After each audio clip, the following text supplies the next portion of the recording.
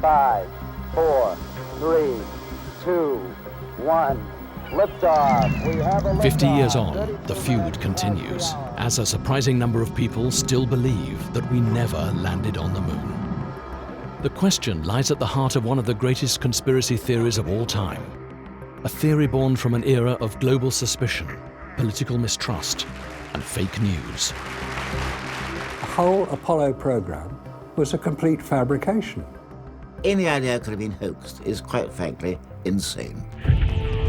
But when put to the test, can we unlock the scientific truth and once and for all put these conspiracy theories to rest?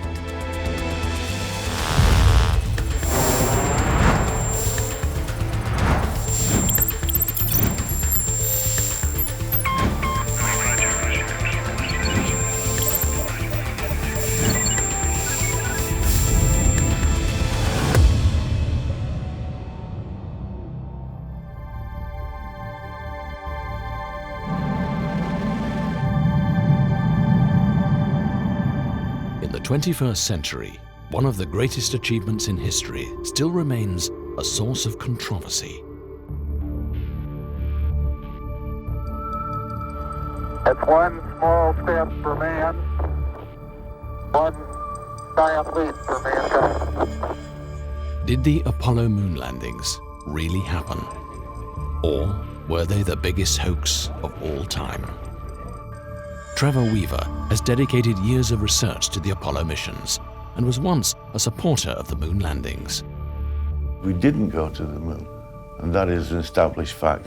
NASA provided all the topographical data they had, all the photographs, all the massive models to Stanley Kubrick, so they could actually fake moon scenes. Could the moon landings actually have been faked by Hollywood director Stanley Kubrick? The history books say otherwise, that Apollo 11 astronaut Edwin Buzz Aldrin spent 3 days traveling to the moon and was the first to follow Neil Armstrong's historic footsteps. Beautiful view. Isn't that something? I'm totally in favor of freedom of speech, but I think people need to be responsible when they think about intentionally, for their own benefit, misleading the young people who are the future leaders of our world. Moon conspiracy theorists have been a small but persistent and vocal group, over the years often confronting and accusing astronauts of lying. In 2002, when conspiracy theorist Bart Sibrel buttonholed Buzz Aldrin, his temper got the better of him. You're the one who said you walked on the moon when you didn't. Calling the kettle black if I ever thought of it. Saying I misrepresented myself. Away from me. You're a coward and a liar and a thief. The punch stirred a generation less trusting of traditional media, more open to believing fake news and theories spread on the internet, and revived the moon landings hoax theories. NASA never realized that we would have something called the internet. It's only now, when all those videos are available, that people can see what the problems are. I think the propagation of so-called fake news, the spread, which is very welcome, of access to the internet, means that we have far more sources than we used to. There is a real crisis in understanding the strength of those sources. People often have some kind of distrust of authority, governments, and so on, and they assume that there's some kind of plot to keep the information from us, that actually the propaganda victory of going to the moon could be based on something that was entirely fabricated. But if the Apollo missions were faked, it would mean NASA had managed to keep one of the biggest secrets ever created. 50 years ago, the Soviet Union and the USA were locked in a struggle for global dominance. Then, on October the 4th, 1957, the Soviets launched Sputnik, the world's first satellite, into orbit. A breakthrough that hit America hard and made the race to space even more crucial. There's no doubt that the space race in the 1960s was driven by superpower rivalry. There was a degree of anxiety in the West about the advancement in Soviet technology, and the feeling that the West somehow had lost its leadership and needed to catch up. We choose to go to the moon in this decade and do the other things. not because they are easy, but because they are hard. At the peak of the Apollo program, NASA employed 400,000 people. But was putting a man on the moon so important that the United States government faked it? If so, a legion of NASA employees not only participated in the deception, but they kept the secret from the rest of the world. That was such a seminal event that it wasn't just about the mission itself, but the way that that influenced wider life. You know, people began to think, oh, we can do space travel, we can actually go to other worlds.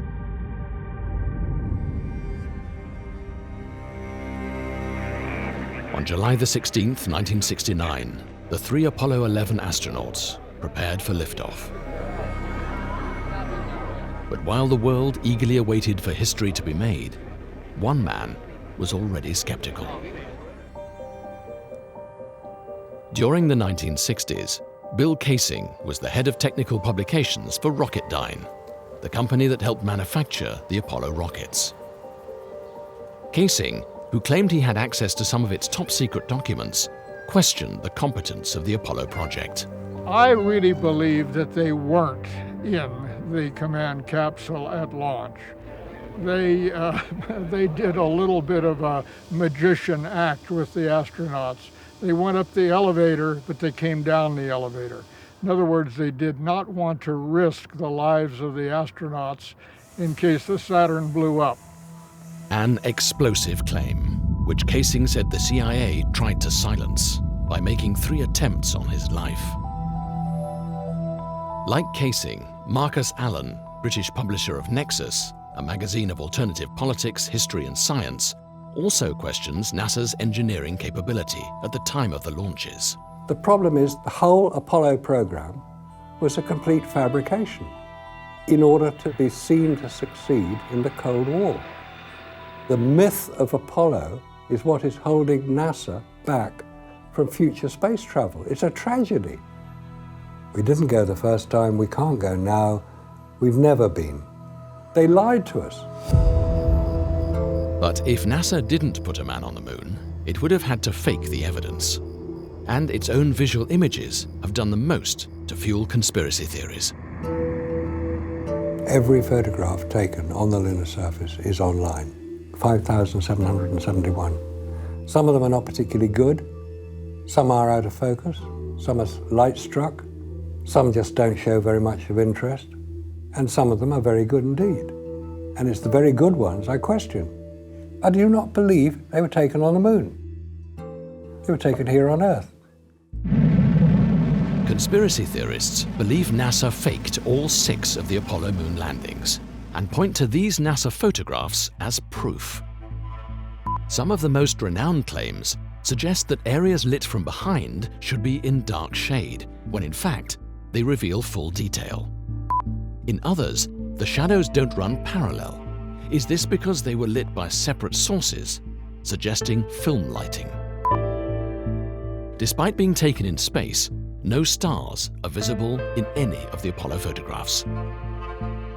Gravity on the moon is 1/6 of that on Earth, but when archive footage is sped up, the astronauts appear to be running at normal speed in Earth's gravity. And with no atmosphere on the moon, why does the flag seem to wave in a breeze?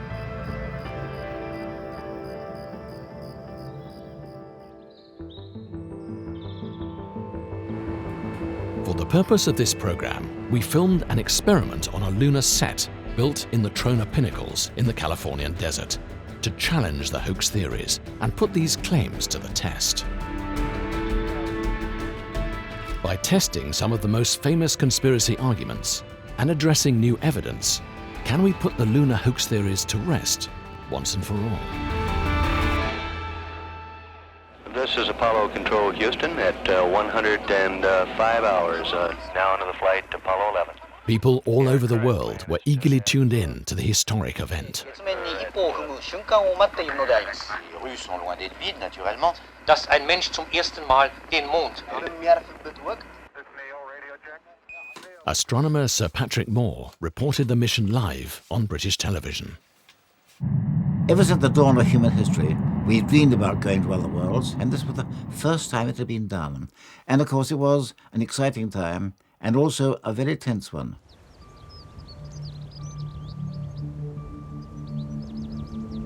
Five, 4, 3, 2, 1, 0. Liftoff. We have a liftoff. There were some amateur radio enthusiasts who built a very large dish and were able to actually listen in to the astronauts talking from the moon's surface. They didn't hear mission control. They were able to pick up just the astronauts by themselves. Ian Morrison witnessed the event from a unique perspective. A student at the Jodrell Bank Radio Telescope near Manchester, England, he took advantage of the facilities and listened in to the mission of his own accord. I should say that we were not officially tracking the Apollo craft. We were doing this for fun, our own fun and our own interest. Houston, Apollo 11 entered and gave us a magnificent ride. We could hear the whole conversation of the astronauts all the way down to the surface. They were obviously highly excited, and it must have been wonderful as they sort of literally reached the surface. Out my left-hand window right now, I can observe the entire continent of North America.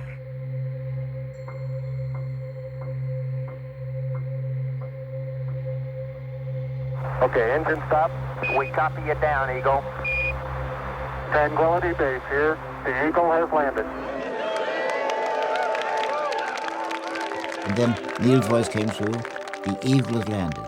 And that for me was a minute of intense relief. And since I'm on the air live, I had to watch what I said. It's one small step for man, one giant leap for mankind.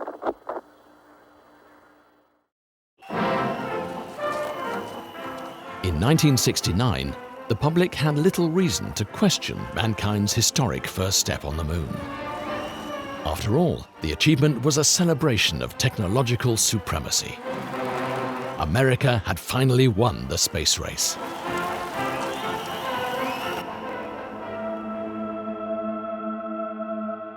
Mankind's first steps on the moon have become the epicenter of hoax theories.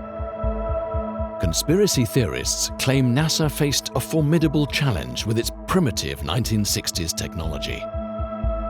Just 14 months before the Apollo 11 mission, Neil Armstrong test-piloted a prototype lunar lander. The result was disastrous. Unfortunately, it went out of his control, and luckily he was able to eject before it crashed in flames.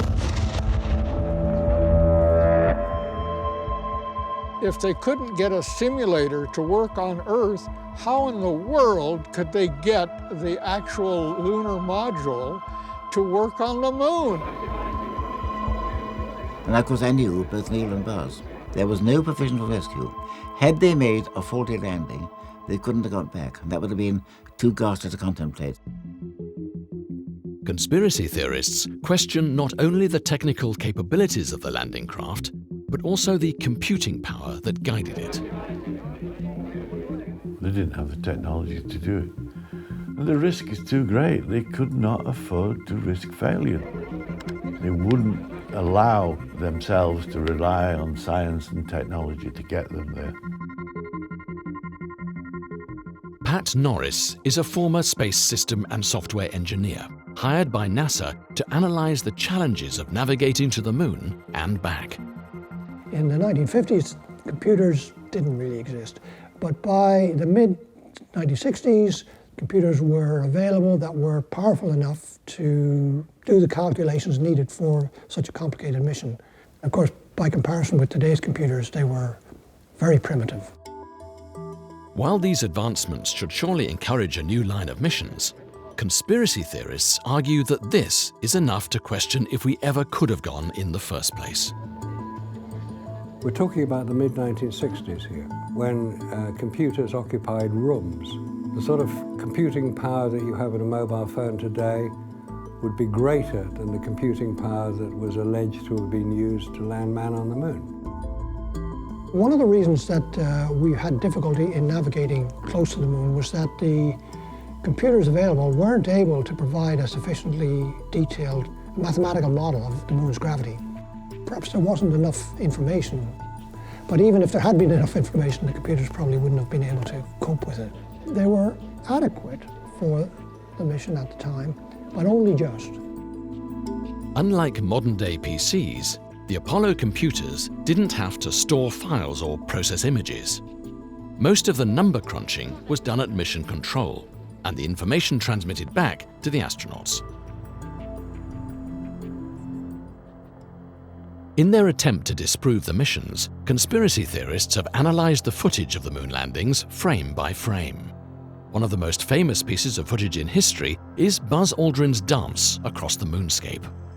Near the end of the 2.5 hours, in front of the television camera, I did have an opportunity to prance around and hop and demonstrate different methods of moving around. The movement, because of the restrictions of the spacesuit, was basically like being in slow motion. The famous lunar walk shows Aldrin experimenting with the restrictions of the spacesuit. So-called kangaroo hop does work, but it seems your forward ability is not quite as good. Conspiracy theorists have claimed that the footage was actually filmed in slow motion in a studio, and that the astronauts were supported by wires to replicate these movements on the moon. The astronaut is dangling on a wire to take off, if you like, the difference between the Earth's gravity and the moon's gravity. The wire was between the backpack and the body. The problem is the astronauts tended to rely on this wire, so you see lots of jerky movements. Astronauts were wearing pretty big and bulky spacesuits, and the weight distribution isn't the same as you or I walking around on the surface of the Earth here. The astronauts had to really cope with that and work out if they're top heavy, how to move around such that they weren't going to fall over all the time and be unbalanced. You do have to be rather careful to keep track of where your center of mass is. You can see that astronauts really adapted really well to that and started to kind of develop this new walk. While the exact conditions of the moon couldn't be replicated on Earth, NASA introduced methods to adapt the astronauts. One of their favorite methods was parabolic flight, or as the astronauts called it, the vomit comet. By climbing and diving in a series of arcs, an aeroplane could simulate 30-second windows of reduced gravity. These sessions served as road tests for the spacesuits and gave astronauts their first taste of lunar gravity. If, as the conspiracy theorists claim, NASA faked the Apollo missions, then it also had to fake the photographic evidence. I was trained as a photographer in London back in the 1960s. I was familiar with the camera that was used, the Hasselblad camera, and also with the film that was used, Kodak Ektachrome transparency material. So I was familiar with the technical side of it. And the more I looked at the photographs, the more I started to doubt whether what we'd been told had actually happened the way we'd been told. Also siding with Marcus, American conspiracy theorist Ralph Rene raised a different technical question. Could the gloves the astronauts wore on their pressurized spacesuits have actually worked on the moon?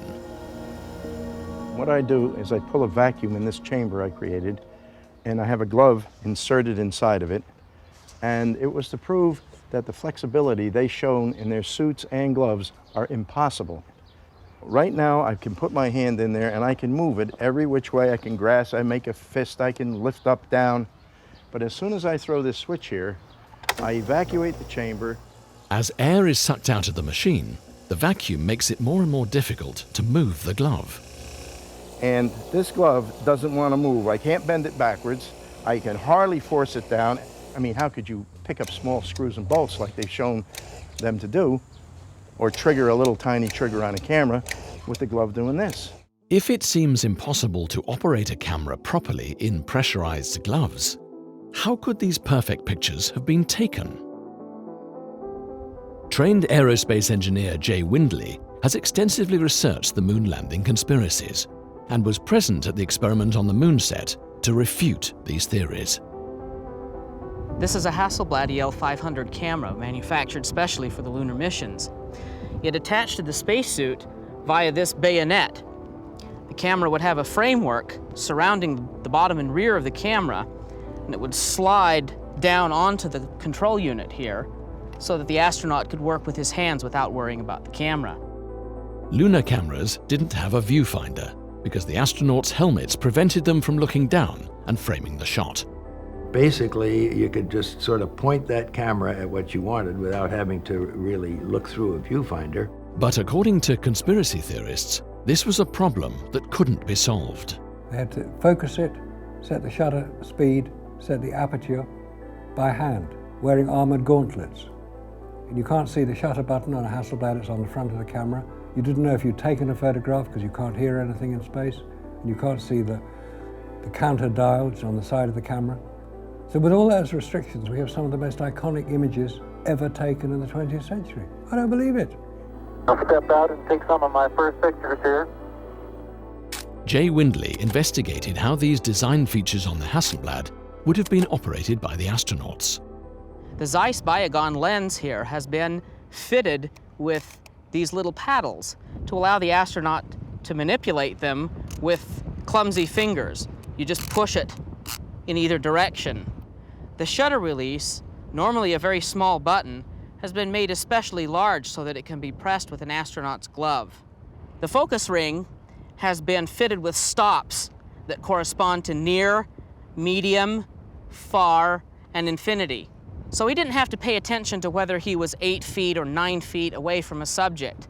He wouldn't have to very carefully measure it. Richard Underwood was responsible for teaching Apollo astronauts the art of lunar photography. Even in the early days, before they went to the moon, I'd say, you know, when you get back from this journey, you will be a national hero. But your photographs, I say, if they're good, they'll live forever. I'd tell them your only key to immortality is the quality of your photography. Nothing else. Forget all the other stuff. The astronauts were told to take their lunar cameras everywhere they went and practice. They took them home to photograph their friends and family and barbecues and sporting events and all other types of things. They knew that camera very, very effectively. All of the crew members understood pretty well how to operate this, and the film turned out to be very, very versatile in coming up with just outstanding results. But these outstanding results led to one of the most famous photographic anomalies, the strange case of the lunar shadows. The shadows are one of the strong proofs that we never went to the moon. If you examine pictures offered by NASA as genuine, you find that in many cases the shadows are not parallel. Well, since the sun was the only source of light, all shadows on the moon should be exactly parallel, but they aren't. Because the lunar shadows fall in different directions, some conspiracy theorists claim that they were created by separate artificial light sources. There's only one sun. There are not two. But these shadows are anomalous in that sometimes they are diverging from objects and sometimes converging. And it can't be. You can go any place on this planet when the sun's up and you look at two objects and those sun shadows are parallel. But according to physicists, there are reasonable explanations for why we find that shadows aren't always parallel. There's lots of different things which can make shadows go in different directions. I mean, obviously you have shadows pointing away from the sun, but if your camera is a wide-angle camera, you will get a perspective effect on the shadows. The effect of converging shadows is a well-known optical phenomena in photography. This effect is created where there is a single light source. For both the moon and the Earth, this source is the sun. If you have bits of topography on the surface, like troughs, they can produce shadows which appear to be at right angles to the main direction of the sun. But if we look at the photos, Aldrin appears to be brightly lit up. Shouldn't the astronaut's body be in darkness? He's standing in a pool of light. It's a spotlight. It's not the sun.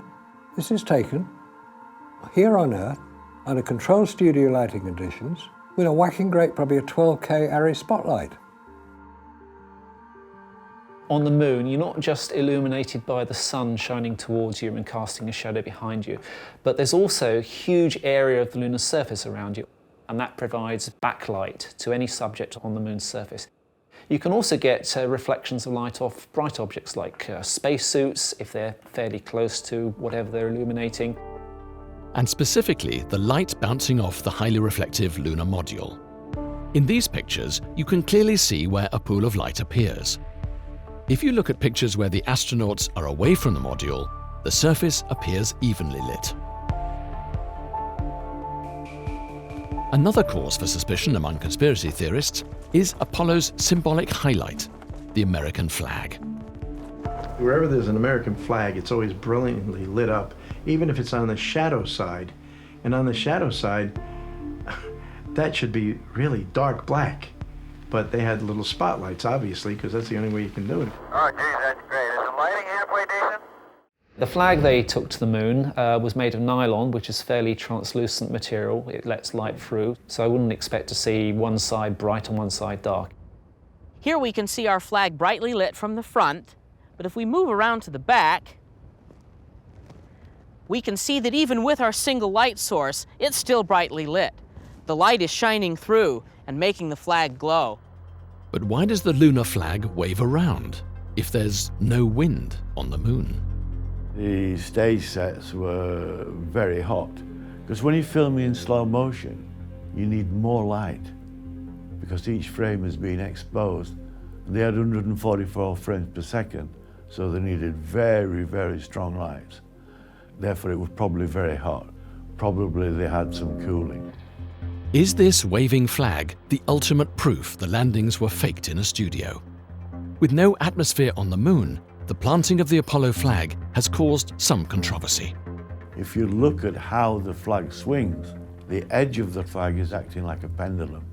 If you know the length of the pendulum, you know the time of the swing, you can say where the gravity is, and it was on Earth. So how could the flag, flapping on the windless moon, be explained?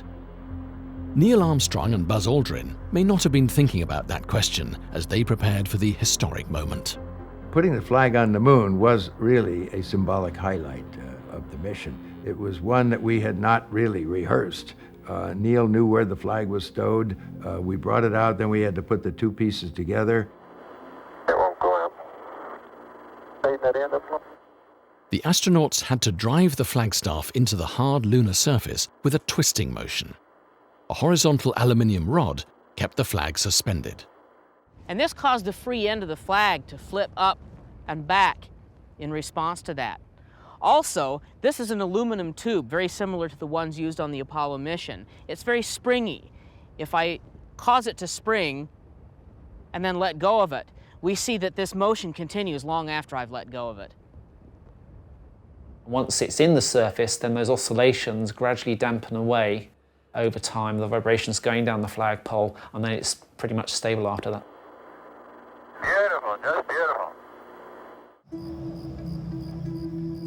Conspiracy theorists point to another strange anomaly, one that can't be explained by lack of atmosphere. As the 16-ton landing craft touched down, its powerful rockets would be expected to blast away the top layer of dust, exposing the rocky lunar surface. But footprints were visibly photographed beneath the spacecraft, and there seems to be no dust on the landing pads. One of the problems that was encountered, of course, is lunar dust. The moon is covered with it. And in fact, prior to landing on the moon, they'd sent unmanned landers. One of the concerns was the fact the lunar surface might actually be so dusty that any spacecraft that tried to land on it might actually sink in it. And if it wouldn't support an unmanned probe, it certainly wasn't going to support a manned one. Ralph Rene devised an experiment to illustrate his notion that the rocket-powered lander should have left a crater. If a garden leaf blower, which is dramatically less powerful, can move dust with Earth's gravity, why didn't a rocket which produced 10,000 pounds of thrust? They didn't move dry dust, they didn't move little rocks, they didn't move anything. So the demonstration is to show that this stuff will disappear immediately, and I'll even be able to gouge some kind of a hole. If Rene is correct, the lunar surface, like the gravel pit, would show visible signs of disturbance. But when it actually landed, the dust was all still there. Now, how can that be? You know, if you blow dust away, it goes away, like I just did here. I swept the ground. Some people think that when you land on the moon, you should get a very big crater underneath the rocket nozzle on the lunar module. Now that's not the case, because when they were coming in, they'd already throttled down to at least about a quarter of the maximum thrust.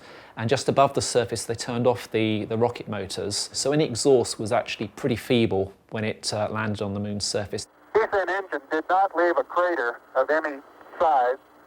If you look at the pictures, you can see a very slight depression underneath the rocket nozzle where dust and a little bit of soil has been radially blown away in different directions around the lunar module. And a closer inspection of some of the photographs reveals that the landing did, in fact, disturb a very fine layer of dust, but not enough to cover the landing pads. I can see some evidence of rays emanating from the descent engine, but very insignificant amount. But the NASA images from the mission aren't the only proof of the module landing on the surface. Satellite images taken of the lunar surface in more recent years could suggest more compelling evidence of the Apollo landings. The Lunar Reconnaissance Orbiter is a robotic spacecraft launched by NASA in 2009 to orbit the Moon. Using some very high-resolution cameras and being relatively close to the Moon's surface, it has actually been able to pick out each of the 6 Apollo landing sites. And not only the descent stages where they landed, but locations of the flags, the experiments, the 3 rovers that were left on the last 3 missions. But some argue that these satellite images aren't as detailed as they expected when they were taken in 2011. The Lunar Reconnaissance Orbiter was deliberately flown over what is purported to be the Apollo landing sites. And from a height of 12 miles, i.e. not very far at all, what do you see? A couple of pixels. If you looked at these images without NASA putting on a whacking grey arrow, you wouldn't know what you're looking at. While satellite images of the equipment left behind may not be detailed enough to persuade some, there are other markers of man-made interference in the images. I have to say, what you see is just 1 or 2 pixels, but you don't get a sharp picture, a nice clean picture of the lunar module. But the LRO pictures do show some discoloration of the area where the lunar module took off, so that seems fairly consistent with what NASA said.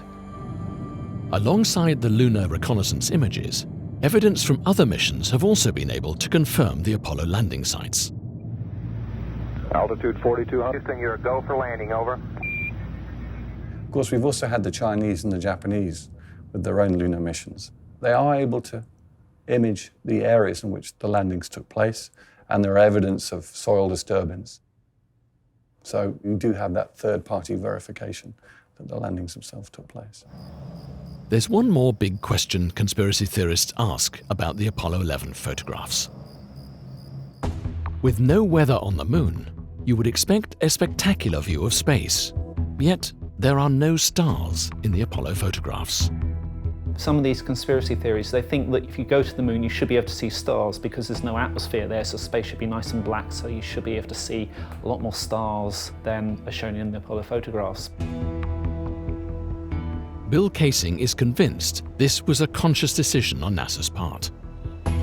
If you were to talk to Aldrin or Armstrong or any of the other Apollo astronauts, they would actually not respond in any way to questions regarding stars. When you looked up at the sky, could you actually see the stars and the solar corona in spite of the glare? We were never able to see stars from the lunar surface or on the daylight side of the Moon by eye without looking through the optics. I asked Neil Armstrong whether he saw stars because I knew everybody else would ask it. I knew the answer, of course. The point is that their eyes aren't adapted to that. The human eye reacts to light by opening and closing the iris. In bright light, the iris becomes smaller. In the dark, it widens. On the Moon, the eye, like the camera aperture, can't adjust to the brightness of the lunar surface and the darkness of space at the same time. If you increase the aperture, you increase the amount of light going in. And if you increase the exposure time, you also increase the amount of light going in. Now, if you were to do that on the moon to get the stars, then that would mean that the foreground would just be completely washed out and overexposed. When really what the astronauts were trying to take pictures of was themselves, the surface features of the moon. If you imagine going, let's say, to a football stadium and all the lights are turned out, and you look up at the sky, you can see lots of stars. Now, if you can imagine some person turned on a floodlight, it would drown out pretty much all the stars. With the powerful light, even our own television camera can't adjust to the extreme contrast to see the stars in the sky. On our moon set, Jay Windley puts this theory into practice in the hope of disproving one of the conspiracy theorists' recurring arguments. We're going to find out that if we use an identical camera loaded with identical film and we shoot pictures of the night sky, we won't get stars. Okay, I'm going to take a shot here. You notice here I'm not using any sort of a viewfinder. I'm just aiming. Will this experiment be enough to invalidate the conspiracy theorists' claims? The morning after the shoot, the negatives are developed at a professional processing laboratory in Los Angeles. In our experiment in the desert, we shot a variety of photographs using different film formats. Like the Apollo astronauts, we had to guess at our focusing distances and our exposure settings. And because we had no viewfinder, we had to guess at the direction the camera was pointing. And you can clearly see that even with those handicaps, we were able to take quite usable photographs. You can immediately see that there are no stars in this photograph, even though the stars were very bright during our experiment. They're simply too dim to be registered on film at the exposure levels that we used to take these photographs. Our experiment demonstrates that the stars could not have been seen in the photographs taken on the lunar surface. But this explanation doesn't satisfy magazine publisher Marcus Allen. He believes it's impossible that any of these photographs could survive a journey to the moon and back in the first place. Photographic film cannot withstand the vacuum of space. So how did they get all these fantastic photographs we've been shown forever about Apollo astronauts on the moon when the film was not in a pressurized environment, let alone radiation protection? Conspiracy theorists believe this is their trump card. Not only would it destroy film, it would kill the astronauts. The Earth's magnetic field protects our planet from solar rays. But beyond this zone, deep in space, is where conspiracy theorists believe astronauts would be vulnerable to radiation's deadly effects. The moon is irradiated by the sun constantly with terrible heat, and of course there's cosmic radiation, and then there are micrometeorites that travel 60,000 miles an hour that would go right through the camera, the film, and of course the astronauts themselves. After leaving the Earth's atmosphere, the astronauts rocketed through the Van Allen belts. Van Allen, he said it was a sea of deadly radiation. You would pick up a death dose just about the time you got through the Van Allen shield. You'd be cooked and you'd be dying. These radioactive belts form a thick ring encircling the equator, thinning out around the North and South poles. Until they get an engine that'll lift the life capsule surrounded by 6 feet of water or equivalent mass of lead, they don't even dare go through the Van Allen shield. NASA knew it was dangerous. Don't you think that when they went through the Van Allen belts, they would have said, "How are you feeling, guys? Any effect? You still feeling okay?" Surely you would say this, because if they were in any way incapacitated, it would be a disaster. When NASA designed the trajectory to go through the Van Allen radiation belt, it was done so the astronauts would go very, very quickly through there, so they wouldn't get a very high dosage. And they also picked a part of the Van Allen radiation belt which the levels of radiation were quite weak. NASA claims the astronauts endured only a brief exposure, penetrating the thinnest section of the belts in 1 hour. The Van Allen radiation belt is a zone of radiation around the Earth. It's shaped a little bit like a donut with two centres in it. It's got a very strong, nasty area around here. As you can see, that's a darker area, and that's the inner belt, and an outer belt over here, which is a little bit more benign. Now, the Apollo astronauts were sent on a trajectory which avoided the inner belt, so they were at a relatively safe part of there, and they went through fairly quickly, so they didn't hang around inside the Van Allen radiation belt for very long. But once they passed through, they faced an even greater danger. So here we have these clowns running around in tinfoil craft, stopping solar radiation. And I'm not talking about the light, I'm talking about the radiation from the solar storms. There's always risk in space. For example, you can have solar storms where you can get massive doses of radiation being flung out from the sun. These eruptions from the sun can knock out satellites and electricity grids on Earth. But they can also be detected by an early warning computer system. If there was some form of solar storm, a big radiation discharge, that the astronauts could actually be exposed to an unacceptable hazard, which would be a real risk. So there were solar scientists actually monitoring the solar activity to make sure that they weren't about to launch into a potential problem. Just 3 months after the Apollo 16 mission, NASA admitted that a violent solar flare hit the moon's surface, an eruption so powerful it could have killed the astronauts had they been there. The point is that the American Apollo astronauts did not have protection against these levels of radiation. And we know that because NASA now admit, as a result of the Orion craft, which is Apollo 2.0, that the levels of radiation are such that they have to find out means to protect them before they can send humans through these levels of radiation. But they'd sent the Apollo astronauts, so what's the problem? The problem is they didn't send the Apollo astronauts. I believe that this nation should commit itself to achieving the goal before this decade is out of landing a man on the moon and returning him safely to the Earth. Those were the words of President Kennedy in 1961. There were 3 parts of that sentence. There was get humans to the moon, before the decade is out, and safely. And safely was only one of the 3.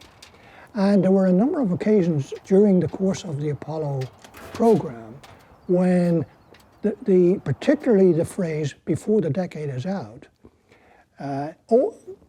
kind of took priority over safety.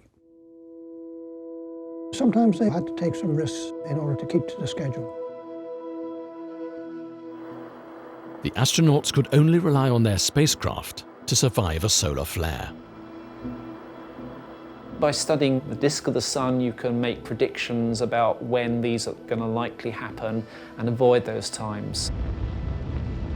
And even if there was a storm, if the astronauts were in the command module, you could rotate the command module so you've got a lot of the fuel, the oxygen, and the water in between the astronauts and the direction the radiation's coming in. And if we're on the surface, then you could potentially go and hide behind a rock, or you could even launch off from the surface before the nasty bits of the solar storm arrive. For conspiracy theorists, radiation is the final nail in the coffin. They believe the astronauts could never have survived a trip to the moon and back. But could the objects they returned with also be the key to unlocking secrets from the lunar surface itself, and provide a definitive answer to the question, did we really land on the moon? Conspiracy theorists believe that the moon rock from the missions was just another part of NASA's carefully engineered deception. Wernher von Braun and a few guys from NASA went down to Antarctica. What's he doing in Antarctica? Finding moon rocks. It's quite possible that these Earth-lying rocks have been doctored to give the semblance of moon rocks.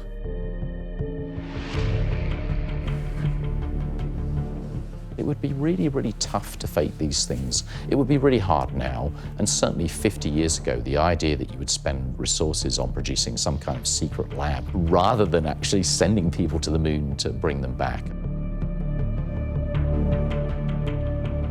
But how many people have actually examined the moon rock and can confirm where they came from? There's a great deal of doubt about it.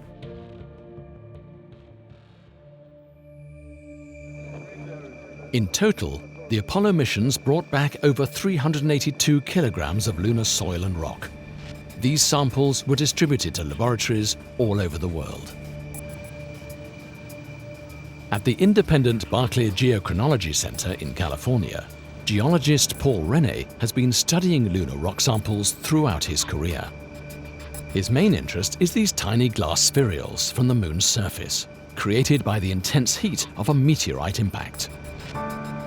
The spherules that we've been analyzing are tiny balls of glass, so they're like magma that we find on the Earth in that sense. But they've cooled very, very quickly, and so they form a essentially uniform glass sphere. Using a laser heating system to release gases locked inside these spherules, Paul Rene looks for evidence of cosmic radiation to uncover clues about their age and place of origin. The lunar materials that we've analyzed and that others have analyzed show evidence of having been bombarded by cosmic radiation, and which we don't see on Earth because we have an atmosphere that really shields them very effectively. Rene has determined these spherules date back 3.9 billion years. This finding eliminates the possibility that they originated on Earth. So the Earth, with its very dynamic environment, does not tend to preserve these glassy objects, whereas the moon, being essentially dead from a thermal point of view, does tend to preserve these things. The results that we obtained are absolutely definitively proof of a lunar origin. I can say with utmost assurance that they were derived from the moon.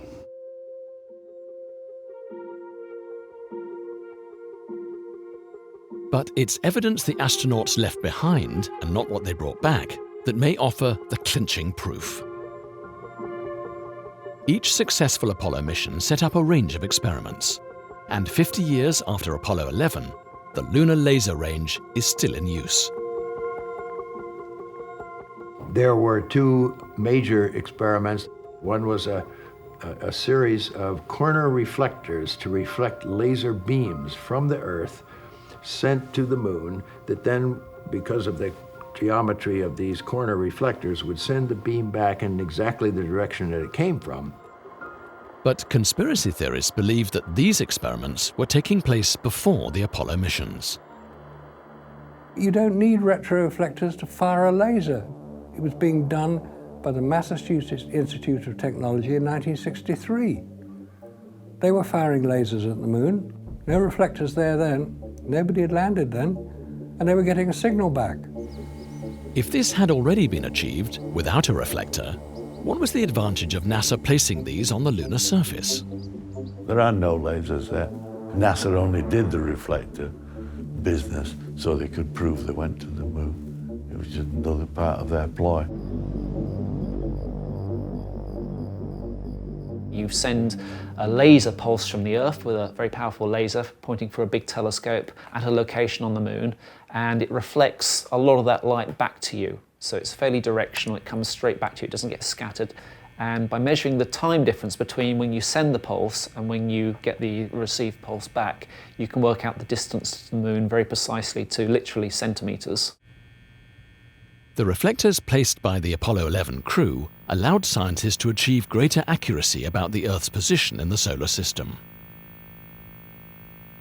Pretty much anybody in the world with a big telescope, with a powerful laser, can bounce, without getting permission from NASA, lasers off of those reflectors and measure the distance to the moon. So that proves to me that the astronauts went there and they left these laser reflectors at these different locations. If NASA had faked this, surely the Russians would have exposed the legitimacy of this half a century ago. At the height of the space race, the Soviet Union and East Germany also had the technology to listen in on the Apollo missions. And yet conspiracy theorists ignore the eavesdropping power and silence of America's arch-enemies. They weren't at war, but this was as close as they could get, if you like. Any form of fraud on the part of either party would have been exposed by the other party very quickly. If the Russians said publicly it was a fake, they would need evidence. Otherwise it would just be sour, it would look like sour grapes. But they had no evidence because NASA had everything. But even with no doubt raised by the Russians 50 years on, perhaps all great human achievements are destined to attract skepticism and controversy. There will be landings, there will be men, there will be women on Mars soon. I hope that we don't see the same pattern of conspiracy theories surfacing, simply because it'll be one of the biggest, if not the biggest, achievement of mankind. They got to the moon with basically 1960s technology. Now with our technology, with advanced computers, etc., it's still going to take them 25 years just to get back to the moon. Now really there's something wrong there. When we see real conspiracy theories that become public, whistleblowers give away the secret after a few years, even though there are only a small number of people involved. Some people seem to feel that a conspiracy has kept its secret for 50 years, even though tens of thousands of people were in on the secret. For all the effort it would take to create and hide a lie of such magnitude, it would have been far easier for NASA to build a rocket and put man on the moon. Human beings are about to enter into a new and unexpected frontier in space: asteroids. Asteroids hold the answers to many of the secrets that can help us to understand our own planet. These small rocky worlds could offer new opportunities, such as the ability to mine their resources or to use them as pit stops for future space exploration.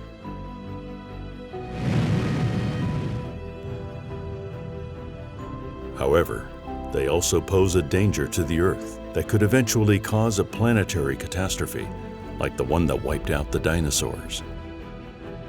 There was a 10-kilometer asteroid 60 million years ago that hit Earth. Presumably we could have another asteroid impact like that at some point in time in the future.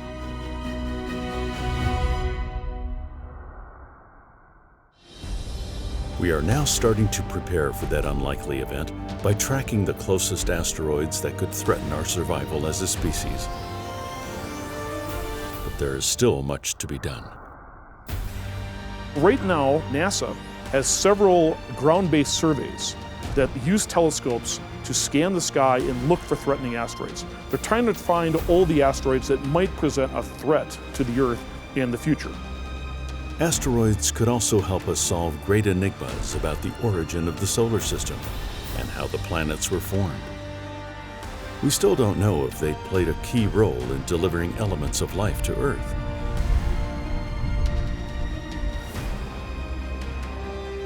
Asteroid Bennu is an interesting asteroid. It's the type of asteroids that could have brought life to Earth in its early days of formation. Several missions from NASA, ESA, the European Space Agency, and JAXA, the Japan Aerospace Exploration Agency, have recently studied some of these mysterious celestial bodies and have made amazing discoveries. The Lucy mission is going to be the first mission ever to explore the Jupiter Trojans. And we are going to actually get a close-up view of 6 different Trojans in this one mission.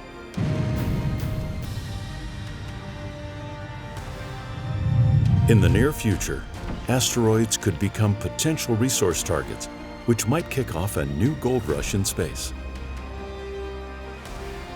From our perspective today, that's a limitless source of resources out there in space. And so there's a lot of money to be made out there in space. In the coming decades, we will witness a total revolution of the space industry. The exploration and future mining of asteroids will undoubtedly open up totally new possibilities.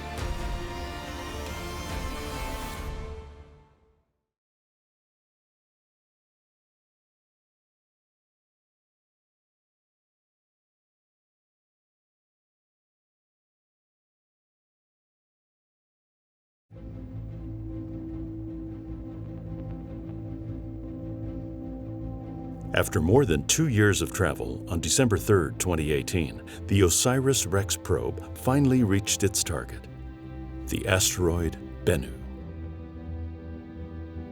Asteroid Bennu is a carbonaceous type asteroid, so that means it's predominantly made of carbon, much like we are here on Earth and what primarily Earth is made up of. The culmination of this NASA mission's adventure will occur when the spacecraft's sampling arm touches the surface of Bennu, collects some asteroidal material, and brings that sample back to Earth. This tiny sample will allow us to answer big questions like where we come from and what is our destiny. Bennu hides secrets about the history of the Sun and planets, as well as the origin of life, since it, like all asteroids, is the leftover debris from the solar system's formation process. Asteroid Bennu is an interesting asteroid to study for a number of reasons. It's the first carbonaceous type asteroid that we've gone out to collect the sample from. And carbon type asteroids are the type of asteroids that could have brought life to Earth in its early days of formation. Bennu is just one of the hundreds of thousands of asteroids that float in the space in our solar system. These tiny rocky worlds are irregularly shaped, though a few are nearly spherical, and they are often pitted or cratered. So most asteroids are located in a belt between Mars and Jupiter that we call the asteroid belt. However, there are more asteroids in other locations.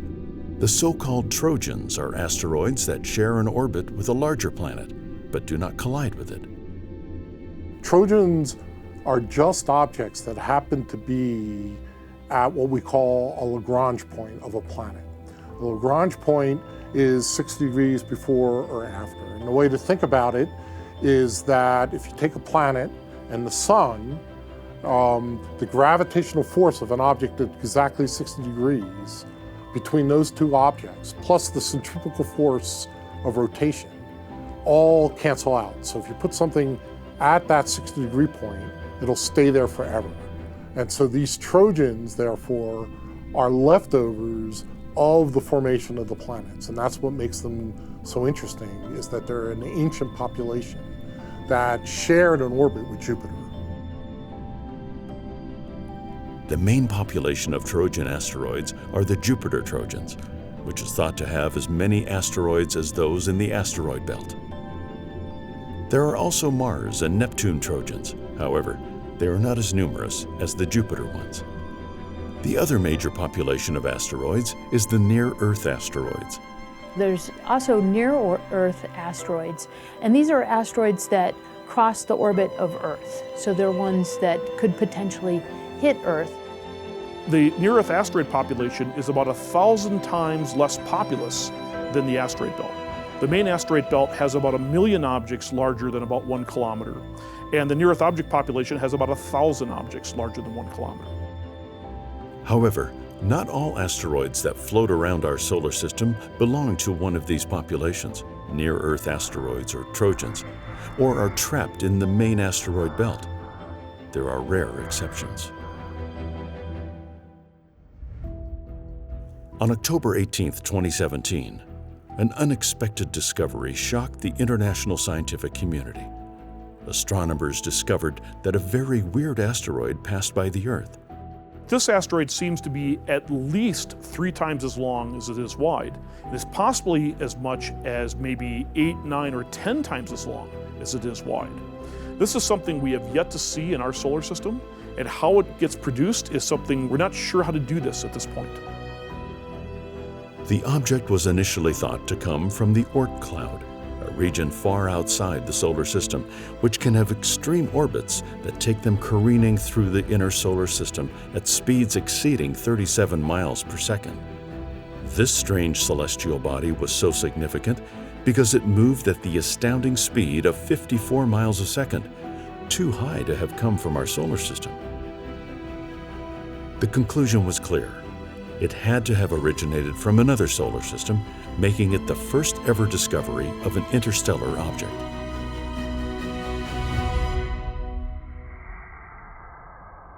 They named it Oumuamua. which means something like first distant messenger in Hawaiian.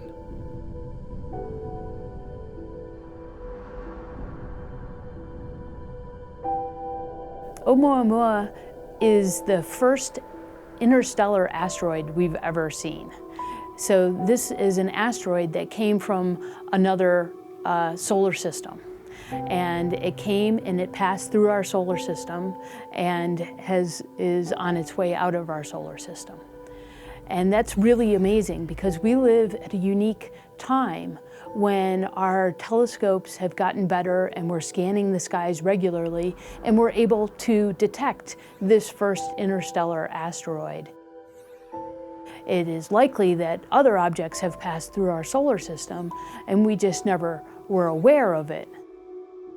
Perhaps it is a messenger from another star system, but what can it really tell us about where it came from? Since it was moving so quickly, the time available to study it was extremely short. As a result, soon after its discovery on October 24th, a wild race began between astronomers from all around the globe to obtain telescope data and unveil its secrets. We were able to analyze Oumuamua's chemical composition using photometric colors and spectra that revealed that it has a reddish color and might have come from the inner part of its original star system. However, the great mystery surrounding this interstellar object was its extraordinary speed of 54 miles per second, much higher than any other object from our solar system. That object had anomalously large non-gravitational forces. So that was a little unusual. With comets, when you see non-gravitational forces, you tend to see dust produced because the gas is escaping and it lifts the dust off the surface. The interesting thing about this object is we didn't see any dust. So the question is, how can you get gas escaping and not produce dust? And that's telling us something that this object is unusual, at least compared to objects that are made in our solar system. And that's sort of a mystery.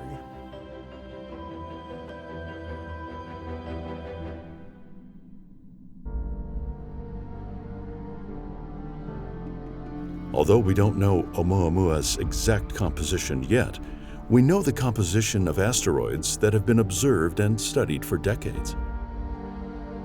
Most asteroids fall into the following three categories: C-type, S-type, and M-type. C-type, or carbonaceous asteroids, also known as chondrite asteroids, are the most common. Their composition is believed to be similar to that of the Sun, although they lack hydrogen, helium, and other volatile compounds. They are dark in appearance, and they are among the most ancient objects in the solar system. S-types, or stony asteroids, are made up of silicate materials and nickel iron. They account for approximately 17% of all asteroids, and they are the second most common. One is one we call S-type. These are often ones that were referred to as more stony type objects, and we think are very similar to a type of meteorite that's very common that lands on the Earth called ordinary chondrites. M-type asteroids are metallic and much brighter than C-type asteroids. They are made of nickel, iron, iridium, platinum, gold, or other precious metals, either pure or mixed with different amounts of stone. M-type asteroids are very unusual. Some of them may actually be metal. They may actually be produced in the interiors of asteroids. The core material has managed to escape the asteroid, probably in some gigantic collision. Other M-types, though, may be different compositions altogether, and there's still a great uncertainty about exactly what all of the M-type asteroids are. If we want to study the composition of an asteroid, one of the best ways to do so is to analyze meteorites at an automated mineralogy lab, since many of them come from asteroids. The team at the Mineralogy Lab of the Geology and Geological Engineering Department at the Colorado School of Mines can examine the compounds of any meteorite sample with extreme precision. All meteorites are fragments of rocky or metallic matter that's been transported from objects out in the solar system, and they've landed on the Earth's surface. And we can collect them and study them in the laboratory and work out their chemical composition, which minerals they contain, and therefore we can extrapolate the resource potential of particular bodies that exist elsewhere in the solar system. Our automated mineralogy system is SEM based, so we're using a scanning electron microscope to basically scan our sample. We have to prepare the sample. It is really important that our samples have a perfectly flat surface. So we have to polish our samples down to 1 micron. So the surface is perfectly even, so when we have the beam interact with the sample, we don't have other interaction features that will change the result of our interaction. We have our electron beam interact with the sample, and then we investigate basically the interaction product we get from the beam interacting with the sample. The result from this interaction we compare with the lookup table, where we have definitions for all minerals and phases that are of interest to us. And then our software program, the automated mineralogy software, will produce a false color map based on the definitions written and based on how it compares the analytical data with our lookup table. Therefore, we can determine if the sample has more or less iron, nickel, platinum, or more or less of any other mineral.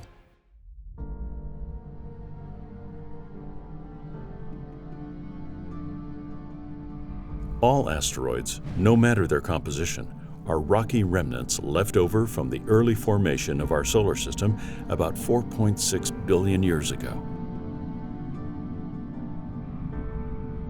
So they offer us clues to unveil the most hidden secrets of our most remote past. We've been exploring and studying asteroids for decades to understand what happened before us, before life on Earth, and even before Earth itself. Asteroids, considered floating fossils, can help us trace the solar system's evolution from a primordial disk of dust and grains.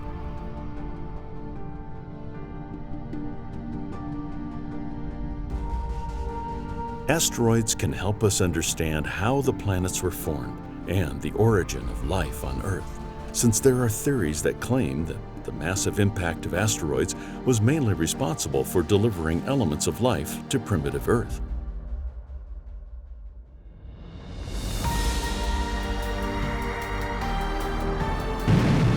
Asteroids are not just remnants of the remote past. They are also real hazards to Earth. Some pass close by Earth and could hit our planet one day, as occurred in the past when one ended the reign of the dinosaurs.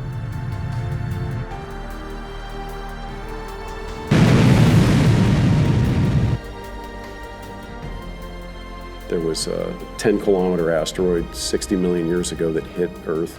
That's one of the current stories about the dinosaur ending event. Presumably we could have another asteroid impact like that at some point in time in the future, although right now it's not showing up as likely. We haven't found it yet.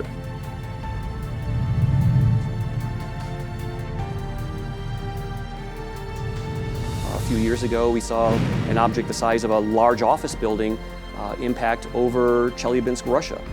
Very much smaller scale event, but still, in some ways, devastating for that particular city. Scientists continuously monitor Earth-crossing asteroids, whose paths intersect Earth's orbit, and near-Earth asteroids that approach Earth's orbital distance to within about 28 million miles and may pose an impact danger. The question is what to do about this. So right now, NASA has several ground-based surveys that use telescopes to scan the sky and look for threatening asteroids. They're trying to find all the asteroids that might present a threat to the Earth in the future. So far we've had some success with this, where we think we've found all of the 1-kilometer asteroids and larger bodies that can hit the Earth. But as we go to smaller worlds, we go to, let's say, worlds that are half a kilometer or 100 meters or so, these objects are still threatening. We're still working to find some of these bodies.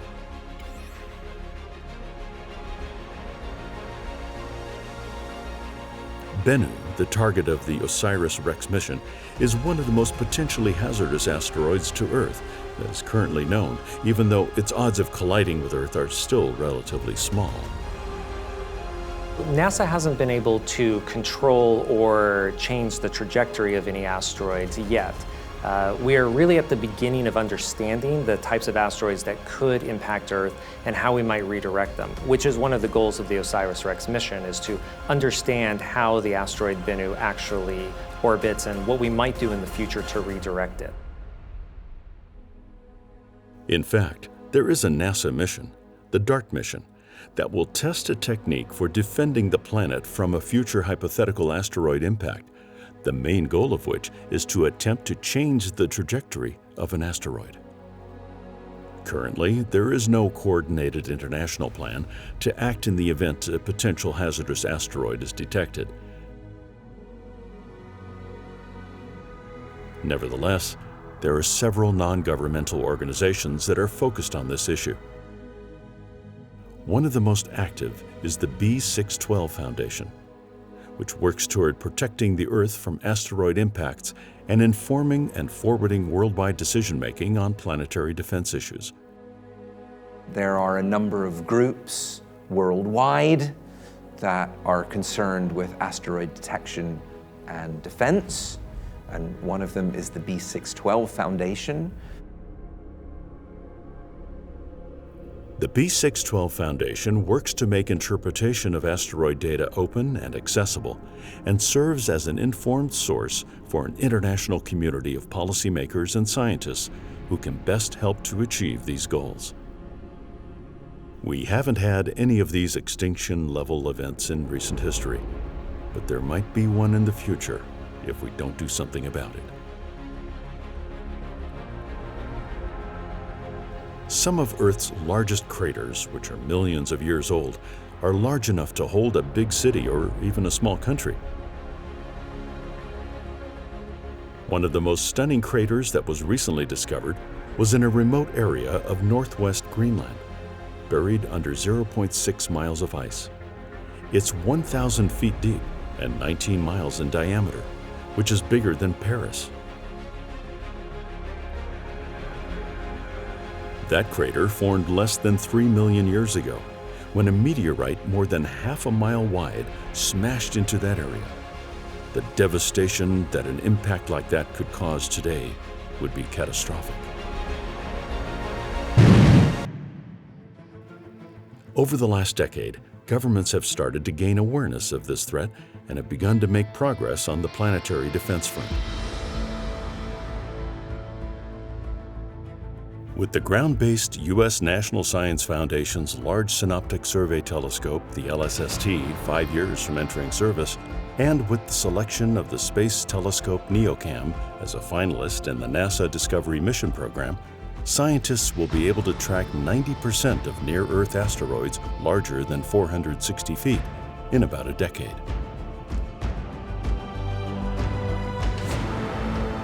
We have to do something, or one day we will not be around anymore to ponder the asteroid problem. The asteroid problem will have done away with us.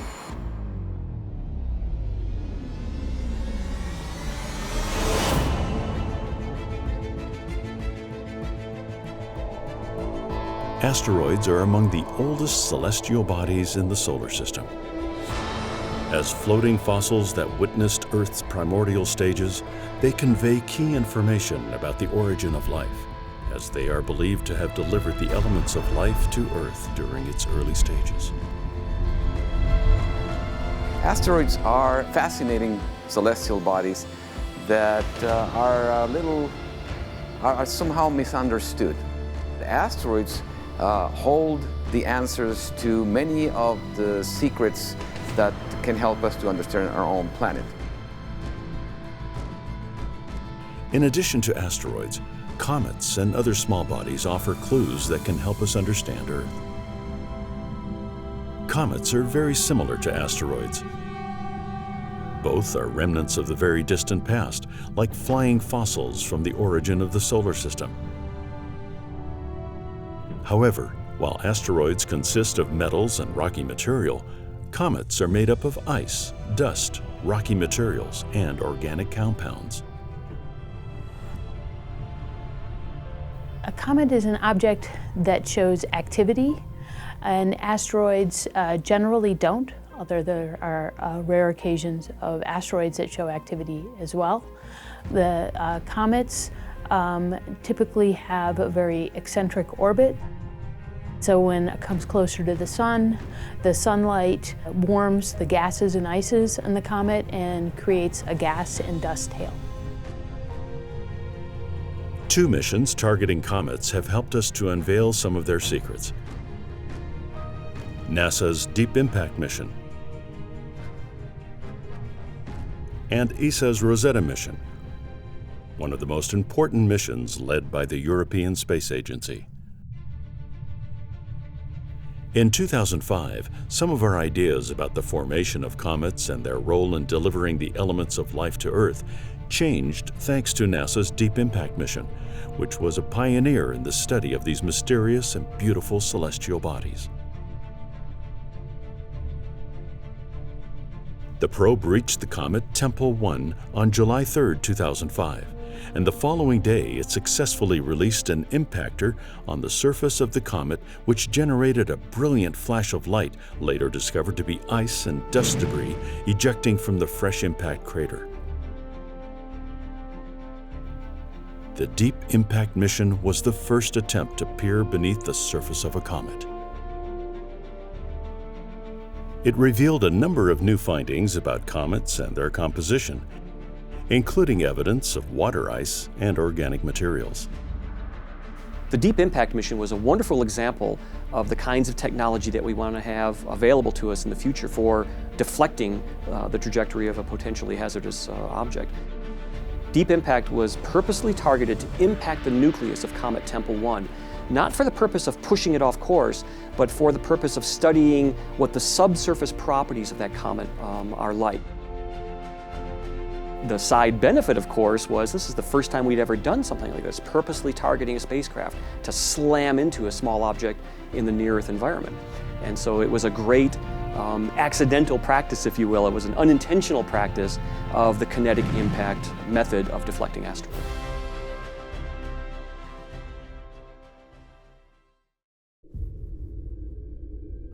However, we had to wait almost a decade until the next mission to a comet to discover more about these mysterious celestial bodies. It was ESA's Rosetta mission, a spacecraft sent to the 67P Churyumov-Gerasimenko comet by the European Space Agency, that gave us new evidences about comets.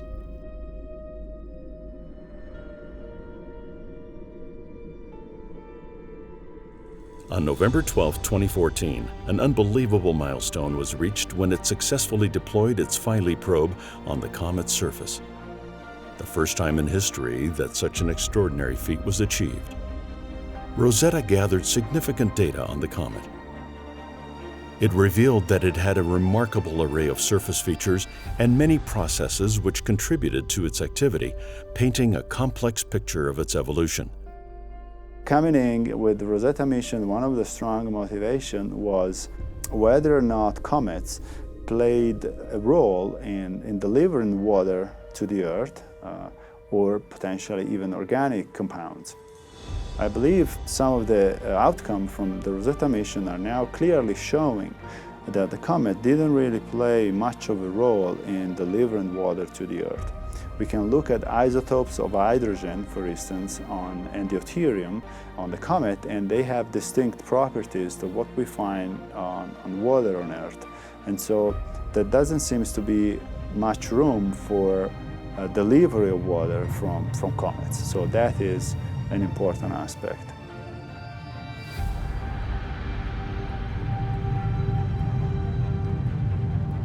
Regarding the organic material, this is still an ongoing debate.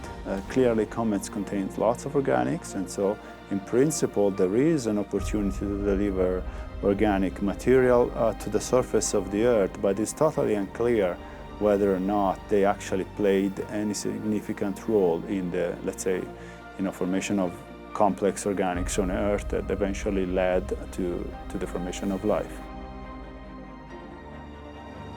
The main shocking conclusion after all the data gathered was analyzed was that comets didn't bring water to Earth.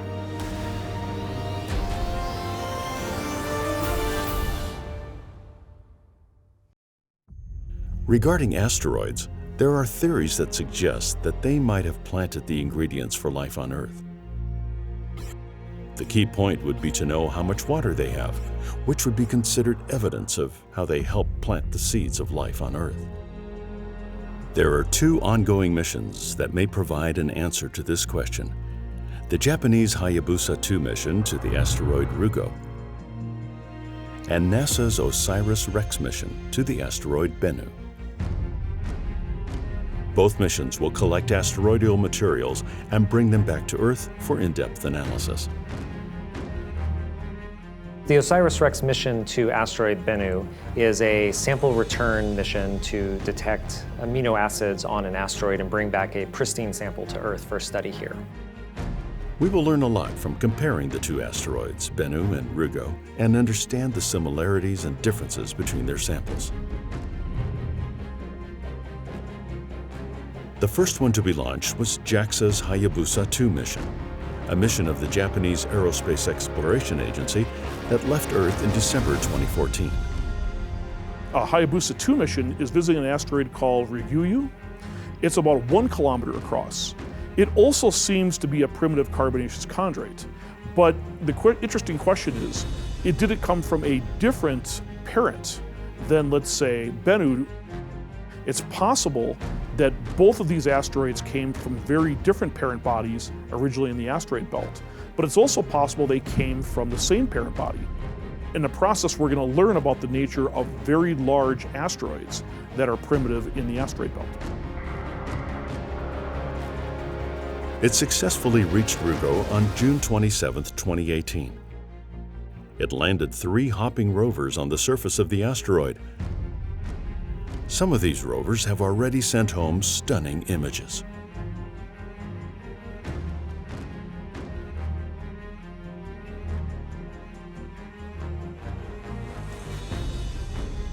However, the climax of the mission came on February 22, 2019.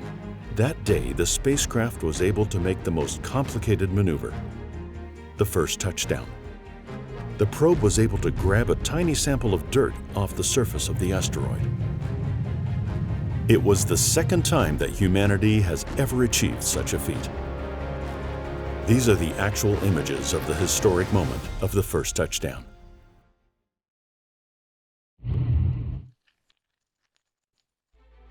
Hayabusa 2 is hoping to bring back to Earth between 10 to 100 milligrams of material for in-depth analysis. The goal is to clarify the origin of life by analyzing samples acquired from a primordial celestial body, such as a C-type asteroid, to study organic matter and water in the solar system, and how they coexist while affecting each other.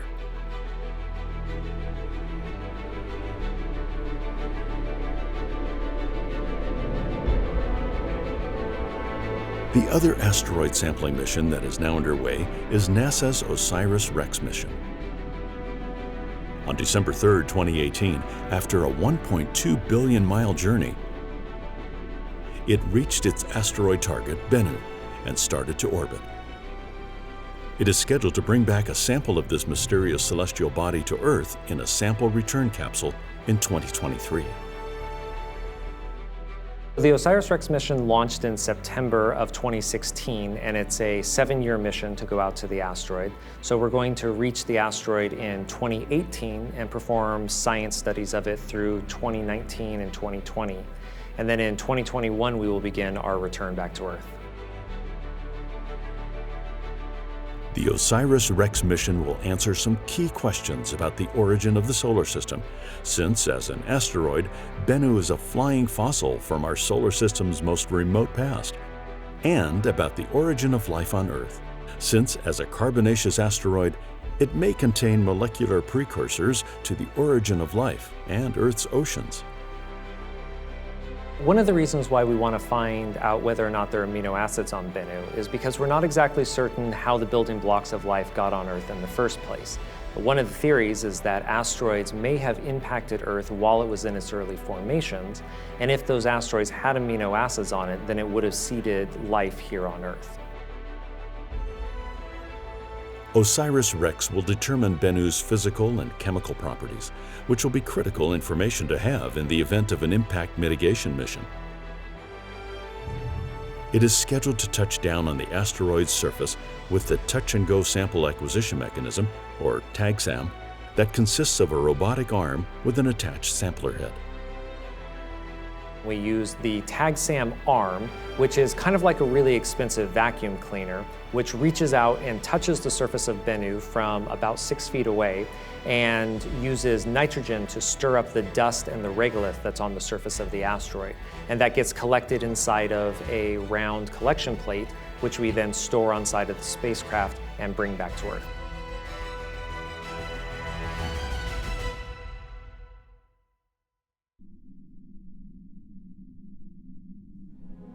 From the most distant asteroids orbiting beyond Jupiter to near-Earth objects, each space rock contains clues to trace the epic events that shaped our solar system as we know it today.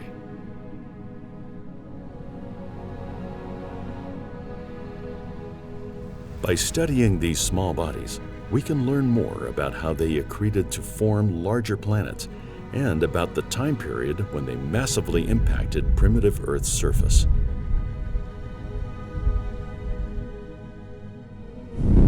Everything started with a primordial disk comprised of grains of dust, which were tiny particles of rock, metal, and ice swirling around our primitive sun. Asteroids can help us investigate how the planets were formed from the progressive accumulation of smaller objects. Well, an asteroid is sort of a leftover piece of the original building blocks which made the planets. Okay, originally we think our solar system was mainly made up of gas and dust. And slowly the dust began to form in larger and larger objects and became objects very similar to the asteroids we have today. Continued to grow, and ultimately they became into planets, they became into large objects in general. But some of the smaller objects that didn't manage to get into the planets became sort of the leftovers, and they're what we know today as asteroids. So these bodies have changed very little since the earliest times in solar system history, about 4.5 billion years ago. Asteroids can help us investigate how the planets were formed from the progressive accumulation of smaller objects. Two of the most peculiar celestial bodies that may help us understand how the planets were formed are Vesta and Ceres. They are the largest bodies in the main asteroid belt, two protoplanets that never grew enough to become planets. NASA's Dawn spacecraft, which recently ended its mission, orbited both and definitely demonstrated that they are quite different from regular asteroids. The Dawn mission is a NASA mission that was taught to investigate with great details the main objects in the asteroid belt. The targets were the asteroid Vesta and the dwarf planet Ceres, which are the most massive object in the asteroid belt in between the orbit of Jupiter and Mars. The name of the mission tells already what the mission is about. Dawn means, really try to understand the origin of the solar system, how the solar system was formed. And these objects, the targets of the missions, were considered and are still considered to be objects that formed very early on in the solar systems. We almost call these dwarf planets. One is called Ceres, which is over 900 kilometers across. The second one is called Vesta, which is over 500 kilometers across. These two asteroids have very different compositions and a very different nature. On November 1st, 2018, Dawn ended its mission. Currently, it's in orbit around Ceres, where it will remain for decades. Dawn found that while many asteroids are loose collections of rubble, the interiors of Vesta and Ceres are layered with the densest materials at their cores. The asteroid Vesta seems to almost be like a little version of a planet that formed in the inner solar system. We believe it got so hot that it melted at one point, forming a core. It actually has material on the surface that makes it look like it's actually gone through volcanism, where basaltic material has come out and flowed across the surface of the rest. We actually believe we have some kinds of meteorites that actually came from this asteroid Vesta. And so we've been investigating that world to try to see the differences between what we could see from a spacecraft mission and what we can see from the samples that arrived on the Earth. It's fascinating to think that we have a chance to directly study a piece of Vesta here on Earth. Thanks to some meteorite samples, the team of the Mineralogy Lab of the Geology and Geological Engineering Department at the Colorado School of Mines can investigate the main compounds of the surface of the protoplanet. This one is a howardite, so it's an impact accretion. And these are little bits of rock on the surface of Vesta that were smashed up during other asteroid impacts. And these bits of rocks were thrown about the surface, accreted together. They were fused together by the regolith, and then a later meteorite impact has thrown this piece off Vesta's surface and it's impacted the Earth. This sample here is a diagenite. So this is like a gabbro that we would find on Earth, and this forms at some level within the crust. And it's an igneous rock, so it crystallized from a magma at some point in time. And if we can study the chemical compositions and the proportions of the minerals that exist in, the results from the analysis of these samples will give us their precise composition. In the samples we have for this meteorite, you can find pyroxene, anorthite, you can find some apatite, some spinel, some quartz, of course, and those types of minerals. So the brighter the spot, the more iron content there is. So you see these gray areas have some iron content, but the most iron content is in these white spots, pixels here. So there's a good majority of this meteorite that actually has iron. There's more concentrated spots throughout it. The Dawn mission also studied Ceres, the biggest object in the main asteroid belt, revealing that it was an icy ocean world where water and ammonia reacted with silicate rocks. Ceres, instead, is an entirely different object. It's a much higher content of volatiles, potentially also including some water. On Ceres, we find, for instance, minerals that are the results of what we call aqueous alteration. That simply means when you have rock interacting with water, you can form deposits, for instance, like carbonates. These are common things that we find on Earth. Ceres and Vesta are considered remnants from the early solar system. By studying these objects, we can really try to understand the details of the early formation of the solar system.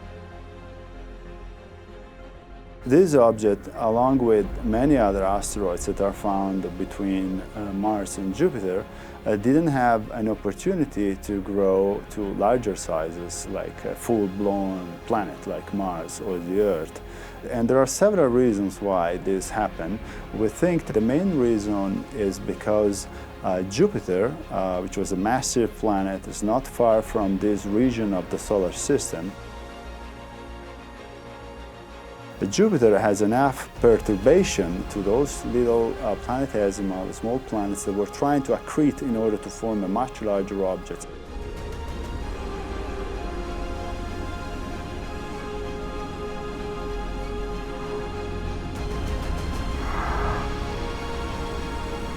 Thanks to several pioneering missions to certain asteroids, we have been able to learn more about the origin of our solar system, about the role asteroids played as the building blocks of planets and in delivering the elements of life. Nonetheless, some unsolved mysteries remain. One of these mysteries is what is at the core of large planets. Although we can indirectly study the deep interiors of planets for clues about their origins, it's impossible to drill down into the core of any sizable object in space, including Earth.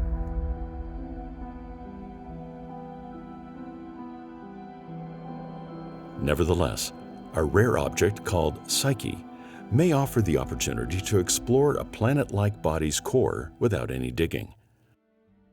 The asteroid Psyche, appears to be the exposed iron-nickel core of a protoplanet, a small world that formed early in our solar system's history but never reached planetary size.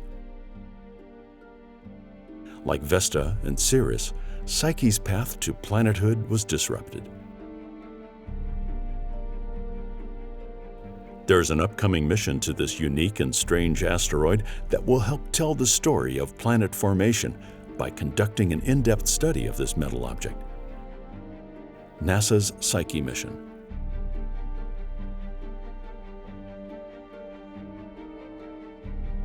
The mission is scheduled to launch in 2022 and will reach its target after a 3.5-year journey in 2026. It will help us to understand a previously unexplored building block of planet formation, iron cores. We've never actually had a chance to visit a world that's made out of iron, which may be a metal world. We think the way you would get metal worlds is possibly they are the cores that have been extracted from a larger, probably asteroid, or maybe even a small mini-planet that was blown apart by some gigantic collision very long ago. So this is our opportunity to see what cores of worlds may be like. But there's also this interesting question about what should geology be like on an iron world? The history of the solar system is written in cataclysmic events that began in the early stages of the primordial nebula, that became the primordial disk of grains of dust. Giant collisions between bodies were central to its evolution. The position of the planets has shifted due to huge gravitational interactions, and these planet migrations are thought to have played a key role in the solar system's early evolution.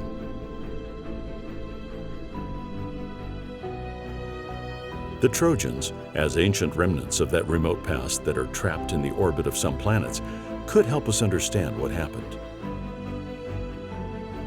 In fact, Jupiter's Trojans could give us clues about what happened the last time Jupiter moved and about what role it played in the organization of the planets of the solar system.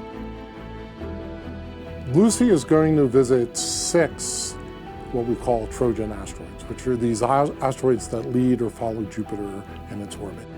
One of the surprising things about the Trojan asteroids is that although they occupy a very small region of space, just this little region near Jupiter's orbit, they're physically very different from one another. Is that they formed at very different locations in the disk, and the gravitational evolution of the planets led to a large number of objects from that outer region being trapped in this little region. NASA's upcoming Lucy mission, scheduled to launch in October 2021, will explore Trojans for the first time ever. We're going to be visiting objects in both swarms. The whole idea of this is to understand the diversity of these Trojan asteroids, what makes them different, because that's going to be a key to understanding how our solar system formed. This is named after the discovery of the Lucy fossil. The Lucy mission is named after the hominid fossil, the Australopithecus fossil, Lucy, that was discovered in the 1970s. Just like the Lucy fossil revolutionized our understanding of hominid development, the Lucy mission will revolutionize our understanding of solar system formation and evolution. Lucy's discoveries will give us new insights into the origins of our Earth and ourselves. Asteroids don't just make it possible for us to learn about the evolution of the solar system or the formation of the planets. They also offer us almost unlimited resources.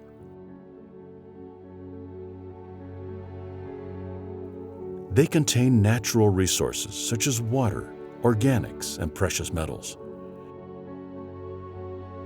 In the near future, these asteroids may fuel the exploration of the solar system by robotic and manned spacecraft. They could become useful pit stops or stepping stones en route to more distant destinations like Mars or beyond. There are no gas stations in space yet, But scientists and engineers are already starting to think about how asteroids could one day serve as refueling stations for spacecraft on the way to faraway space destinations. These small worlds might also help astronauts restock their supplies of water or other materials.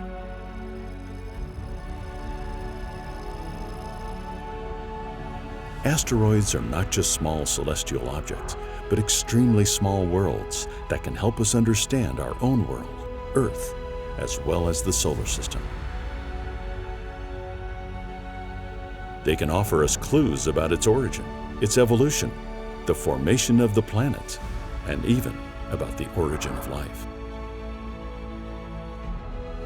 Current technology allows us to dream of a not-so-distant future where asteroids will be pit stops for deep space exploration, as well as sources for mining metals, minerals, and propellant to be used in space and maybe on Earth.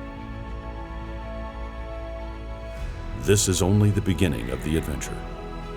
The exploration of asteroids has just begun.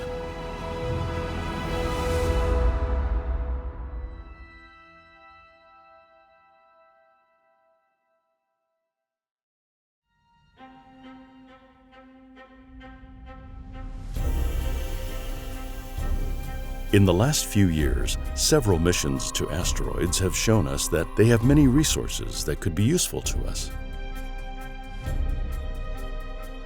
The advantages of asteroids are that they have a lot more favorable chemistry. The components that the asteroids are made of are a lot more of the things that we find valuable. There is one type of asteroid, the C-type, also known as the carbonaceous or chondrite asteroids, that are the most abundant and have not just hydrocarbons, but also a key element for the future space industry: water. Water is an extremely valuable resource for several reasons. It will be necessary for resupplying. Astronauts could use asteroids as stops to refill the water tanks of spacecrafts in long, deep space journeys to destinations like Mars. By having water on practically everywhere around the solar system, because there's millions of these asteroids floating around, you have the possibility to use water not just for humans. It's good for drinking. Water can be used to obtain oxygen. You can use them to shield you from radiation, to grow plants, whatever you need. But the real importance of water on asteroids is because you can use them as a means of energy, as a propellant. You can just heat the water to steam and then use that as a rocket, a steam rocket. And that's a way to get around space. But another way is to take the water and split it by electrolysis into hydrogen and oxygen, and then use that in a liquid hydrogen, liquid oxygen rocket. And that's the most powerful chemical rocket we have today. So in a way, water becomes, as we say, the oil of space. Because once you have that propellant, that will help you to move around the solar system, get you to much further destinations. You will be able to now refuel, so that you don't have to bring that fuel from Earth. And so that allows you to have larger rockets, larger payloads, and truly they become stepping stones, or sometimes they call it pit stops along the way. Several missions have recently explored or are exploring several C-type asteroids, as the Hayabusa 1 mission from JAXA, the Japanese Aerospace Exploration Agency, or two ongoing missions, NASA's OSIRIS-REx mission and JAXA's Hayabusa 2. All of these missions have the peculiarity of being sample return missions, which means that probes will grab some asteroidal material and will return it to the Earth for its later analysis. These samples will be extremely useful to know much more about the real composition of asteroids and will allow us to study their real potential as resources. There's another type of asteroid, the M-types, or metallic, which are made of nickel, iron, iridium, platinum, gold, or other precious metals, either pure or mixed in different proportions with stone. Those asteroids might be used as an endless resource of materials and minerals. They also are important because some of those asteroids, the metallic types, hold important metals that are used for a variety of things, for construction, like iron and nickel, and also the valuable platinum group metals. So once you have those metals, now you have the material that you need to develop manufacturing things like, for example, tools or spare parts, or even large construction material for satellites. There are even some asteroids like Psyche, which are made almost entirely of metal that could eventually become very interesting targets for the future asteroid mining industry, as the metals are on the surface and there's no need to dig deep to extract them, as happens here on Earth, greatly simplifying the mining process. The NASA mission to Psyche, planned for 2022, will allow us to know more about this unique metallic world. All the resources we can extract from asteroids might be really useful for industrial purposes in the near future once the space industry revolution has finally kicked off.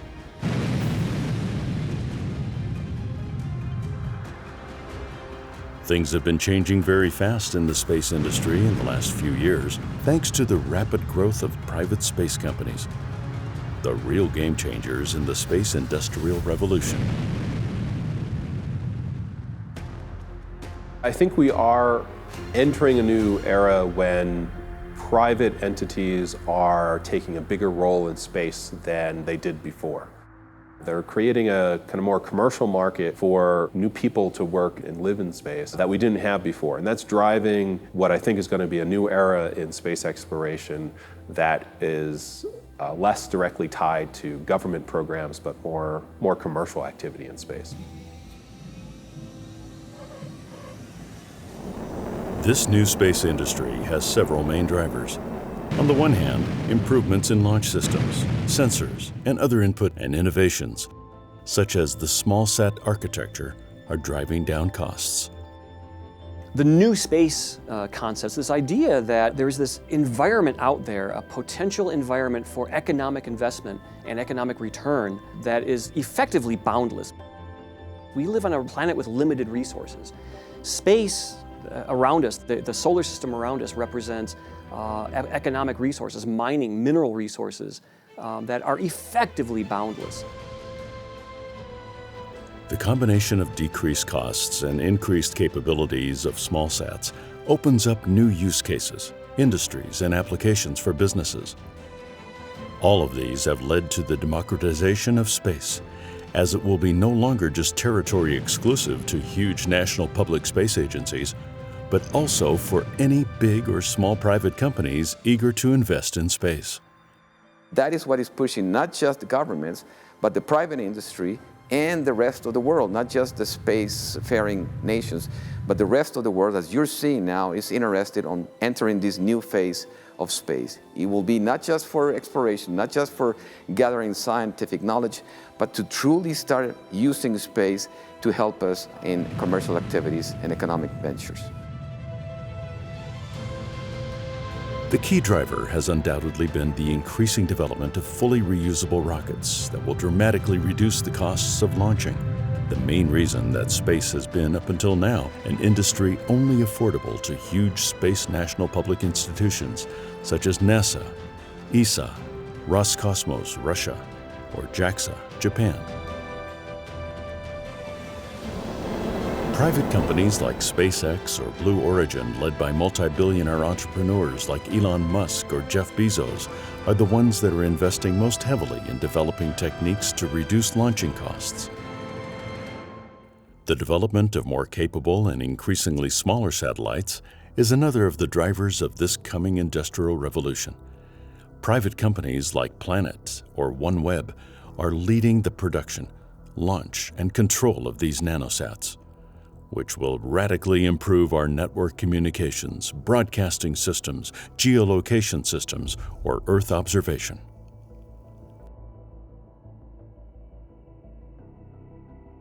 In addition to the aerospace industry, this space industrial revolution will also transform communications, the internet, tourism, the energy industry, manufacturing, and mining. There's other opportunities in space entertainment and on-orbit manufacturing, things that will also create revenues and activity and create a demand for an on-orbit facility. I expect all of this to happen in the next 5 to 10 years.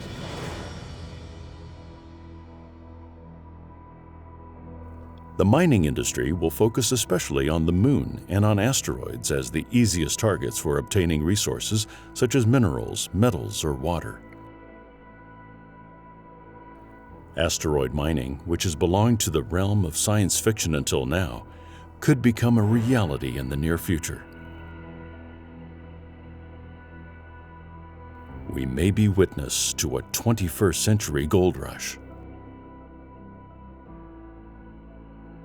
The real estate plays when we start launching lots of people to space. It's going to be the manufacturing that we can get going on orbit. It's going to be all of the things that we can do, and you're going to need everything you can possibly imagine on Earth. We're going to need that in space.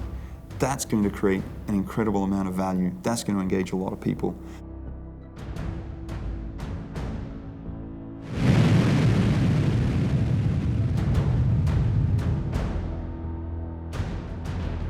There are 2 places in the world that concentrate most of the companies responsible for this revolution: California in the United States and Luxembourg, a very small country in the heart of Europe. Luxembourg is a very particular case. It could become the Silicon Valley of asteroid mining. This tiny state took a gamble on the space industry and nowadays hosts the SES, Société Européenne des Satellites, the world's leading satellite operator, with a fleet of about 50 satellites. This country is one of the main accelerators of this emerging space industry revolution. Luxembourg have become very interested in asteroid mining. They're a fascinating little country, and they're a very little country. But in the 1980s, they helped to set up some of the first commercial telecommunication satellites. And now the largest telecommunication satellites in the world are from Luxembourg. So they're bigger in space than they are on the ground. The goal of the Luxembourg government is to put into place an overall framework for the exploration and commercial use of resources from celestial bodies such as asteroids. An adventurous and unproven enterprise like space mining requires financial backing, legal frameworks, and favorable regulatory structures to allow the work to even take place. Luxembourg has expertise in this area, given its experience in the mid-1980s with the commercial satellite industry. They're smart enough to know the financial industry, and they have a fairly concentrated economy in a couple of sectors. So they're now aggressively looking for other wins they can make. How can they get ahead of the game? And so they've realized asteroid mining, it's not just about the regulatory environment. I mean, it's easy enough for them to write favorable regulations so that it makes sense. But they also want to invest to move that forward and really cement their position in the asteroid mining industry. Asteroid mining could become a big industry within the next decade, depending on how we solve the many technical difficulties involved. The first difficulty is to know which asteroids are the most interesting for mining purposes, as there are asteroids spread all over the solar system. To know which asteroids to go to, we work with collaborators who have been studying meteorites and remote observation of asteroids. And from our observations, we can determine which type of asteroid it is. And the meteorites tell us kind of the range of possibilities of the mineralogy of those asteroids. The data gathered by NASA, ESA, the European Space Agency, JAXA, the Japanese Aerospace Exploration Agency, and other space agencies in the last few years on near-Earth asteroids, the most easy accessible, will facilitate the selection of the best targets for asteroid mining companies.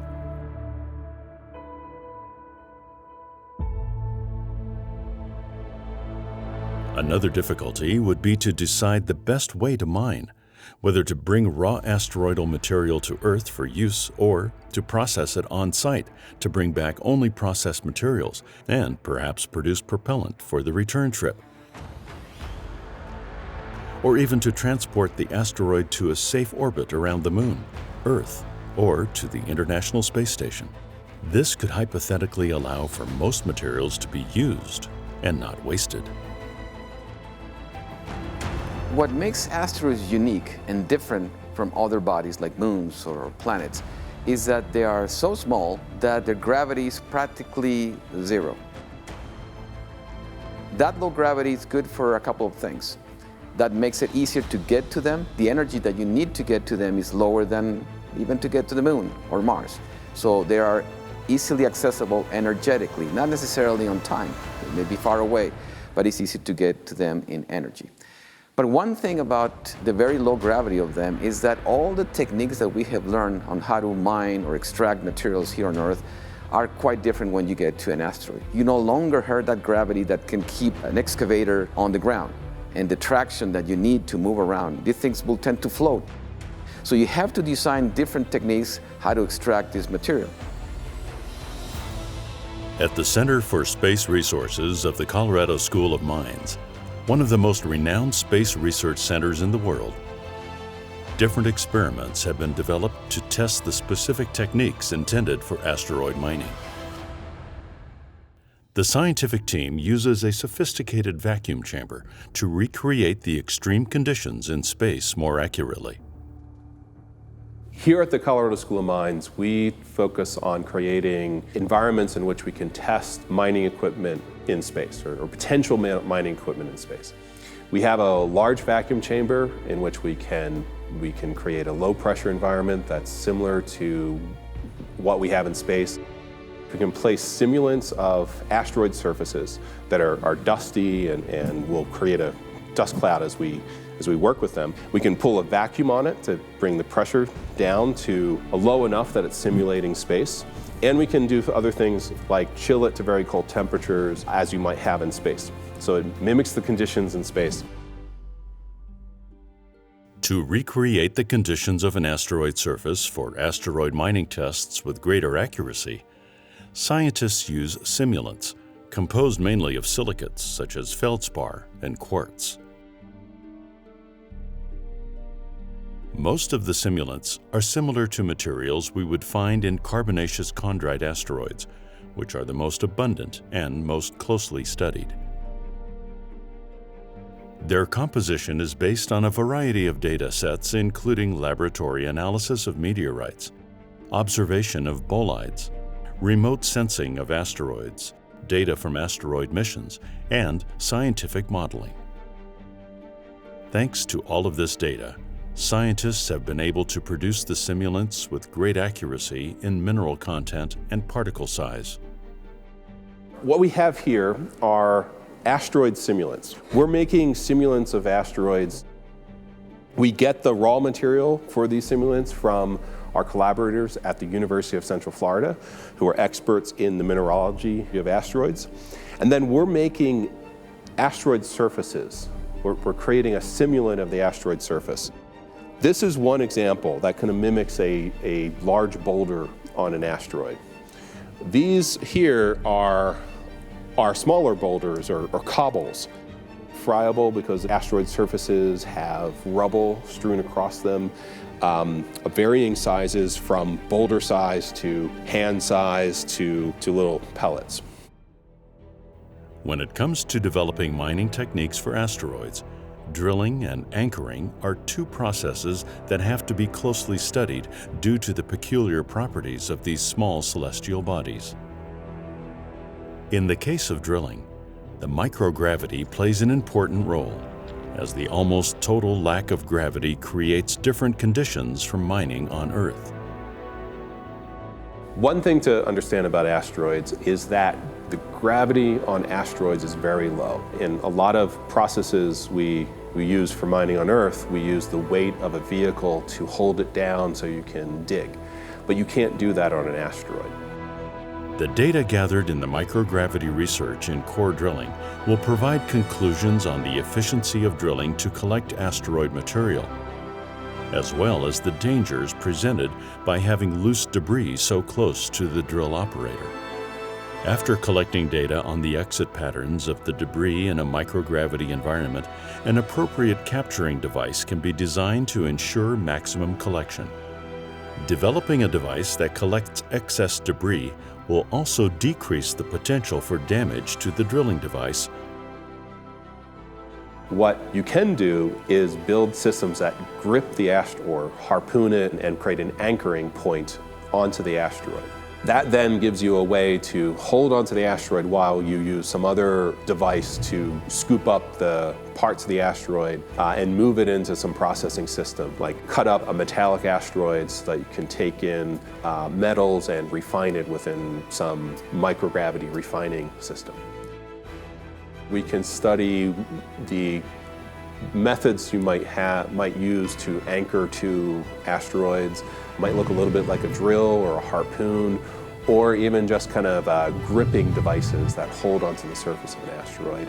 And we want to study them, or want to determine ways to design the anchoring equipment so that it provides enough grip so that you can then scoop and scrape and cut the surface of an asteroid. Considering that the surfaces of many asteroids are made of boulders, pebbles, and little grains, anchoring processes could eventually be really difficult. That's why it's useful to do testing to study the best way to penetrate and anchor to that surface. What we're basically doing is penetration testing. So what we're doing is we're taking this probe and we're pressing it down into the regolith, into this simulated regolith, because it's made from stuff here on Earth to simulate what we would find on the asteroid. And when we press it down in, we measure the forces that occur both in the upward in all different directions, as well as the torques. The reason for doing that is to kind of understand if we were to land on an asteroid and we wanted to press into the soil, say we want to anchor, or we want to extract water, or we want to build a habitat, or we even just want to understand how the surface of the asteroid is going to move or react when a meteor hits it. We use liquid nitrogen to freeze them because the surface of an asteroid could get as cold typically as 35 Kelvin. We've sealed the liquid nitrogen inside this. What it is basically, it's a probe that can move around in 6 different directions. So it has, can move in X, it can move in Y, and it can move up and down in the Z direction. An auger, so it has flutes that run around it. Those flutes allow material to travel up, so it's sort of like your typical drill bit that you would, or like a screw that would go into a piece of wood or anything like that.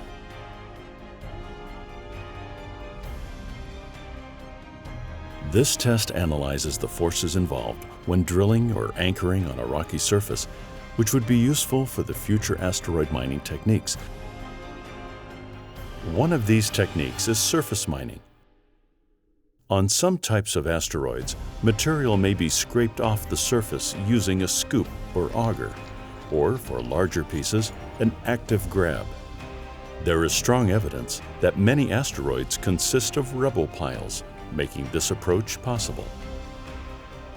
Another technique is shaft mining. A mine can be dug into the asteroid and the material extracted through the shaft. This requires precise knowledge to engineer accuracy of astrolocation under the surface regolith and a transportation system to carry the desired ore to the processing facility. The magnetic rake is one intended for metal asteroids. Asteroids with a high metal content may be covered in loose grains that can be gathered by means of a magnet.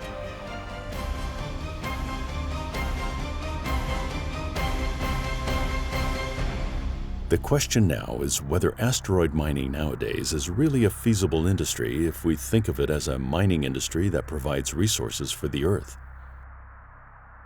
The cost of sending a spacecraft to the asteroid belt used to be about the same as if the spacecraft were made of pure platinum. So it didn't seem to make sense to go out and get diluted platinum from something that cost you so much to send out there. Nowadays, the most viable option is to mine and process the resources in situ. As, with our present technology, the cost of sending a spacecraft and returning it fully loaded back to Earth would be extremely high. What is more attractive is to use the resources from that asteroid to use it in space. That makes it more economically feasible because bringing it from Earth is extremely expensive. Bringing water from Earth, bringing the iron and the nickel from Earth is very expensive. So then it becomes economically feasible to extract the resources from the asteroid.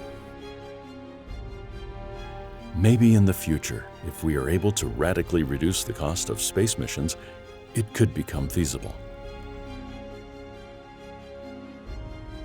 In the asteroid belt, there are orders of magnitude more materials out there than we've ever imagined. So what you have is companies that can get very excited about claiming these future sources of mineral wealth that will eventually become starships and space colonies. That dream of space colonies on asteroids might not be so far in the future. We now know that there are asteroids made almost entirely of metal that could potentially become an almost endless resource for industries on Earth in the future. The existence of platinum group metals was probably the very first resource that attracted interest from companies to go and extract those metals from asteroids. Because of their high value on Earth, there's plenty of platinum on those asteroids. In fact, it has been said that an asteroid a couple of kilometers in diameter or in size has more platinum than has ever been mined and probably will be mined in the next 50 years on Earth. The problem again is it economically feasible to go after that platinum? Is extracting the platinum from Earth more expensive than on asteroids? Not at this moment. The amount of money that you need to launch a rocket to get there to extract the platinum at this point is not competitive. But again, at some point, it may become so hard to obtain the platinum from Earth that it will make sense to actually go to an asteroid to do that. The other thing to consider is the moment you start bringing those large amounts of platinum to Earth, the price of the platinum will just collapse immediately. All of a sudden you will have all this metal available that it changes completely the price that we put on this. Obviously, if there's more demand for it, if now that we have more and we can use it in many more applications, then it will make it much more attractive to go after them.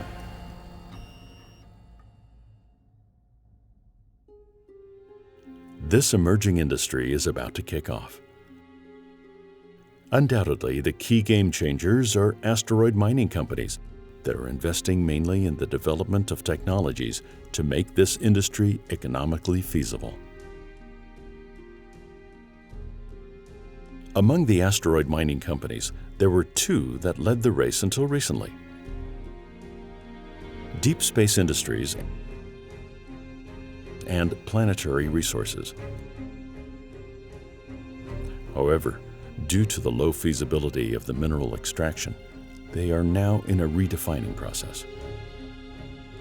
In addition to those, there are other asteroid mining companies, each focusing on specific aspects of this industry, such as the production of propellant from water located in the asteroids, the development of robotics, or the search for the right targets. One of them is TransAstra. TransAstra has a business plan that's focused on extracting rocket propellant from asteroids. You could call that asteroid mining if you want. And then using that rocket propellant to fill refueling stations in space, to refuel NASA spacecraft and private sector spacecraft. For NASA, it would be refueling spacecraft that are taking astronauts on a mission of exploration. For private sector, we can refuel space tugs that deliver satellites to their destination orbits. TransAstra is a new kind of aerospace company intended to contribute to the development of the concept of the transcontinental railroad of space.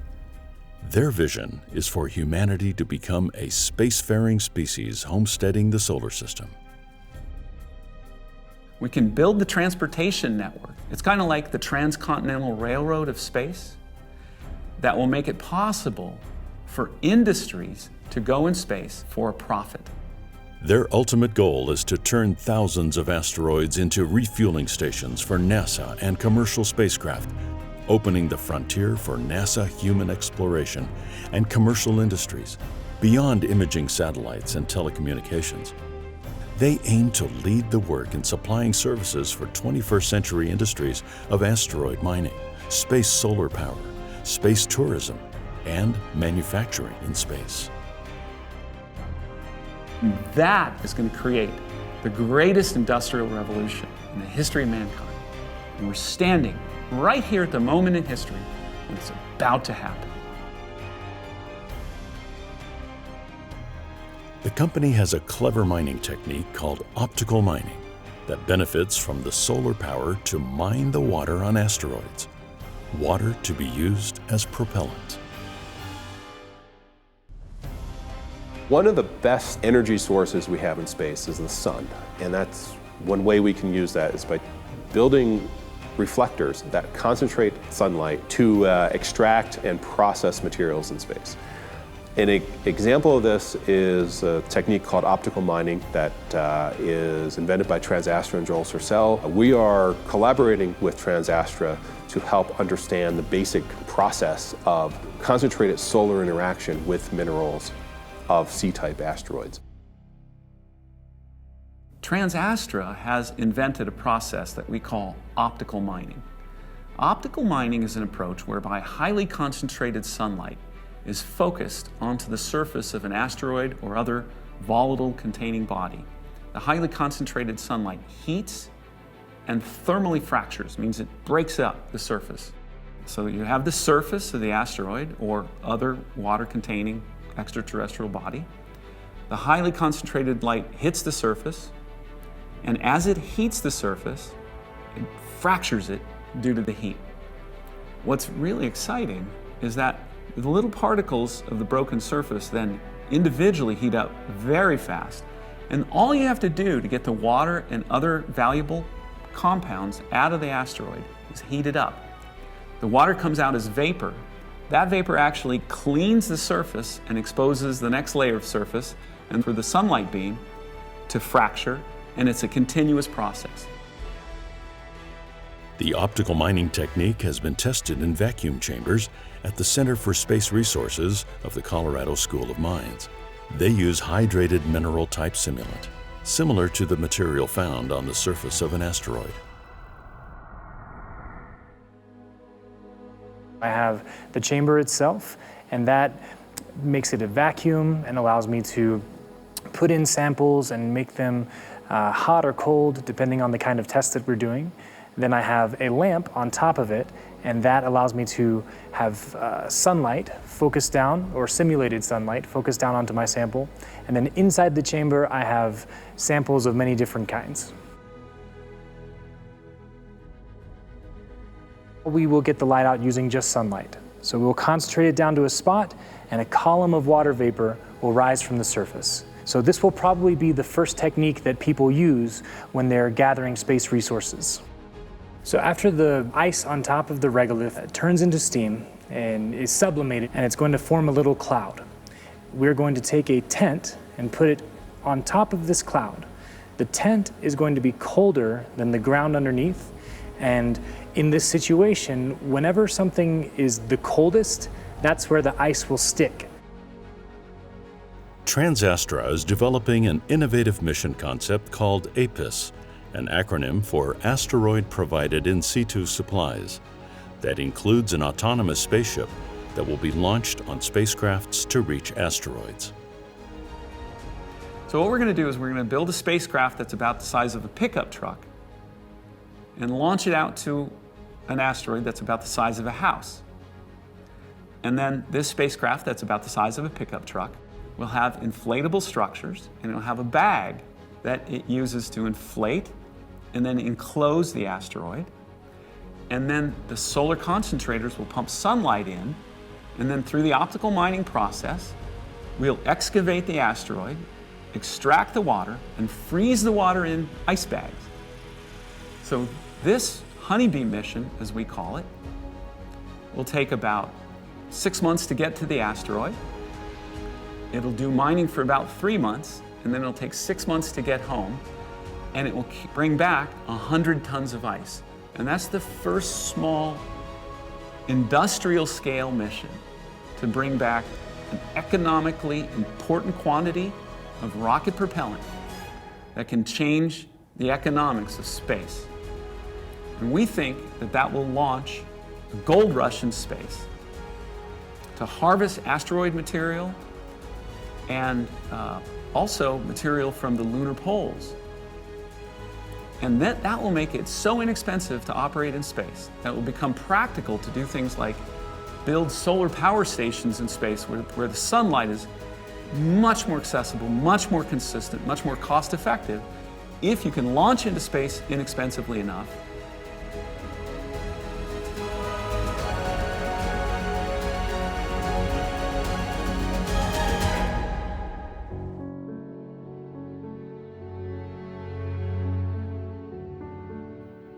When it comes to benefiting from asteroid resources, one of the greatest challenges is knowing which are the best targets among the thousands of asteroids floating in space. Aten Engineering is a company focused on that field. Their goals are to develop technical solutions for the detection, discovery, follow-up, and characterization of near-Earth asteroids. We're still working to find some of these bodies with our telescopic surveys, and it may actually take a next generation of telescopic surveys, or possibly a space-based telescope specifically designed to find these kinds of objects. Up to date, more than 10,000 near-Earth asteroids have been discovered. It's not an easy task to find and to follow them up. But thanks to the Minor Planet Center data and tools, Aten Engineering has been able to study and track those objects. The biggest challenge is to characterize them in terms of size, rotation periods, and spectral composition. Until now, less than 10% have been well characterized. It's estimated that with present technology, it will take about a century to study the entire known population. We use telescopes to look at the spectra of asteroids, and in the spectral signature you can see different things that tell you what it might be. So you can determine if it's a metallic asteroid, or a stony asteroid, or a carbonaceous. They are now focused on developing accessible technology for characterization to keep pace with discovery. They are working on quick visible spectroscopy and fast cadence light curves that could be obtained with a telescope in just a few days, as well as in long arc astrometry to be used for phase curves that should take months. All of these would undoubtedly accelerate the rate of characterization of near-Earth asteroids, which would help to analyze their potential as resources for mining purposes.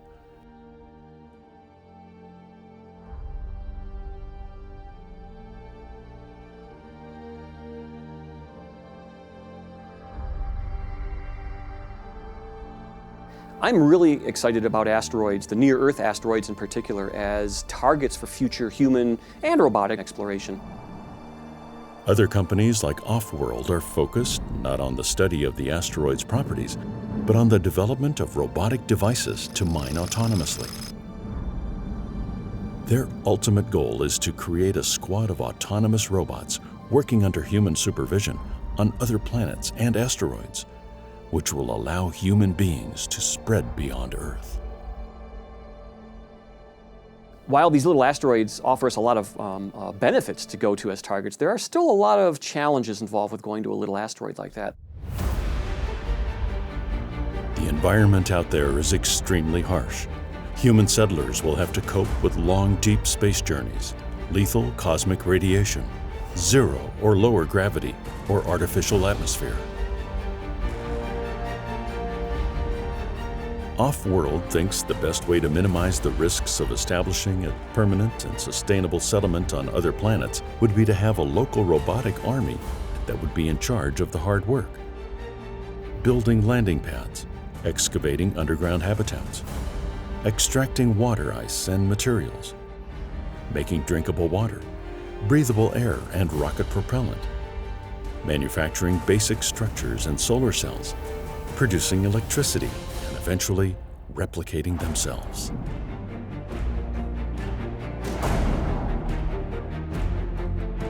As the asteroid mining industry grows, thousands of mining robots would be needed everywhere. These robots should be small and robust enough to survive launches on rockets, solar electric powered.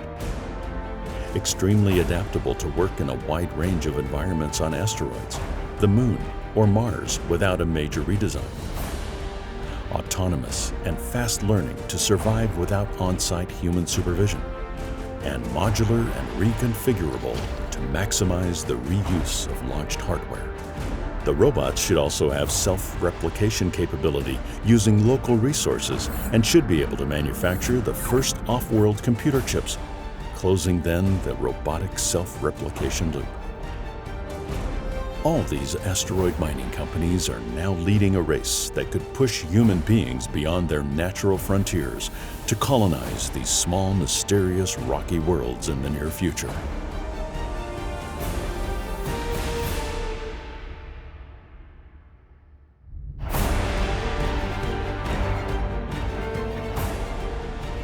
The potential colonization of asteroids is not an easy task at all, as they are very harsh environments for us, without any shielding from cosmic radiation, as they have no atmospheres or magnetospheres, with extremely low gravity and with a very high chance of collision with other celestial objects.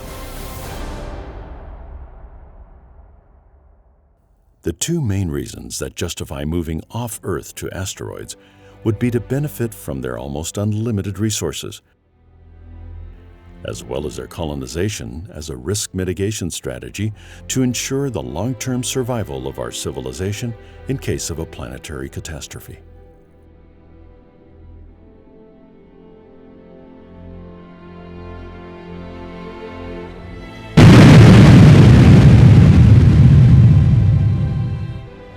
We really want to get the asteroids that are closest to Earth's orbit. There's enough material in those near-Earth asteroids to support maybe 100 billion people living in Earth orbit. There's 1 million times more material in the main asteroid belt.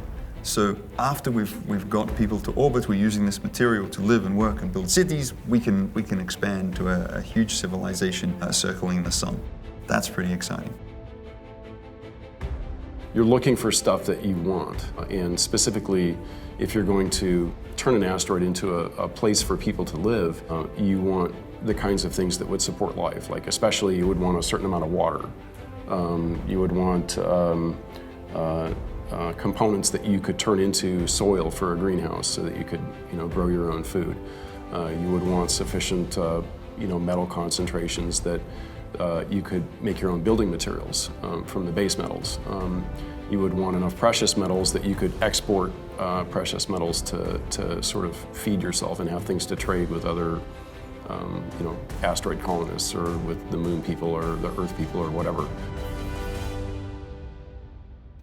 Throughout our history, opening new frontiers has thrilled generations of explorers and pioneers. Asteroids could be considered the next frontier. The fact that asteroids are small rocks floating in space offers several advantages, but also some disadvantages.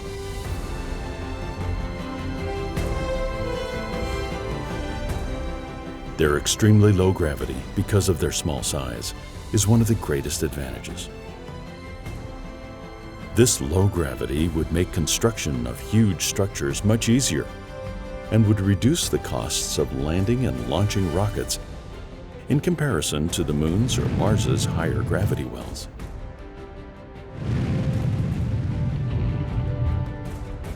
The gravity is so low on these little objects that it's more akin to going and docking with the International Space Station or rendezvousing with something like the Hubble Space Telescope. So you're not going to be walking on these objects, you're going to be floating near them. And it makes, in some aspects, it makes that portion of doing a mission to one of these objects a lot easier. Another pro would be the large number of possible sites because of their numbers, with over 300,000 asteroids identified to date, as well as their variety in chemical composition, with carbon-rich, metallic, and stony asteroids. There are metallic elements and water in the surfaces of those little asteroids that are great resources for us out there in space once we have a thriving working economy out there. If you want to make rocket fuel to power your spacecraft that are moving around the inner solar system, it's a lot easier to make that fuel from the material on a little object with very little gravity than to have to haul it off the Earth all the time and lift it out of this deep gravity well. So the asteroids have great benefits for us, exploration and science and resources. I think they're wonderful destinations.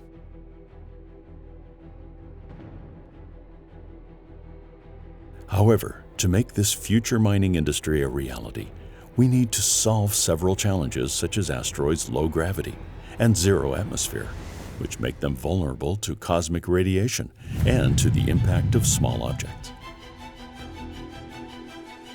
We've never actually had any experience in human spaceflight of working in a very low gravity environment that's very geologically dirty.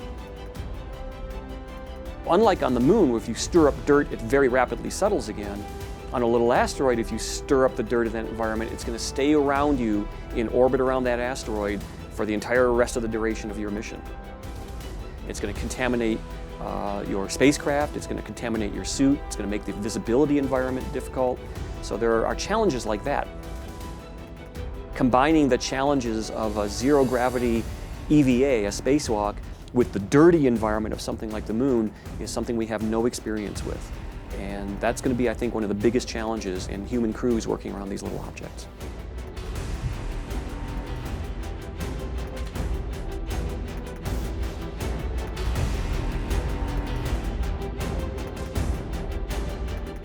In a not-so-distant future, asteroids may become our new industrial target, a place to mine to benefit from their resources, used not just on Earth, but especially in space. We can build the infrastructure that moves industry in space, not in 20 or 50 or 100 years, but starting in 3 or 4 or 5 years. And we can be harvesting rocket propellant in less than 10 years and building the transcontinental railroad to the solar system. They might also become pit stops on the long journeys to Mars, and who knows, to our new home as well. That is where the value of asteroids really lie, as they become gas stations or pit stops or stepping stones in our process to explore further and further into the solar system. We are about to go one step further in the conquest of space, as the asteroids could soon become our next frontier.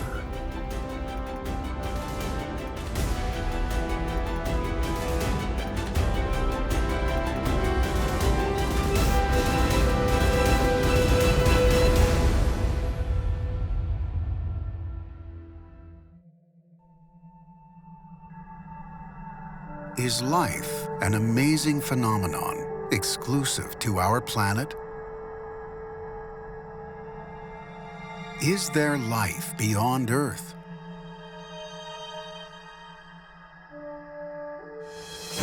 Humankind has always asked itself this question, but no answer has yet been found.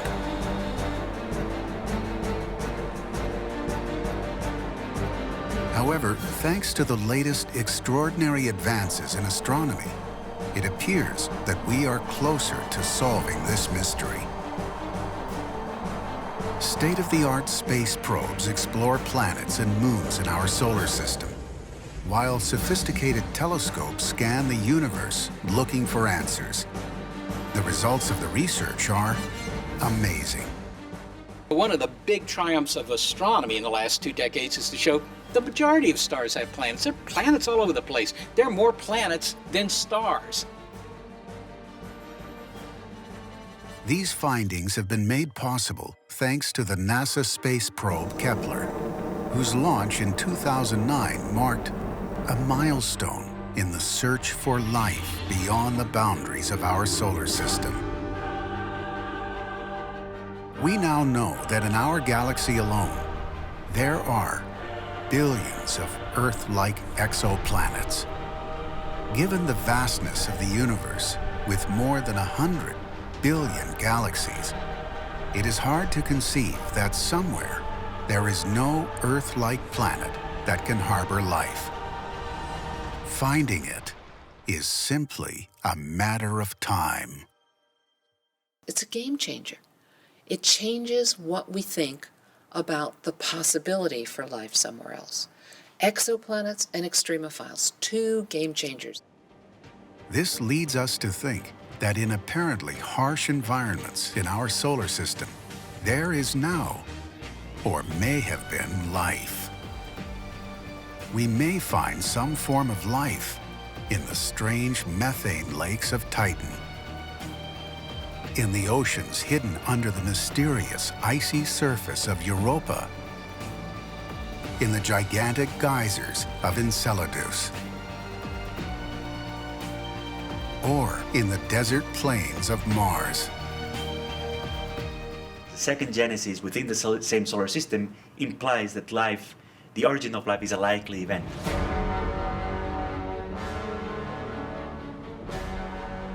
We don't know if the discovery of life will happen first on one of these moons or planets in our solar system, or on an Earth-like exoplanet. But what we do know is that we are closer than ever to unveiling one of the greatest mysteries of nature, whether there is life in outer space.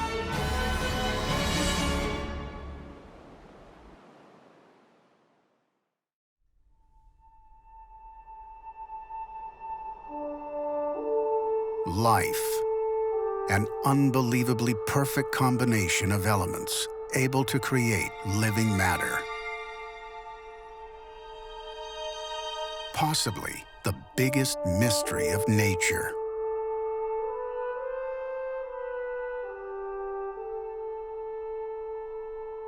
A combination of matter that shows certain attributes that include responsiveness, growth, metabolism, energy transformation, and reproduction. We don't yet know exactly what life is. We don't have a working definition. Probably my favorite definition is that life is some sort of chemical entity that is self-enclosed and is capable of Darwinian evolution by natural selection. Some studies state that life may have begun in Earth as early as 4.1 billion years ago. That is still only slightly younger than Earth. A question arises immediately. Is life an exclusive phenomenon of Earth? There's no easy answer to this question.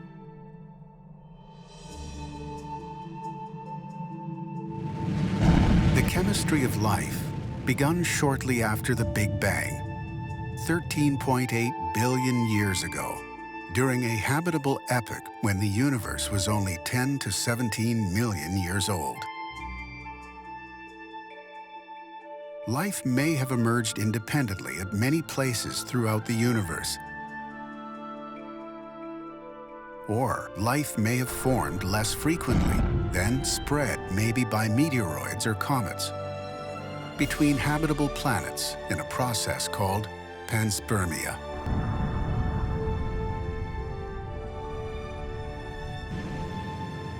In any case, complex organic molecules may have formed in the protoplanetary disk of dust grains surrounding the Sun before the formation of Earth.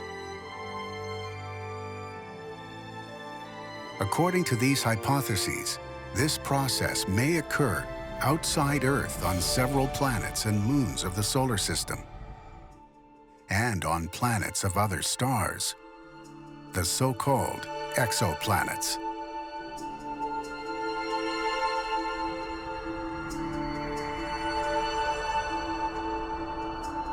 Since ancient times, humankind asked itself if we are alone in the universe, and if there is life beyond Earth.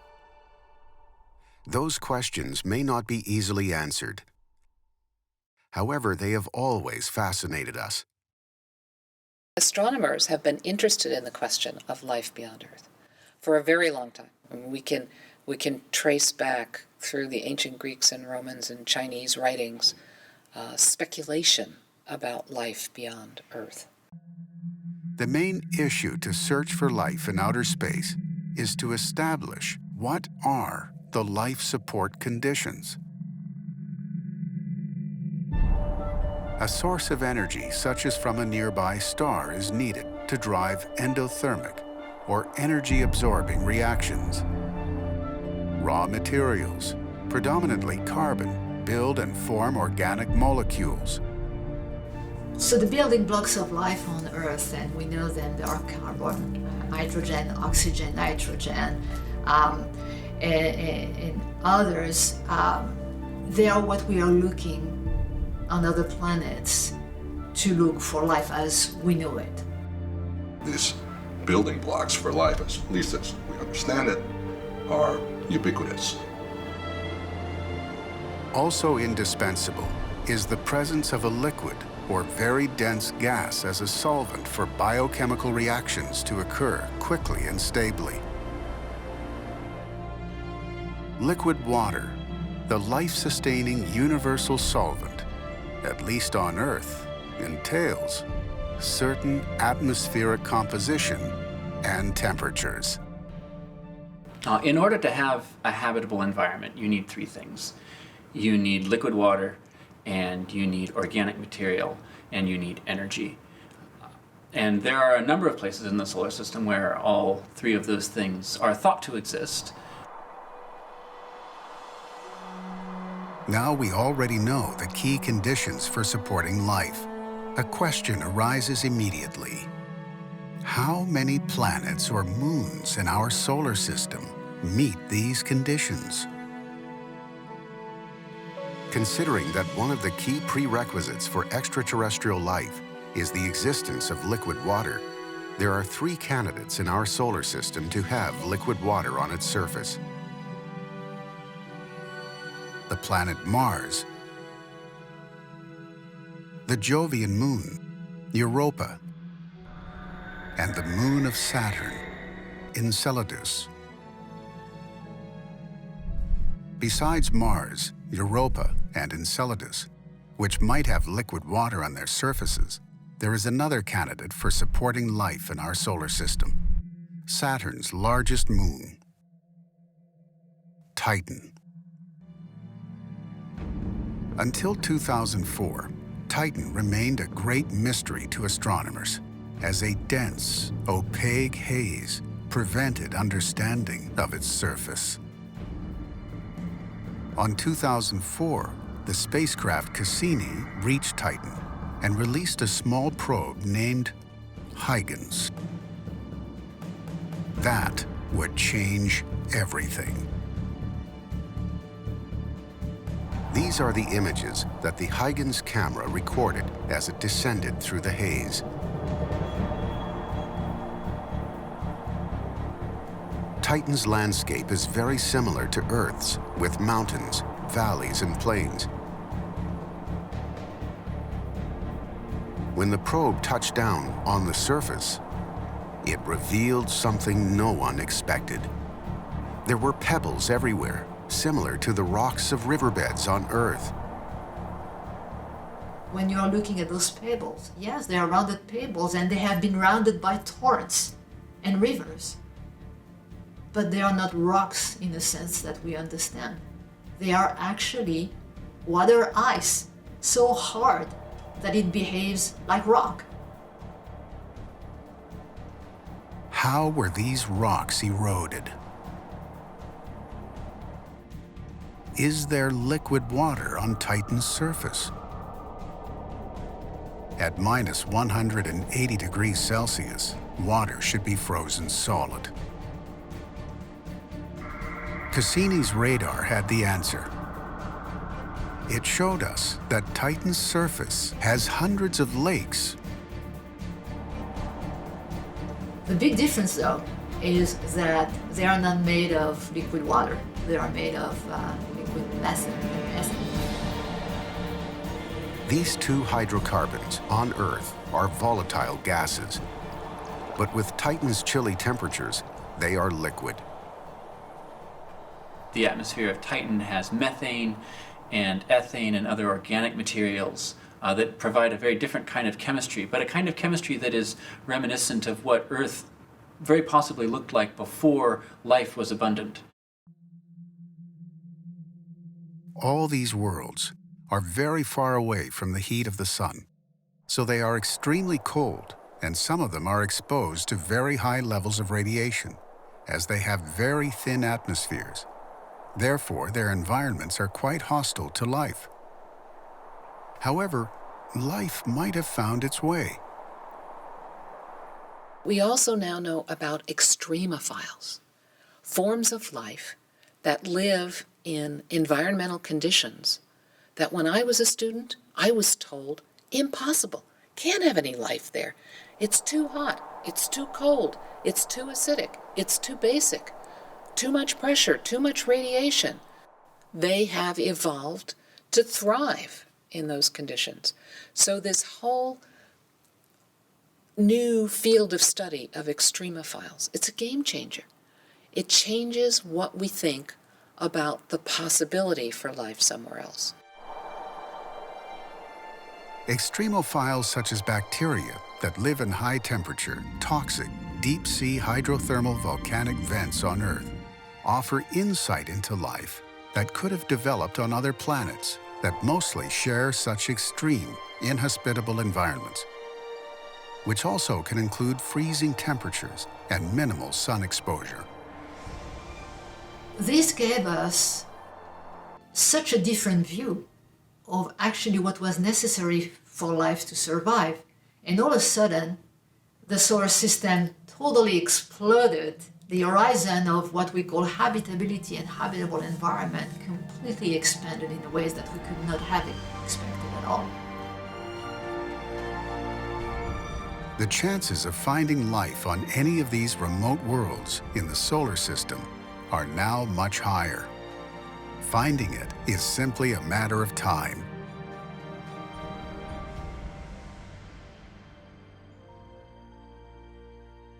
Of all 160 or so planets and moons in the solar system, Mars has so far received the most interest from astrobiologists. There are many signs that show that very early in its history, Mars was much like Earth, with large areas of liquid water, a thick atmosphere, ample sources of energy for life, and a good inventory of organic molecules. In fact, what I like to say when I compare the two planets is that you don't have to invent words to describe Mars. You have mountains, you have canyons, you have polar caps, you have dunes. There is evidence that Mars had a warmer and wetter past. Dried up riverbeds, vast canyons blasted out by epic floods, valleys carved by raging rivers, polar ice caps, volcanoes, and minerals that form in the presence of water have all been found. There's a lot of evidence for liquid water earlier in the planet's history, much earlier, about 4 billion years ago, and perhaps some transient water in the time since 4 billion years ago. But the evidence indicates that all that water disappeared from the surface billions of years ago as Mars cooled down and lost its atmosphere. Did life ever get a foothold on the planet? As we're looking for evidence for ancient life on Mars, some people think that actually we already had some evidence of that life landing on our own planet. And the best example of that is the Allen Hill meteorites. We had a piece of Mars here in the lab. We still have it. Allen Hills 84001, a rock that was chipped off Mars by an impact millions of years ago, wound around in space, landed on the Earth in the Antarctic ice sheets, and during the 1984 spring collection season, as that ice was melting and those black rocks were picked up in the melt pools, we realized by the gases that are included in that piece of rock that that's a piece of Mars. And we took it apart at microscopic scales. And we had a big scientific controversy because there were scientists that were claiming features in that rock could only have been produced by biology, and other scientists saying, nope, you can get that with geology.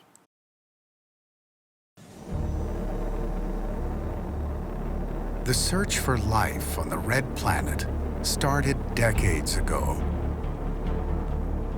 In 1976, a search for microbial life on the red planet was performed for the first time ever.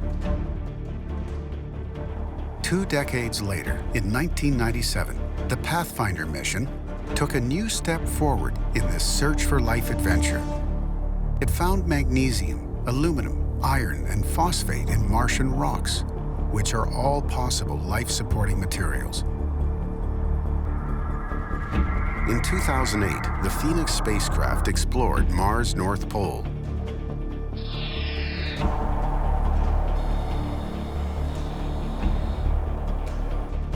After digging a few inches, it found a white material that evaporated several days later.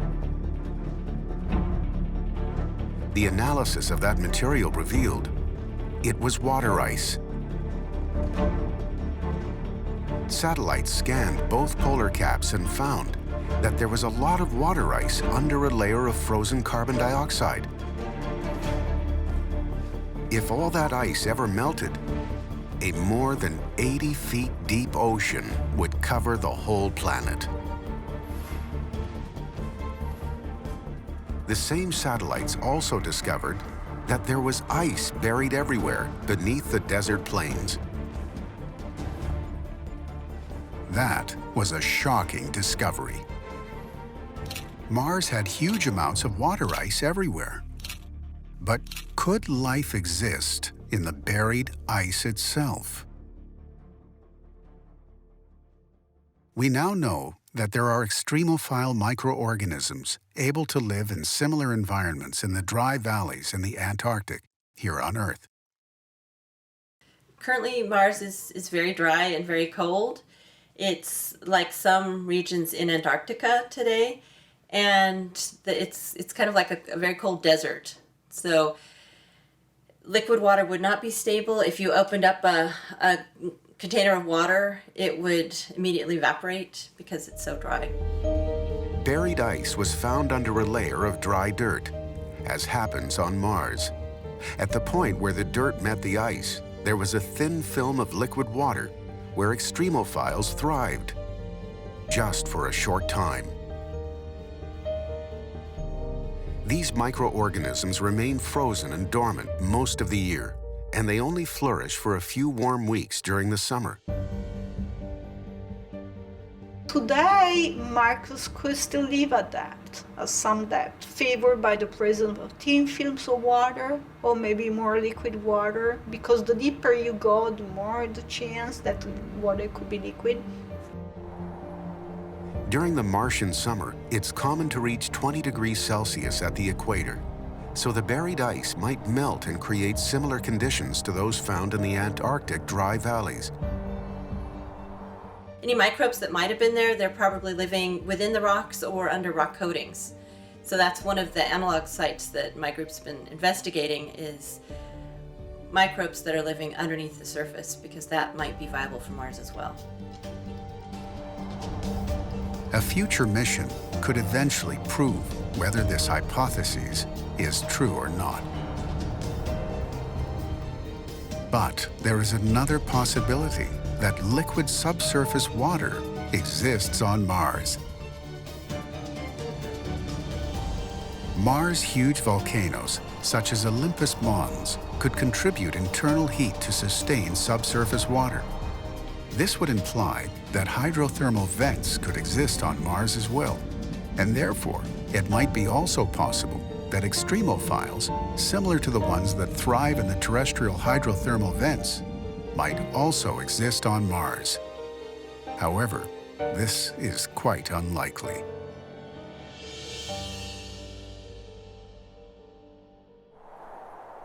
Everything would change if we were able to find liquid water on the surface. On September 2015, wait for future rovers and explorers to confirm this hypothesis.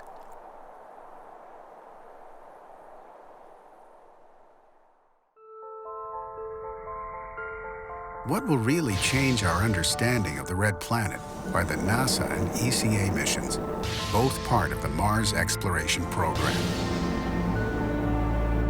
Since 2007, the main goal of space missions to Mars was not just to follow the water, whether in the form of ice or liquid water, but to explore its habitability, and above all, to seek signs of life.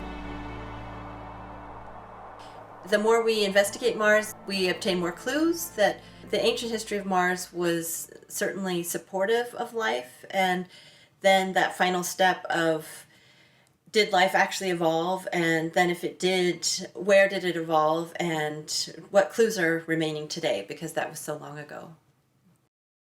The ultimate aim of missions to Mars is to prepare for human exploration, a step that would really be a new milestone for mankind. The first step in this ambitious exploration program is the ExoMars program, a partnership between ESA and Russia's Federal Space Agency, Roscosmos, with the participation of NASA. Its primary scientific goal will be to search for possible biosignatures on Mars, past or present. ExoMars is a multi-spacecraft program. The first ExoMars mission, ExoMars 2016, is called the Trace Gas Orbiter, TGO. The goal of this orbiter is to study the Martian atmosphere for the presence of methane and other gases, gases that might be linked to some biological processes. The second mission in the ExoMars program is the 2018 ExoMars rover and landing platform. The ExoMars rover is a rover with a 2 meters core drill to sample various depths beneath the surface where liquid water may be found. The drill was supposed to penetrate the first couple of meters within the sediments. This way is more probable maybe finding evidence of viable salts. The third step of this enthralling Mars exploration program is the NASA mission, Mars 2020. The aim of the Mars 2020 rover is to study diverse rocks and soils to understand past habitable conditions on Mars and to seek signs of ancient microbial life. One of its functions is to monitor weather and dust in the Martian atmosphere and test the ability to extract oxygen from the red planet's carbon dioxide atmosphere to prepare for future human exploration. Any of these breakthrough missions might solve the enigma of whether there is past or present evidence of life on Mars. Much further away than Mars, there is another unique world that might harbor life. Our next destination in the search for life is one of the most fascinating Jovian moons, Europa. Europa is one of the 4 largest moons of Jupiter. It's slightly smaller than our moon, and its icy surface is minus 160 degrees Celsius. Virtually everything we know about Europa is thanks to NASA's unmanned space probe Galileo, which passed by Europa 12 times. These were the first images it captured. It is covered by a smooth layer of water ice. In fact, It has the smoothest surface of any known solid object in the solar system. The surface of Europa is unique in the solar system. It has very few craters, which tells us that the surface is being reprocessed frequently. Some parts of its surface show blocks of ice that are separated, but seem to fit together like a puzzle. These icebergs could have been shifted by slushy or liquid water beneath. These cracks probably may extend all the way down to the ocean, to the ocean, or at some point, so you could get some percolation of water. This peculiar landscape is very similar to sea ice on Earth. Galileo was able to detect that. All of those things together add up to our picture of how we now know that Europa has a liquid ocean under its surface. In 1996, the Galileo spacecraft detected a magnetic field on the planet's surface, indicating that there must be some electrical conduction likely to derive from a salty ocean that could be 60 miles deep. The studies and observations, measurements that have been made in the past decades seems to be converging pretty clearly with the presence of an ocean under the surface of the ice. So there we have the first key ingredient for life, liquid water. How can water remain liquid at temperatures of minus 160 degrees Celsius? Some sort of mysterious internal heat must be melting the icy crust. Jupiter is the key. Tidal heating from friction due to Europa's eccentric orbit around Jupiter has been proposed. The ice on the surface of Europa is being cracked. It's not completely sealed. You can see, because of gravitational pull and pull, there is this tug of war as Europa is moving around Jupiter. You can imagine that all this friction is creating lots of energy, lots of heat, and then we have good reasons to think that there are hydrothermal system, which means that you have, water being heated by this process. Volcanoes deep down may harbor hydrothermal vents that provide an energy source to heat and maintain liquid water. So we have two of the three conditions for life: a liquid, in this case liquid water, and a source of energy, that interior heat. We would just need some organic compound, and the chances of life arising would skyrocket. The Galileo spacecraft observed that Europa's ice contains carbon dioxide. When this carbon dioxide is strongly impacted by Jupiter's radiation, it can produce simple organic molecules such as formaldehyde that are steps towards life. The aforementioned tides on Europa could also mix life-supporting substances together in the ocean, but nothing has been proven yet. On 2013, NASA reported a surprising discovery on the icy crust of Europa. Some clay-like materials, specifically phyllosilicates, were detected. Phyllosilicate just means phyllo, like layered silicate, and these are a fancy name for clays. And clays are a kind of mineral that forms in a lot of water. And on Earth, there are some theories that these clays were some of the original minerals that were present when life was evolving. According to some hypotheses, the presence of these organic associated minerals may have been the result of a collision with an asteroid or comet.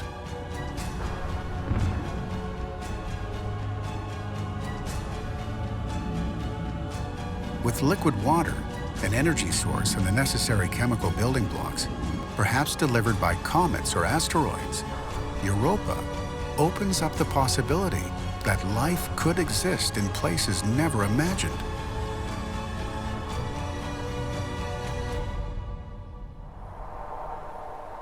12,000 feet beneath the Arctic ice sheets, in complete darkness, there are hydrothermal vents that spew out superheated water with lots of toxic chemicals.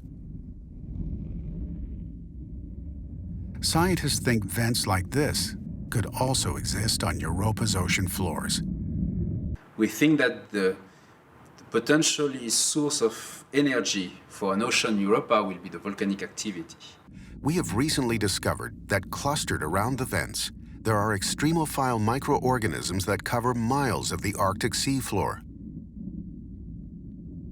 The discovery of life there really raises the possibility of life on Europa. Probably Europa might be the best candidate for us to find extant life. The challenge now is to prove that life has been able to thrive in such a bizarre environment. NASA and ESA have planned 2 different missions to Europa that will investigate its habitability in the next few years. In 2015, NASA approved a new mission to go to Europa and investigate its environment, and particularly to look for habitability. NASA's Europa Multiple Flyby mission is a spacecraft that will be launched in the 2020s. The spacecraft will be a highly capable, radiation-tolerant probe that will perform repeated close flybys of the icy moon. We'll also be looking under the surface to learn more about the structure of the ice shell and the structure of the ocean underneath the shell, using radar and magnetic field detectors and other instruments. The ESA is developing in parallel its own mission, the Jupiter Icy Moon Explorer, the so-called JUICE mission, that is planned for launch in 2022 and arrival at Jupiter in 2030.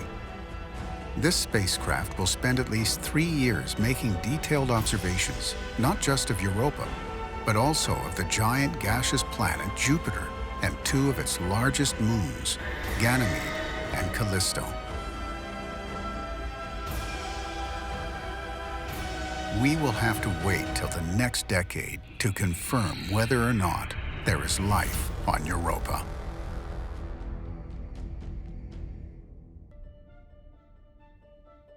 Europa isn't the only intriguing place this far out in the solar system.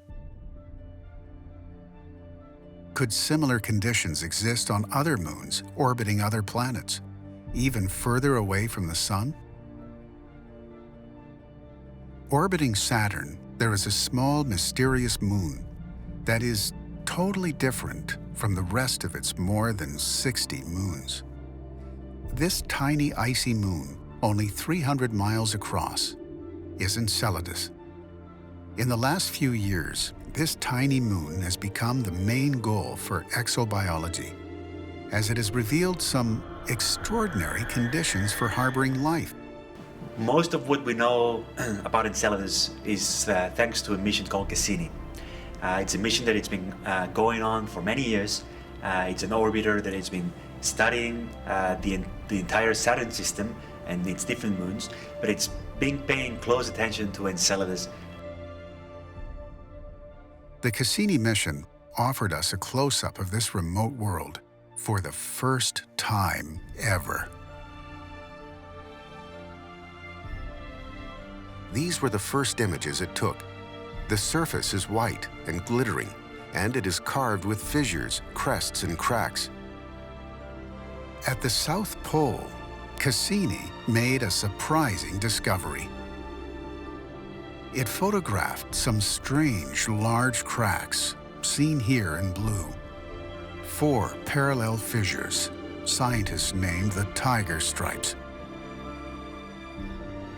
They are 75 miles long and hundreds of feet deep.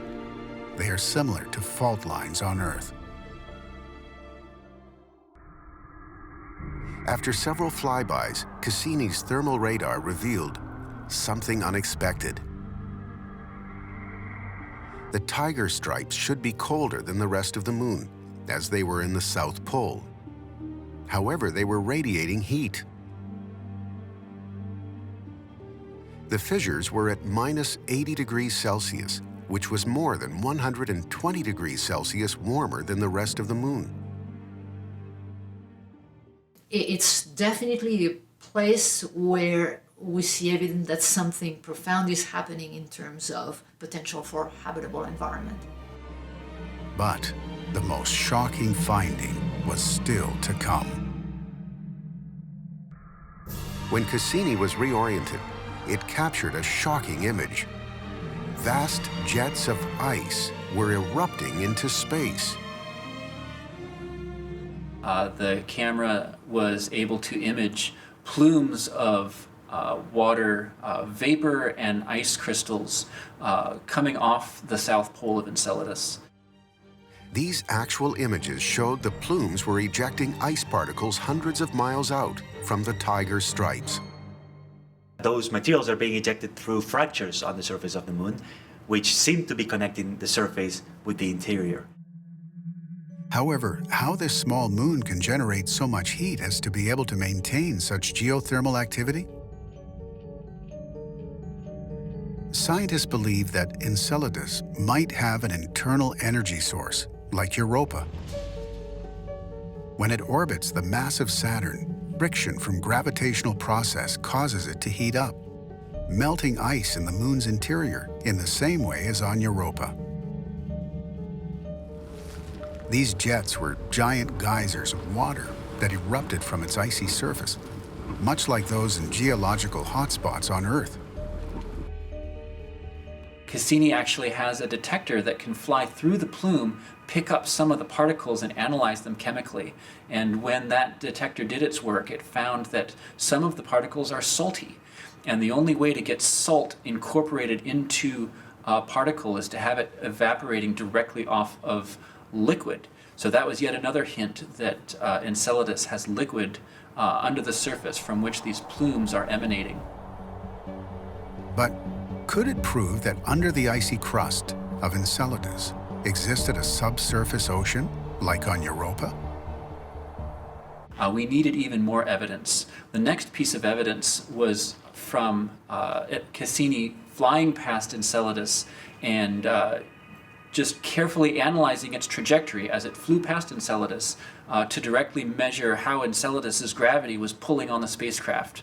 And when that analysis was done, it found a density anomaly under the entire South Pole, indicating that you have a regional sea of water from which these plumes are emanating.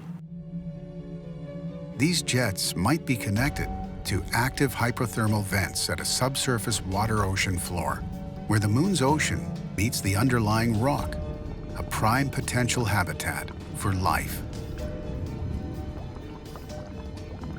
But there still wasn't anything that could prove life existed underneath that icy crust.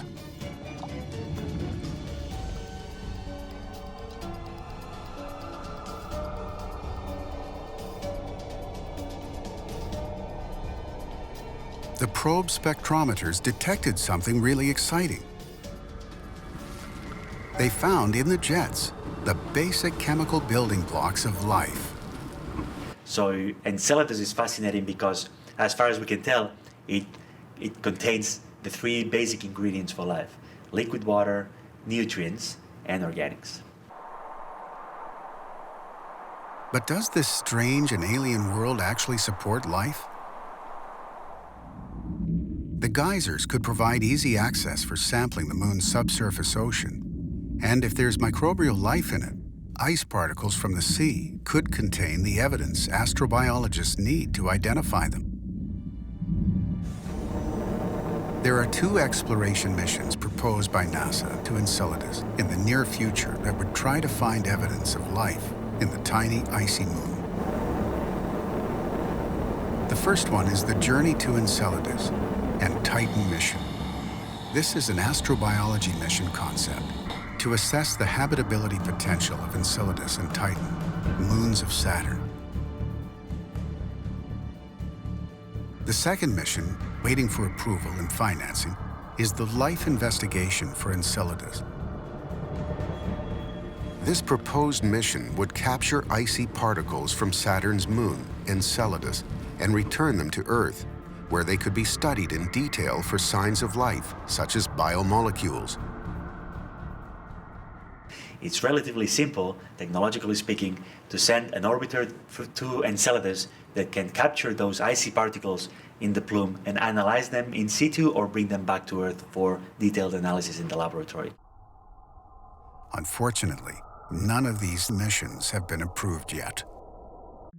So we will still have to wait to unveil whether or not there is life on this tiny, enthralling moon of Saturn. Close to Enceladus, there is the last of the great candidates for life in the solar system, Titan. Titan is the largest moon of Saturn. It is one of the largest moons in the solar system, and it is also the only moon that is known to have a thick atmosphere. Data from the Cassini-Huygens mission, which flew by Titan on 2004, demonstrated the existence of hydrocarbon lakes. Titan is a fascinating world. It's the most alien place in the solar system, so to speak, because it, in fact, other than the Earth, is the only place we know of that has seas of liquid on its surface, but those seas are not made of water. In these seas and lakes, there are no waves, as the liquid is liquid methane and ethane, which is much less dense than water liquid. These two hydrocarbons on Earth are volatile gases. But on Titan's minus 180 degrees Celsius temperature, they are liquid. Titan has a very similar landscape to Earth. There are seas, lakes, smoothed rocks on the riverbeds, mountains, valleys, canyons. But these mountains and pebbles are not made by any rock like on the Earth, but they are made of water ice, so frozen due to the minus 180 degrees Celsius temperature on Titan's chilly surface that it behaves like rock. Cassini's radar images showed that on Titan, liquid methane forms clouds, thunderstorms, and even falls as rain. Methane in the atmosphere also plays a role similar to water in the atmosphere. On Earth, you have a water cycle. On Titan, methane plays a very similar role. It falls to the surface as rain or mist. We do see channels and rivers where methane is flowing across the surface and doing geological work like we would see water do on the surface of the Earth. Liquid methane has a cycle very similar to Earth's water cycle. The question is, could it behave like water does on Earth, as a liquid that allows organic molecules to dissolve and interact? There is no easy answer to this. Titan's atmosphere also contains many organic gases, such as methane, ethane, and hydrocarbons, and possesses conditions that resemble those of early Earth 4 billion years ago that allowed life to develop. In many ways, the atmosphere of Titan looks like a young Earth in the fridge, much colder, But prebiotic chemistry, the same processes are there. What we don't know is whether these prebiotic processes are turning into something that is biological in nature at the surface of Titan or in the subsurface. However, liquid methane and ethane are much colder than liquid water by some 200 degrees Celsius. And biochemical reactions would occur at painstakingly slow rates.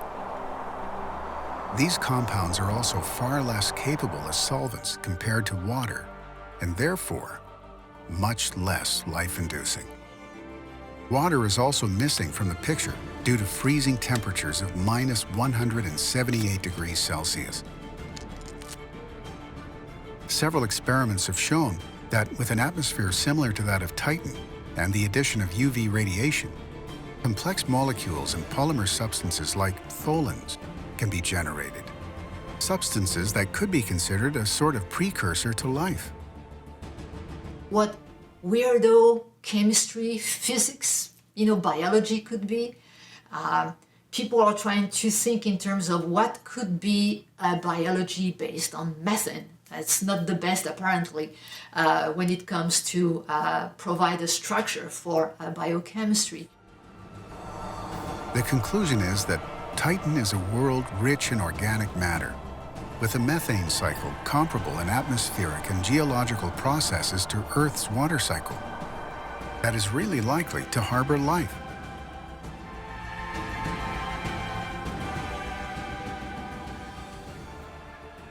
In the last years, NASA and ESA have combined efforts to develop an unmanned space mission that could finally unveil all the Titan's mysteries. But none of them have been approved yet.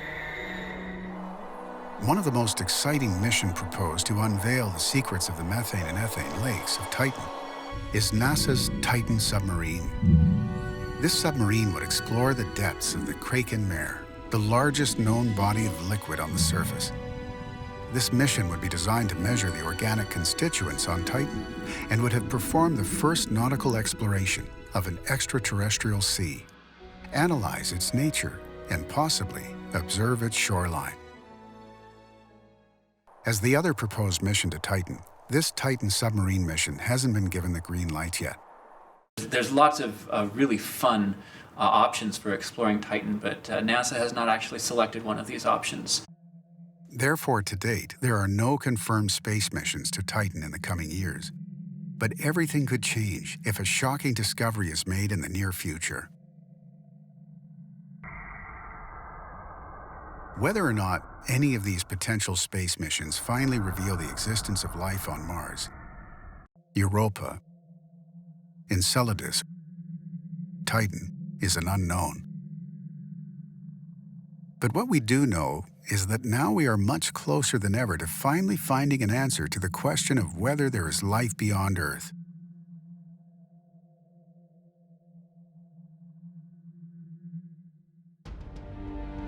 "50 years ago, the era of robotic exploration of our solar system was just beginning. In July 1965, the Mariner 4 probe sent the first close-up images of Mars. Those blurred images showed that Mars did not have vegetation, much less canals crisscrossing the planet, as envisioned by earlier generations of astronomers. At that time, the most widespread opinion was that Mars was not just the red planet, but also the dead planet, with the chances for life of any kind being considered infinitesimal.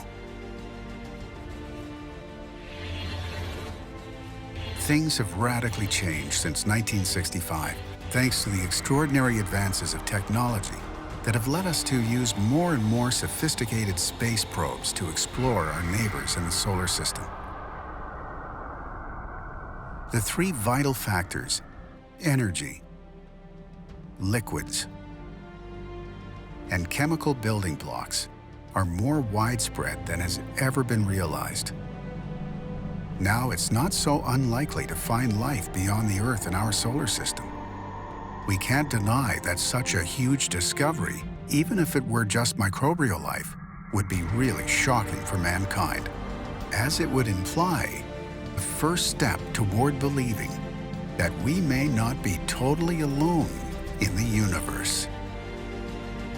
Then, the right conditions could also exist beyond the boundaries of our own solar system, in distant outer space.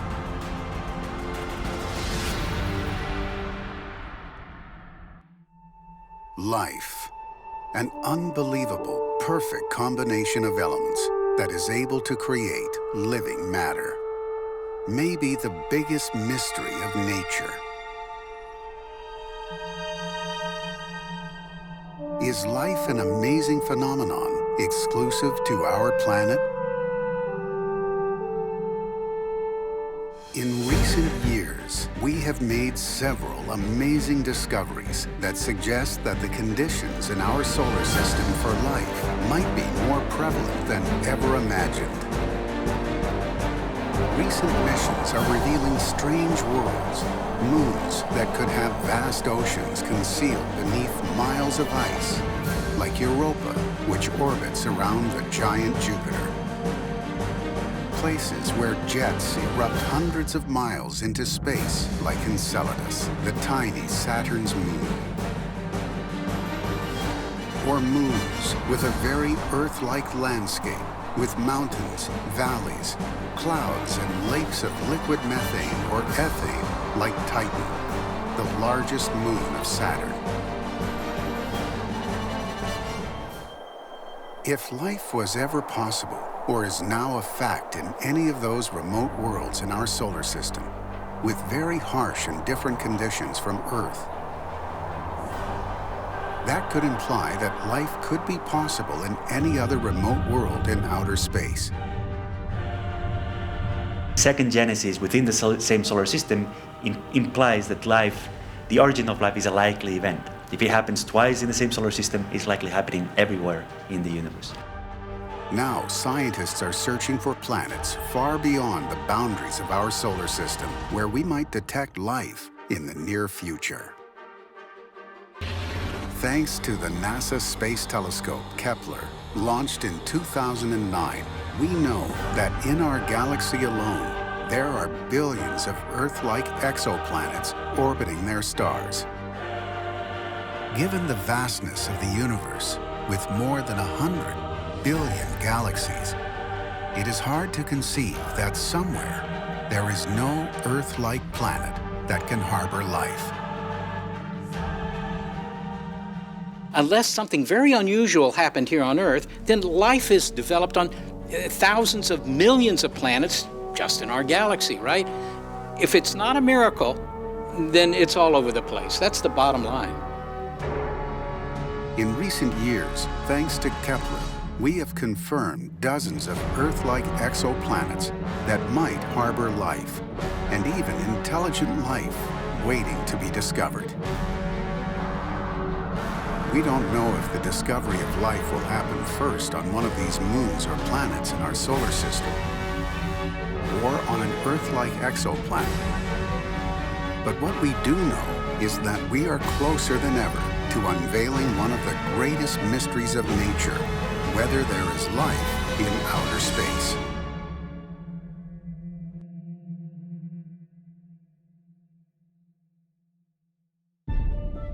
Is there life beyond Earth? Humankind has always asked itself this question, but no answer has yet been found.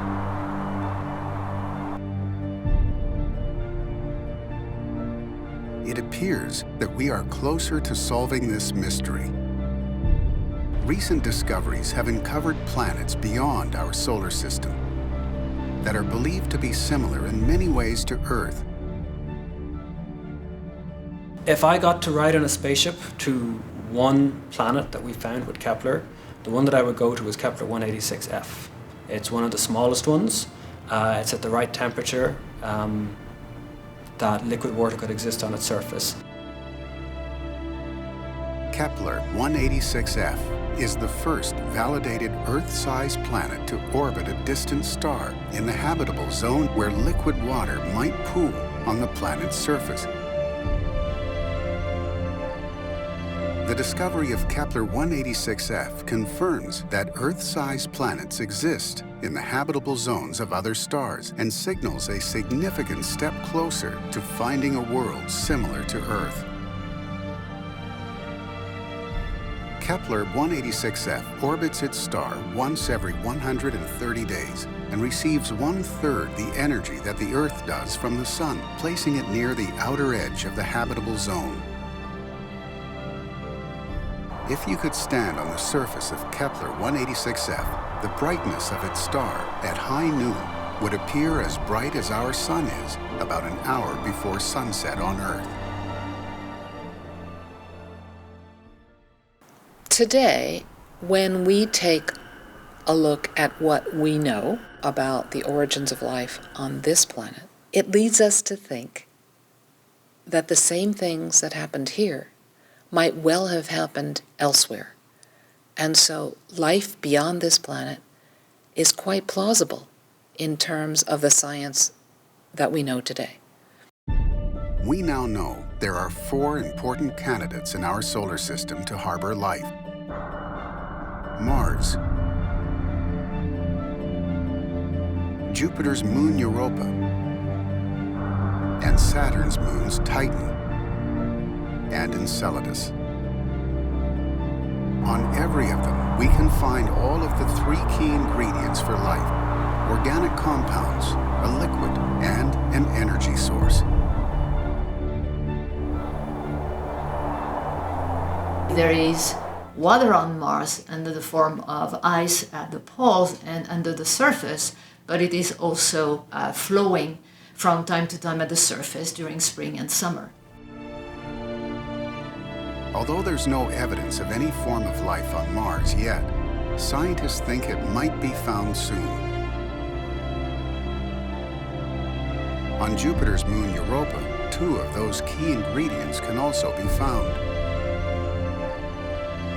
We do know there is water on Europa. On the surface of Europa, we have an icy crust.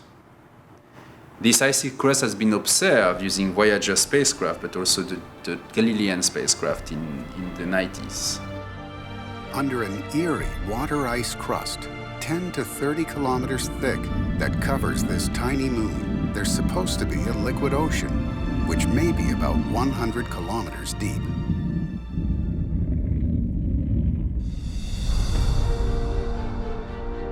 The Saturn's moons Titan and Enceladus have become the search for life priority top spots in the recent years. Titan is the only moon in the solar system that is known to have an atmosphere. It's also the only place in the solar system that has an atmosphere made primarily of nitrogen, except for the Earth. So Titan and Earth are closely linked in that way. Titan is a fascinating world. It's the most alien place in the solar system, so to speak, because it, in fact, other than the Earth, is the only place we know of that has seas of liquid on its surface, but those seas are not made of water. They're made of liquid methane and liquid ethane. Titan is the only place in the solar system outside Earth where there are stable bodies of surface liquid, but at minus 180 degrees Celsius, this liquid can't be water. We know there are lakes filled with super-chilled liquid methane and ethane. In recent years, Enceladus, a tiny moon orbiting Saturn, has become one of the main goals for exobiology. Enceladus is a small icy moon, quite similar to Europa, as it has a thick icy crust and an ocean beneath. We know there are vast jets of water ice erupting several miles into space. Enceladus is one of the most interesting places in the solar system because of the presence of this activity, this geyser-like activity. If we have geyser-like activity, people expect to have water, liquid water. Recently, in those jets, some of the basic chemical building blocks of life have been detected, so we can be sure that we have on Enceladus the trifecta to harbor life: liquid, organic compounds, and an energy source.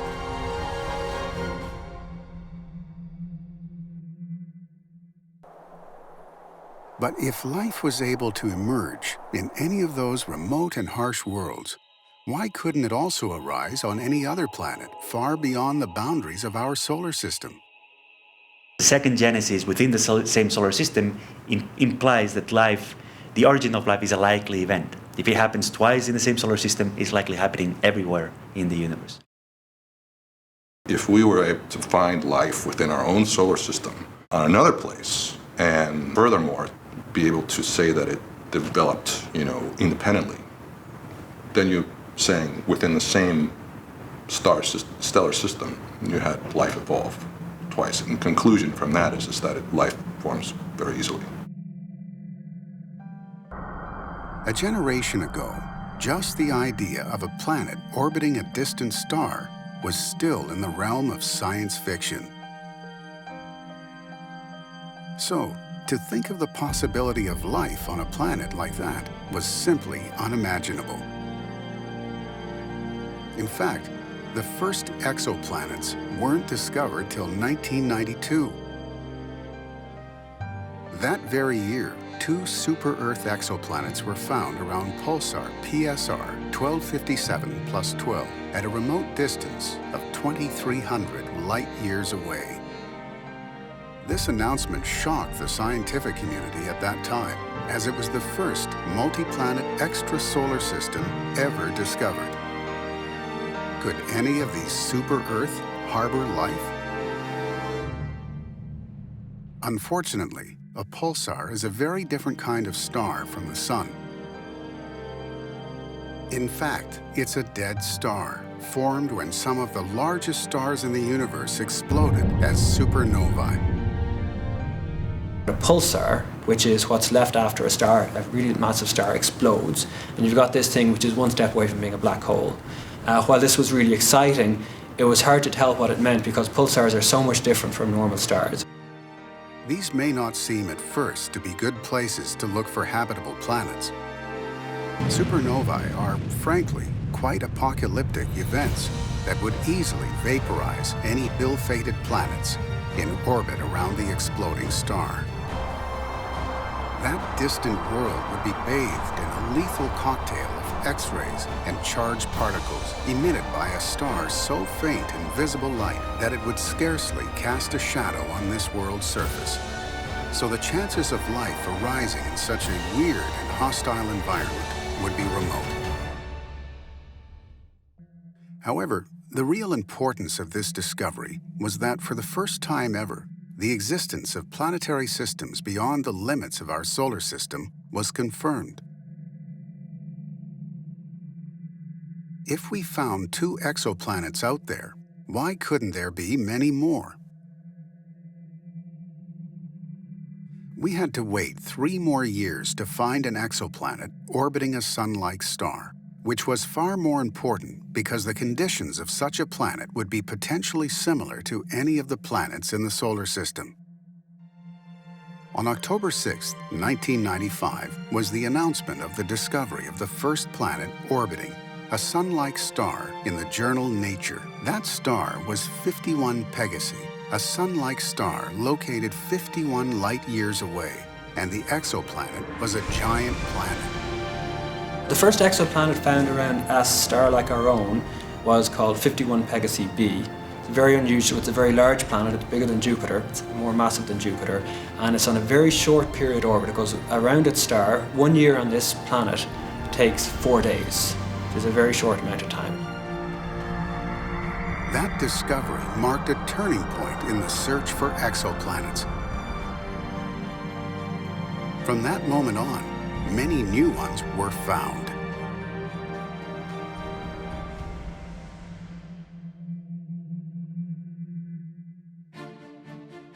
Nevertheless, what radically revolutionized the search for exoplanets was the NASA Space Telescope Kepler. Before Kepler was launched, there was hundreds of planets that we knew of in systems around other stars, and now we know of thousands. And that's why Kepler was so revolutionary.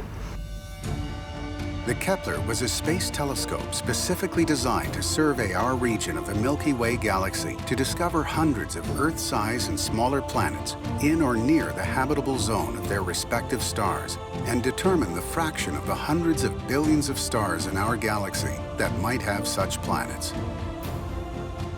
It works very simply. I mean, anybody can understand this. It's just staring at one spot on the sky all the time, never blinks. And it's looking at 150,000 stars. And it just monitors how bright they are, kind of like a camera light meter, really. And occasionally they'll see this star over here, for example. It'll get a little bit dimmer, a very fraction of a percent dimmer for a few hours, and then it'll get bright again. Well, that happens if a planet passes in front of that star. We've gone from finding 100 planets to over 1,000 planets with Kepler, those that have been confirmed. And there's about 3,000 or 4,000 more which we have strong evidence for, but we wouldn't consider confirmed planets just yet. Kepler is on the hunt for planets. Kepler has found literally thousands of planets or planetary candidates. It's a planet-finding machine. In 2011, for the first time ever, Kepler provided scientists with a census of the Milky Way, so we could calculate how many stars in the Milky Way could have a planet like ours. Around 1 billion. Maybe there are 1 million, maybe there are 1 billion, maybe there are 100 billion planets in the Milky Way galaxy that could support life, the kind of planets that earthly life could survive on. How many of them have cooked up their own life? And we don't know the answer to that, okay? Because that depends on how hard it is to get life started. Just because I give you all these, these worlds doesn't mean that life will get started. But on the other hand, those planets are all made out of the same stuff that Earth is. So again, unless something very unusual happened here and nowhere else, there's going to be biology all over the place.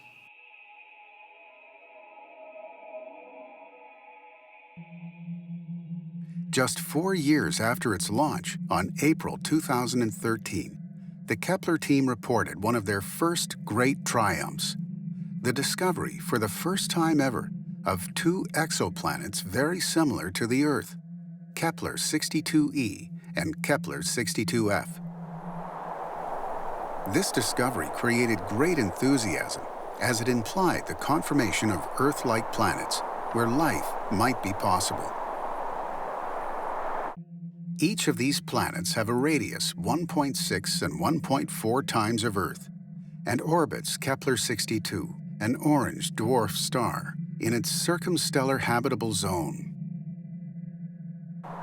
A modeling study also concluded that Kepler-62e and Kepler-62f are likely covered mostly, perhaps completely, in water. Kepler-62e probably has a very cloudy sky and is warm and humid all the way to the polar regions. Kepler-62f would be cooler, but still potentially life-friendly. Unfortunately, they are at a huge distance of 1,200 light-years away in the constellation of Lyra. Thanks to the Kepler mission, we now know that there are tens of billions of planets orbiting stars just in our galaxy, the Milky Way, and we know there are billions of galaxies across the universe.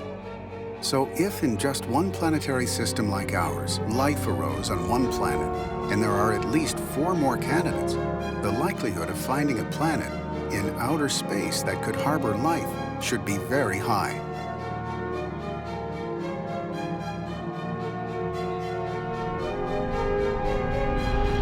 But Kepler has discovered for us not only the existence of Earth-like planets, but also has provided us with amazing data about the universe, such as the confirmation of the existence of planets that orbit around not only 1, but 2 stars, like Kepler-16b.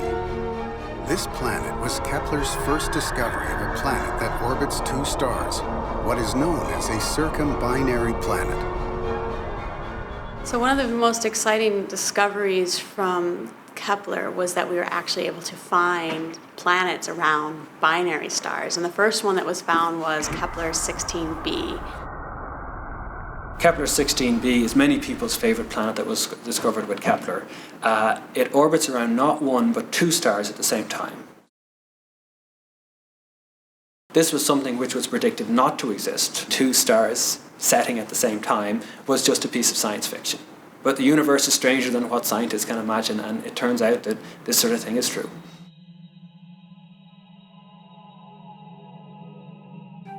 Since 1992, over 2,000 exoplanets have been discovered. Thanks to future Space Telescope missions planned for launch, the number of observed exoplanets is expected to increase greatly in the coming years. Despite having discovered just a tiny fraction of all of those billions of exoplanets that we think that exist, how could we know how many of them could harbor life?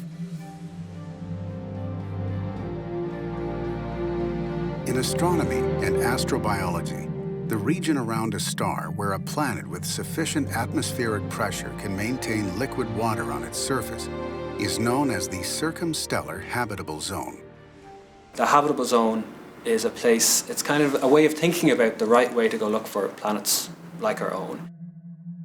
The Earth is obviously in the circumstellar habitable zone of our solar system. A potentially habitable planet implies a terrestrial planet with conditions roughly comparable to those of Earth, and thus potentially favorable to life. There's a sweet spot, an area where it's not too hot and not too cold, and we call that the habitable zone, or some people call that the Goldilocks zone. If you've got a planet in that regime, and if it's small, if it's rocky enough, and it had water, that water would be in a liquid state, more than likely. So that would be a good place to go looking.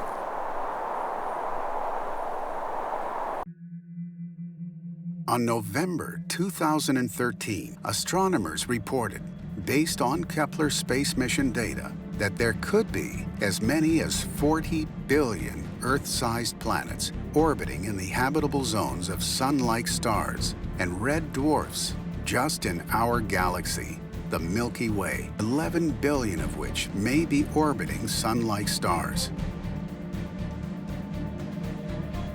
Those 11 billion exoplanets orbiting stars like our Sun really are a huge number of potential Earth-like worlds. However, now we know that stars very different from our Sun may be a good place to look for life. In May 2016, a team of astronomers announced, for the first time ever, the finding of 3 habitable planets orbiting a star completely different from ours, an ultra-cool dwarf star. It's the first planetary system found around a star like this. The star, named TRAPPIST-1, is just 40 light-years away and is much cooler and redder than the Sun, and barely larger than Jupiter.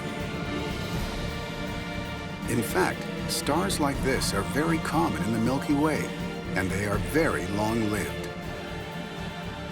The 3 planets are very similar in size to the Earth and might have habitable regions on their surfaces. So the answer to what the best place in the universe is to find life nowadays has radically changed. To date, among all of the more than 1,000 confirmed exoplanets, there are around 50 that are in the circumstellar habitable zone of the star they orbit around. And therefore, they could be potentially considered Earth-like planets, which does not imply these distant worlds may harbor life. However, could life be possible outside those habitable zones? The discovery of hydrocarbon lakes on Saturn's moon, Titan, has begun to call into question the carbon chauvinism that underpins circumstellar habitable zone theory. Liquid water environments have been found to exist in the absence of atmospheric pressure and at temperatures outside the circumstellar habitable zone temperature range. Just because a planet is outside the habitable zone doesn't mean that it couldn't have life. For example, Saturn's moon Enceladus and Jupiter's Europa, both outside the habitable zone of our solar system, may hold large volumes of liquid water in subsurface oceans. If we are considering the possibility that life could arise in such harsh environments, which are not in the circumstellar habitable zone, that implies that we should look for exoplanets far beyond those zones. So the chances of finding an exoplanet with conditions to support life are much higher.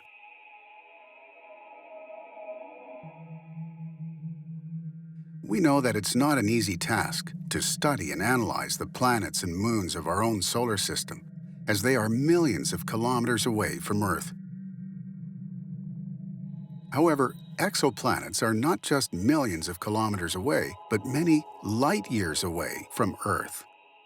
How can astronomers manage to study exoplanets if they are trillions of kilometers away? There are several methods used by astronomers and astrobiologists to discover and to study these extremely distant, mysterious worlds. Before the launching of the Kepler mission in 2009, the most successful technique for detecting exoplanets was the Doppler spectroscopy, also known as the radial velocity method. The radial velocity method relies on the fact that a star does not remain completely stationary when it is orbited by a planet.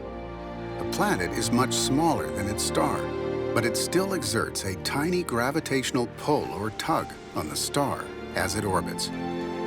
When a planet is behind the star, from our point of view, it pulls the star slightly away from us. When it's in front, it pulls the star slightly toward us. This causes the star to wobble back and forth. Astronomers look for this wobbling to find planets. They use something called a spectrograph and powerful telescopes to examine the light coming from a star. A spectrograph, like a prism, splits the light from the star into its component colors, producing a spectrum. Some of the starlight gets absorbed as it passes through the star's atmosphere, and this produces small, dark gaps or lines in the spectrum. As the star moves closer to us, these lines shift toward the blue end of the spectrum. As the star moves away, the lines shift back toward the red end of the spectrum. So the spectrum appears first slightly blue shifted and then slightly red shifted. Therefore, astronomers can look for orbiting planets by looking for these back and forth motions of the lines in a star's spectrum. And you can work out from the speed that's being pulled towards you and how long it takes to go around in that circle, you can work out the mass of the planet or the companion thing which is pulling it around. If that mass is very small, the thing is a planet. That method has been very successful. It found most of the planets which were discovered early on. However, the Kepler technique was based on the planet's transit. The transit method is based on the observation of a star's small drop in brightness that occurs when the orbit of one of the star's planets passes. Transits in front of the star. The amount of light lost depends on the sizes of the star and the planet, and the duration of the transit depends on the planet's distance from the star and the star's mass. With the Kepler Space Telescope, when we look at a star, we don't see the planet directly. All we see is a tiny dip in the brightness of the star when the planet passes in front of it. From the size of the dip, we can work out the relative size of the planet. Is it a big planet or is it a small planet? The combination of transit photometry and Doppler velocimetry reveals planetary radius, mass, and density, which are some of the main parameters to evaluate the potentiality of the exoplanet as an Earth-like candidate, and so to harbor life. Once you know the distance away from the star and you know how hot the star is, you can estimate what the temperature on the surface of the planet would be like. Another of the main parameters to analyze the Earth-like potential of an exoplanet is its atmospheric composition. Atmospheric studies of exoplanets might be performed with spectroscopy during planetary transits. During the transit, the stellar light passes through the atmospheric limb of the planet. Spectral analysis of this filtered light reveals the structure and composition of the atmosphere. Astronomers could identify the most Earth-like exoplanets by detecting the biomarkers, which are the imprints that life forms have on their host planet atmosphere.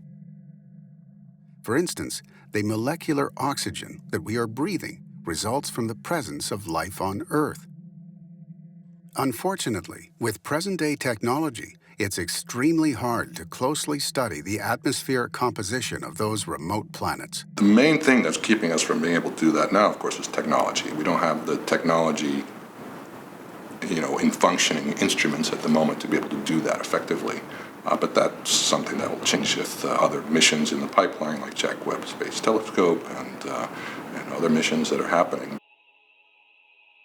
Kepler continuously monitors over 100,000 stars similar to our Sun for brightness changes produced by planetary transits. Thanks to this ingenious technique, Kepler has confirmed to date more than 1,000 exoplanets. Scientists think that about a few dozen of them can be labeled as Earth-like.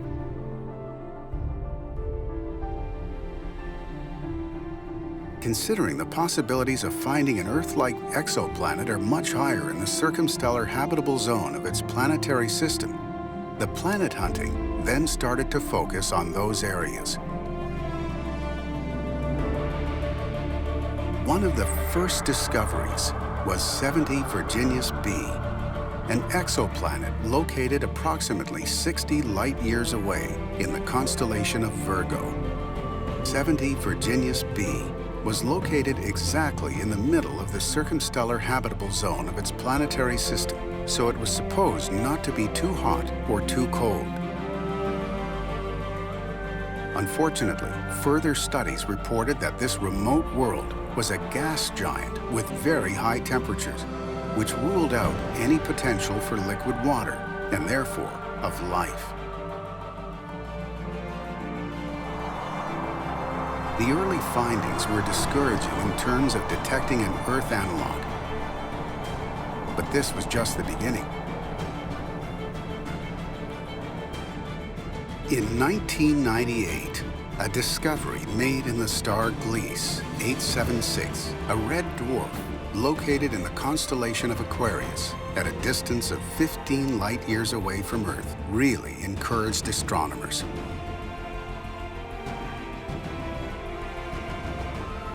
A gas giant was detected in its habitable zone, Gliese 876b.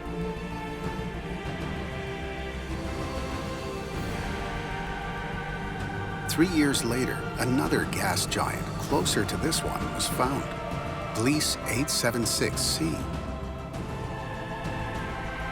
We know that life as we know it is not possible on gas giant planets such as Jupiter or Saturn. But the big surprise was that both exoplanets may have habitable moons orbiting around them, as Jupiter and Saturn have.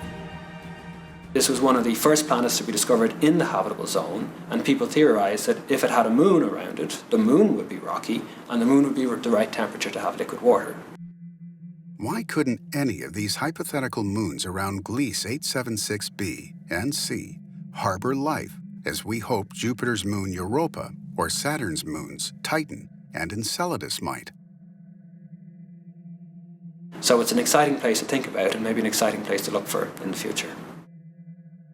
After the discovery of these exoplanets with potential Earth-like moons, several similar exoplanets with moons orbiting around them were discovered. Maybe on any of those remote moons, life arose in the past, or exists in the present, or might appear in the future. After all these early discoveries, we started to approach to the main goal, to find the most Earth-like world. An Earth analog, also referred to as a twin Earth or Earth-like planet, is a planet or moon with environmental conditions similar to those found on the planet Earth. If life could arise on Earth millions of years ago, and if we look for exoplanets similar to our planet, the chances of finding habitable planets skyrocket. Recent discoveries have uncovered planets that are believed to be similar in many ways to Earth, with relatively high Earth similarity indexes. The size is often thought to be a significant factor, as planets of Earth size are thought more likely to be terrestrial in nature and be capable of retaining an Earth-like atmosphere.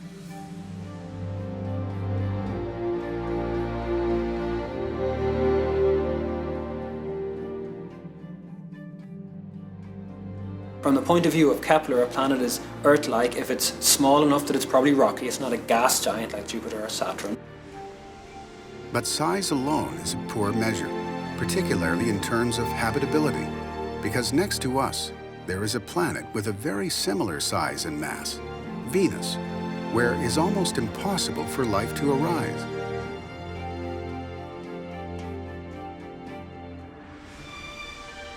There are other criteria to be considered, like the surface gravity or the star size and type.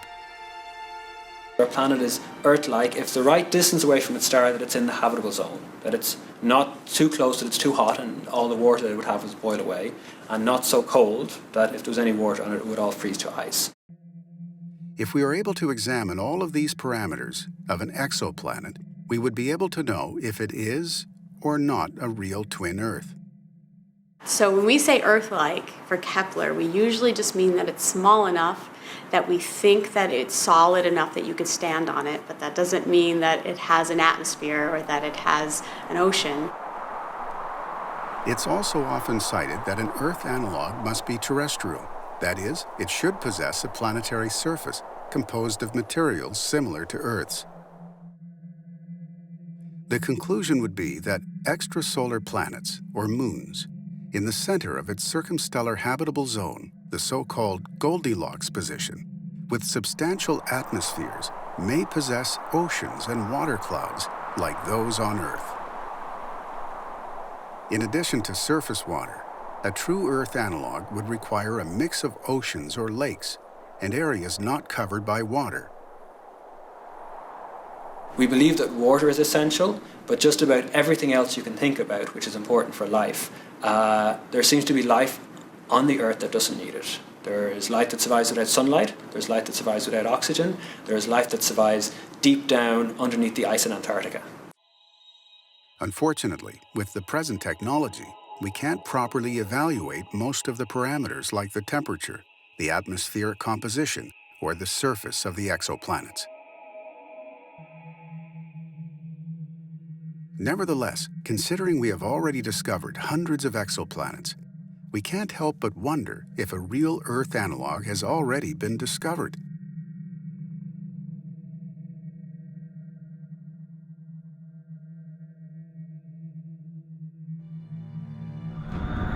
On 18th April 2013, astronomers from the Kepler team announced a discovery that created great expectation. For the first time ever, two very Earth-like exoplanets were found. They were the Kepler 62e and the Kepler 62f.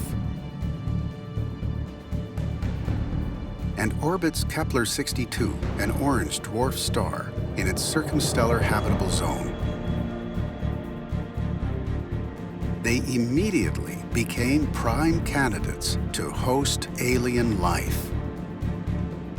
A modeling study also concluded that Kepler 62e and Kepler 62f are likely covered mostly, perhaps completely, in water.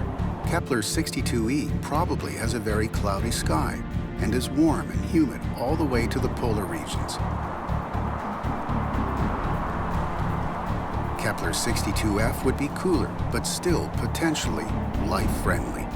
Unfortunately, they are at a huge distance of 1,200 light-years away in the constellation of Lyra.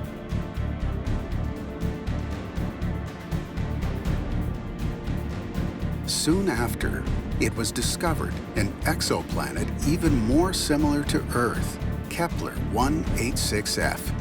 This finding was a milestone, as it was the first rocky planet found in the habitable zone of its system. It is 492 light-years away from the Earth. Kepler 186f is possibly my favorite planet to come out of the Kepler mission. It's a small planet, it's maybe 10 to 20% bigger than the Earth. Based on everything we know about planets, it's almost certainly to be rocky. And it's the right distance away from its parent star that, if the atmosphere is right, if the greenhouse effect is right, it could have liquid water on the surface. After that discovery, several more Earth-like candidates started to arise, like Kepler 438b, Kepler 442b, or Kepler 440b. All of them were very similar to our planet, but none of them was a real twin Earth. But everything changed on July 23, 2015. That day, NASA's Kepler Space Telescope science team shocked the scientific community with an amazing finding. The most Earth-like planet ever was discovered its name Kepler 452b. What made different this one to the other previous Earth analog candidates? Kepler 452b is the very first, apparently rocky planet that orbits a G-type star like our Sun. It's a planet in the habitable zone around a star which is almost a clone of our own Sun. After this discovery, the Earth is a little less lonely in the universe.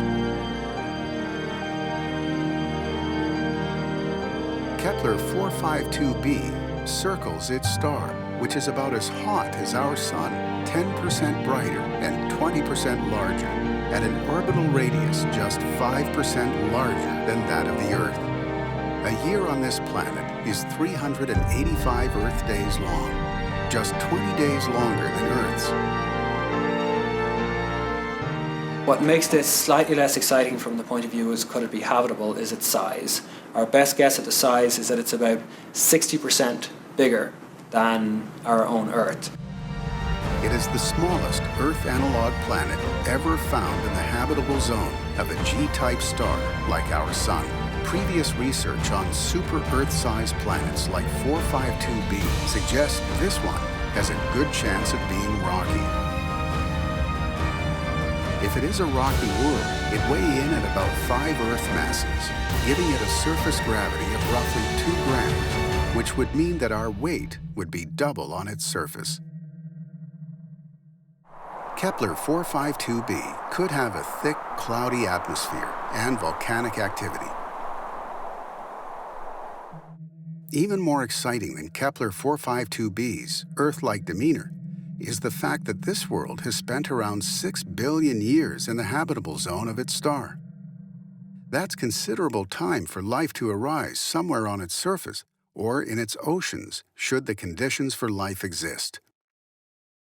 Kepler 452b is about 1.5 billion years older than the Earth.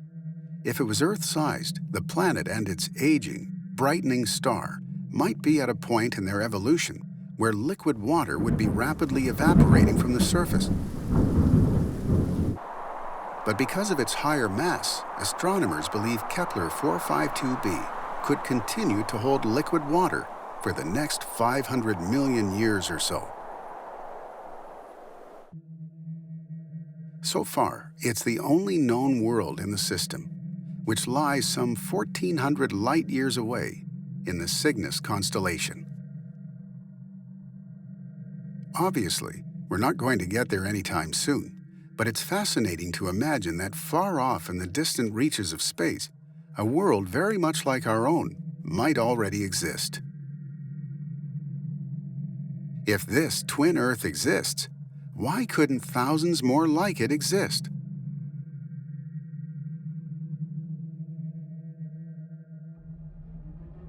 Less than a year after the amazing finding of Kepler 452b, on May 2016, a new discovery shocked the scientific community.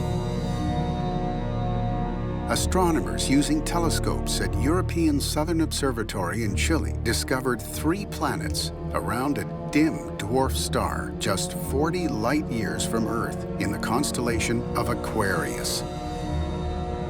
These worlds may be the best targets so far found in the hunt for life elsewhere in the universe. They used the TRAPPIST telescope to monitor the brightness of an ultra-cool dwarf star in the constellation of Aquarius, which has been named TRAPPIST-1. TRAPPIST-1 is much cooler and redder than the Sun and barely larger than Jupiter. Stars like this are very common in the Milky Way, and they are very long-lived. This was the first time that planets have been found around one of them. The 3 planets are very similar in size to the Earth and might have habitable regions on their surfaces. But the really exciting result is that these are the first Earth-like planets that are well suited for the detection of life. The ultra-cool dwarf stars are the only places where life could be detected on an Earth-sized exoplanet using our current technology. The light from much brighter star, like the Sun, for example, would swamp vital measurements of the atmospheres of any candidate planets.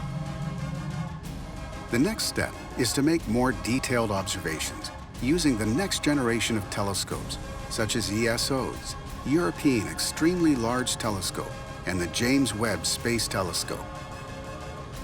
That will allow astronomers to study the atmospheres of planets like this and to search for molecules related to biological activity, like ozone, methane, or water.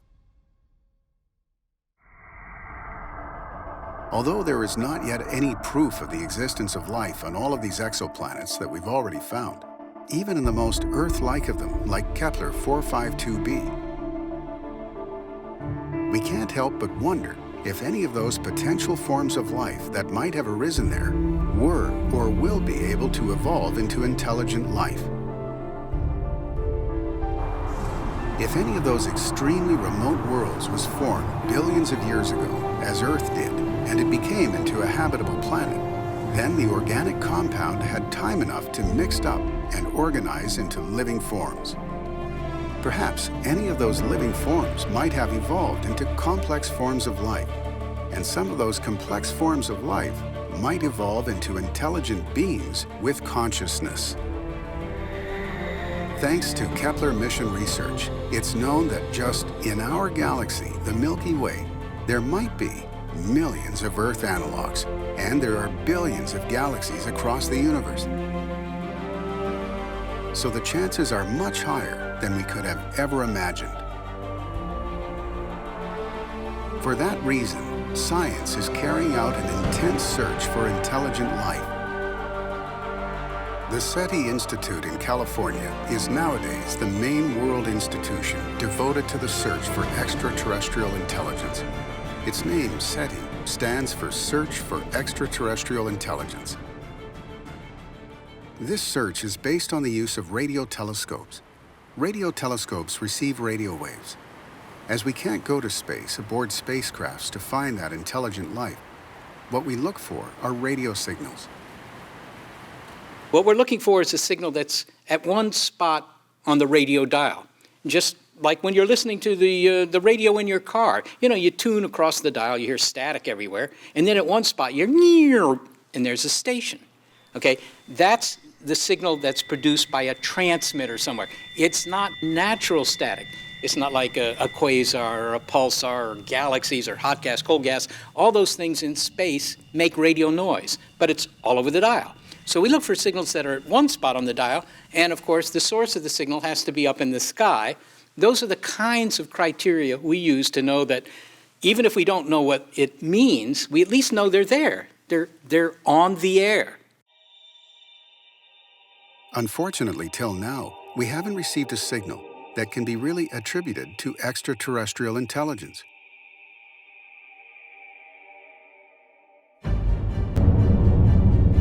In the coming years, NASA and ESA, the European Space Agency, have planned to launch several space telescopes that will surely help to unveil the mystery of life beyond the boundaries of our solar system. The most ambitious one is the James Webb Space Telescope. This project is an international collaboration between NASA, ESA, and the Canadian Space Agency, CSA. It will be the premier observatory of the next decade, serving thousands of astronomers worldwide. It will study every phase in the history of our universe, ranging from the first luminous glows after the Big Bang to the formation of solar systems capable of supporting life on planets like Earth, to the evolution of our own solar system. This new telescope, 3 times more powerful than Hubble, will be able to analyze starlight passing through the atmospheres of the closest Earth-like worlds, looking for the telltale signs of life itself, like, for instance, detecting gases in its atmosphere usually linked to life processes such as oxygen, methane, carbon dioxide, or nitrogen. JWST is really going to help us understand what atmospheres of planets are like under different conditions, and that's going to be a really exciting result. There is another mission, the CHEOPS mission. CHEOPS comes from Characterizing Exoplanet Satellite. This is an ESA mission dedicated to searching for exoplanetary transits by performing ultra-high precision photometry on bright stars already known to host planets. With all of these new space telescopes programmed to be launched in the coming years, we are sure that finding a habitable exoplanet and any consistent biosignature will be just a matter of time.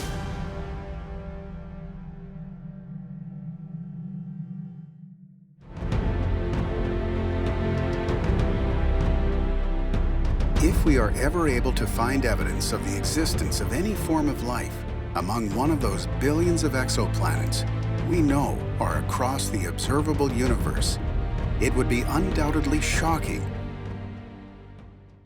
If we did find life somewhere else in the solar system and we were able to do, for example, a genetic analysis to determine that it was distinct from life on Earth, that would be a really earth-shaking discovery. Living generation might be witness of a finding that would undoubtedly be a turning point in the history of humankind. The discovery of life in outer space. 30 seconds and counting. Astronauts report it feels good. T-minus 25 seconds. I believe that this nation should commit itself. 12, 11, 10, 9. Ignition sequence start. To achieving the goal 5, before this decade is out. 2, 1. Liftoff. We have a liftoff. Of landing a man on the moon and returning him safely to the Earth. Liftoff, the clock's running. On July 20th, 1969, Apollo 11 astronauts Neil Armstrong and Buzz Aldrin became the first men to set foot upon the moon. Houston, the Eagle has landed. It's one small step for man, one giant leap for mankind. 4 months later, Apollo 12 successfully landed on the lunar surface, and astronauts Peter Conrad and Al Bean walked on the moon November 19, 1969. And in April 1970, NASA launched the crew of Apollo 13 into the vast ocean of space to continue man's lunar exploration. But 56 hours into the mission, a devastating malfunction left the spacecraft leaking precious oxygen and the crew of 3 astronauts facing a life and death crisis. Okay, Houston, we've had a problem here. This is Houston. Say again, please. Houston, we've had a problem. We could have lost O2 tank 2. We got to get a pressure readout on that thing. O2 quantity number 2 is 0. We are vetting something out into space. Apollo 13's mission priority was no longer lunar exploration, but survival. With ground teams working around the clock, NASA faced the formidable task of returning the crew safely to the Earth. Failure of the oxygen tank on Apollo 13 almost brought the mission to an end in a catastrophic way. The mood in mission control was immediately one of disbelief. I have absolutely no clue to what happened. Something happened to the fuel cells in the oxygen tank. We're going to hit 100 psi in an hour and 54 minutes. That's the end right there. So they only had a few minutes of power left. We're still 70 to 80 hours away from the Earth. We were running out of time to get the spacecraft back on course. I don't think we should ever believe that rescue was inevitable here. Without use of the lunar module, the mission was lost. What do you think we got in the spacecraft that's good? It looks grim.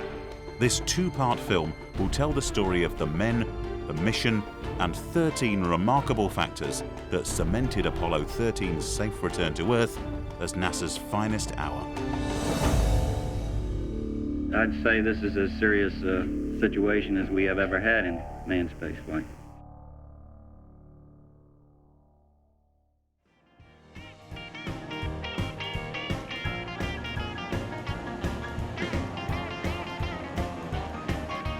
April 1970. NASA's Apollo space program is in full swing. The last 16 months have seen 12 men fly to the moon and 4 walk on its surface.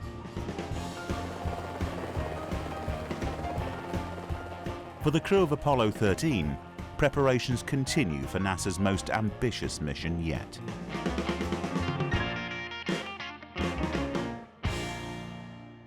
Navy captain and veteran astronaut Jim Lovell is mission commander. Lovell is one of NASA's most experienced astronauts, and Apollo 13 will be his 4th spaceflight.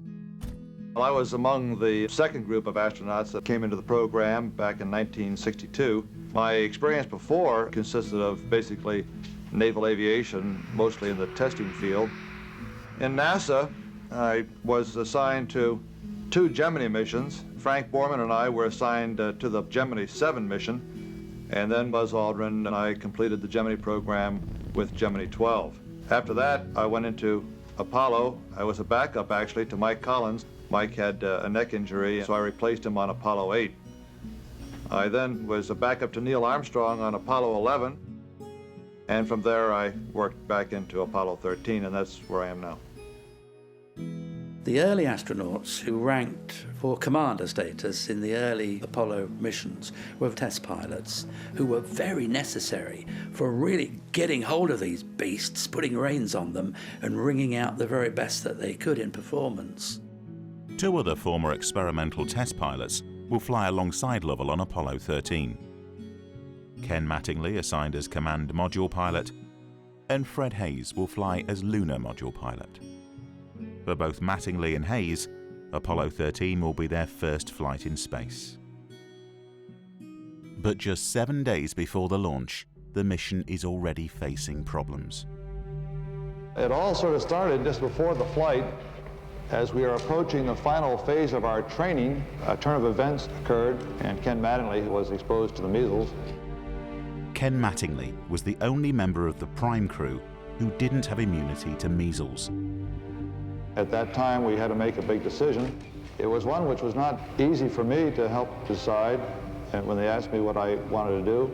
The flight surgeon's decision was that it was too big a risk to fly Mattingly on the mission, and therefore Mattingly was pulled from the Apollo 13 flight, and Jack Swigert, the command module pilot on the backup team, was substituted. The only apprehension that I have is that you work together as a crew. We did find that we did almost everything the same, and once this was determined, I had no apprehension at all. I felt that it was my job to get Jim and Fred there rested. I felt I could do that. I felt I could accomplish the majority of the orbital science objectives of the flight. I felt that we had a good mission and we could do it all. Jack Swigert will now fly as command module pilot alongside Jim Lovell and Fred Hayes. Apollo 13 will be his first flight in space. The main mission objective of Apollo 13 is basically the scientific exploration of the moon. We hope to find out a lot about the origin of the moon, and from that, the origin of our own planet, the Earth. We have, of course, a secondary objective in continuing the development and testing of the space systems itself for, of course, in future flights to other places. Apollo 13 really went to take a step further than the previous 2 Apollos that had been on the moon. They had landed in areas called mare, these sort of flat plains, which occupy quite a bit of the moon's surface. And they contain no digging implements, really, so you only looked at the rocks that were right on the surface. And there's a lot of interest in, really, what's happening down below the surface of those mare. So Apollo 13's aim was to go to an impact crater where some huge collision had happened with an asteroid. That impact had thrown material out, and it sort of dug it up from lower regions of the crust. And Apollo 13 was targeted to an area called Fra Mauro, where there were uplands that had some of this material, this impact debris exposed. And that was really their main aim, to try and get to rocks that were characteristic of a different age of the moon compared to Apollo 12. The particular objective of 13, of course, is a highland landing. We'll use the lunar module to land in a mountainous or hilly terrain called Fra Mauro, to explore Fra Mauro on foot, to look and find out exactly how it was formed, and also to deploy an experimental package called ALSEP. It was a mission where the crew were definitely very interested in the science. The previous flights had been mainly engineering flights. Apollo 11 and Apollo 12, although a lot of science was done on both of them. We decided that we were going to have a heat flow experiment, which was going to measure any potential heat coming out of the moon, and that needed a drill, a Black & Decker 12-volt drill, specially developed to drill these 3-metre holes, 1 inch in diameter, on the lunar surface.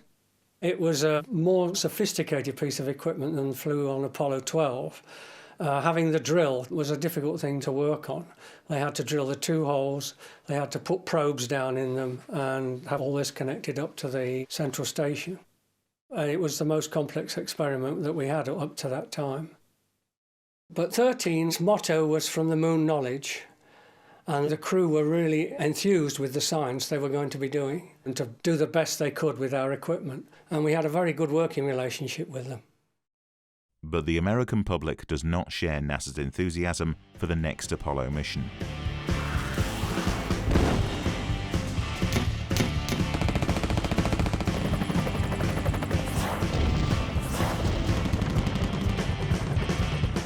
With the Vietnam War raging on and US ground troops having faced fierce combat for over 5 years, public interest in the moon is fading fast. People believe Apollo 13 will just be another routine flight. Public interest in the Apollo program reached a height in July 1969 when Neil Armstrong and Buzz Aldrin landed on the moon, but it rapidly decayed after that. There was some press coverage of Apollo 12, but by the time Apollo 13 flew, very little interest was shown. In fact, it was said that the TV companies, the broadcasters, were inundated with complaints from members of the public that their favourite programmes were going to be bumped off schedule to cover Apollo 13. It's interesting how quickly the public, and I guess we're talking mainly the American public, but worldwide as well, how quickly they sort of got a bit bored with it all, because it all seemed to go just like clockwork, didn't it? And people had got completely fed up with seeing the crew weightless and just poking at bits of equipment that nobody could understand. I think one of the problems there was that NASA was not emphasising enough the science that was going on and the knowledge that was coming back. So interest was waning until the accident. And some people thought the accident was a stunt, just to get interest back again, but of course it wasn't.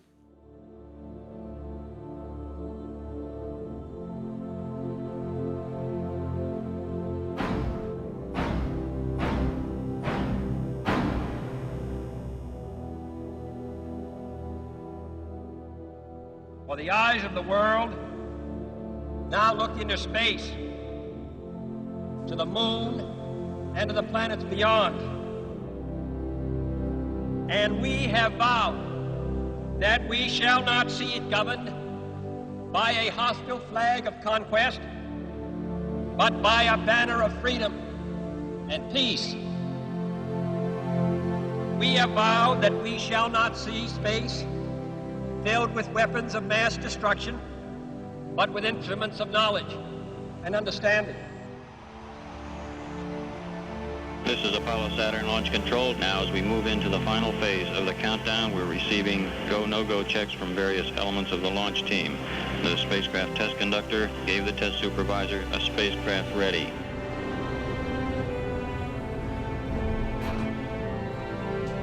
And the director of launch operations has given Apollo 13 a go for launch.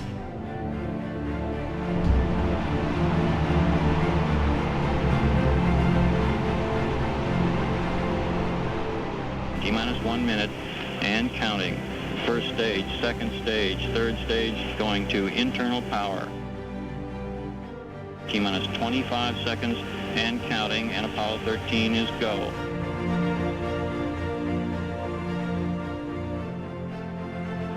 "17, guidance release, 15, 14, 13, 12, 11, 10, 9, 8. Ignition sequence has started. 6, 5, 4, 3, 2, 1.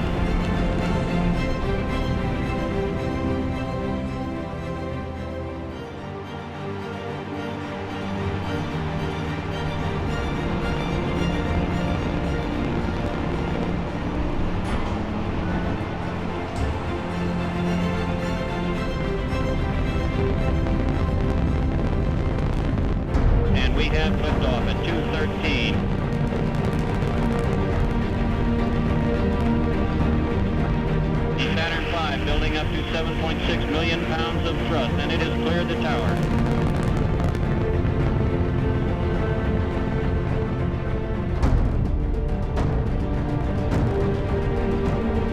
Houston, go at 30 seconds. Roll complete and we're pitching. Roger that. You feel a Saturn V launch. It actually shakes you. You really are willing it to go. Altitude 1.2 miles, velocity 1,500 feet per second. Stand by for mode 1, Charlie. It's like millions of thunderclaps going off. All the simulations are done, all the rehearsing is done. Now it's time to get on with the job. And 13, you're go for staging. Go for staging, Roger. We're EDS manual.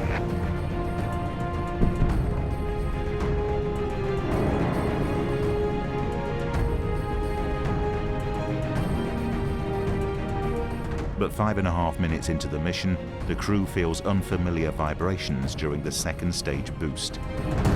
Inboard. We confirm inboard out. Jim Lovell reports the inboard engine has shut down a bit early.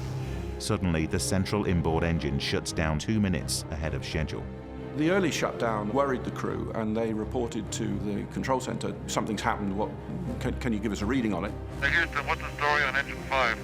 Jim, Houston, we don't have a story on why the inboard out was early, but the other engines are go and you're go. Roger. They were quickly reassured the other 4 engines were completely capable of getting them to orbit, so they knew within a few seconds of it happening that it wasn't going to affect the mission. To mission control, the cause of the engine cutoff is a mystery, but it's a mystery that may have saved the entire mission.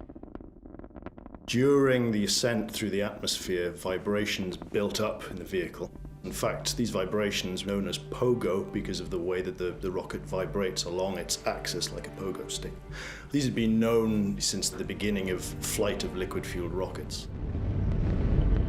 Pogo was a recurrent problem with the Saturn V's large engines and could create such variation in their thrust that the vibrations could literally shake the vehicle apart.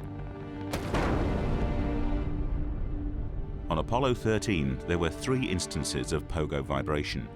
The first 2 were similar to pogo that had been seen previously, but the third almost brought the mission to an end in a catastrophic way.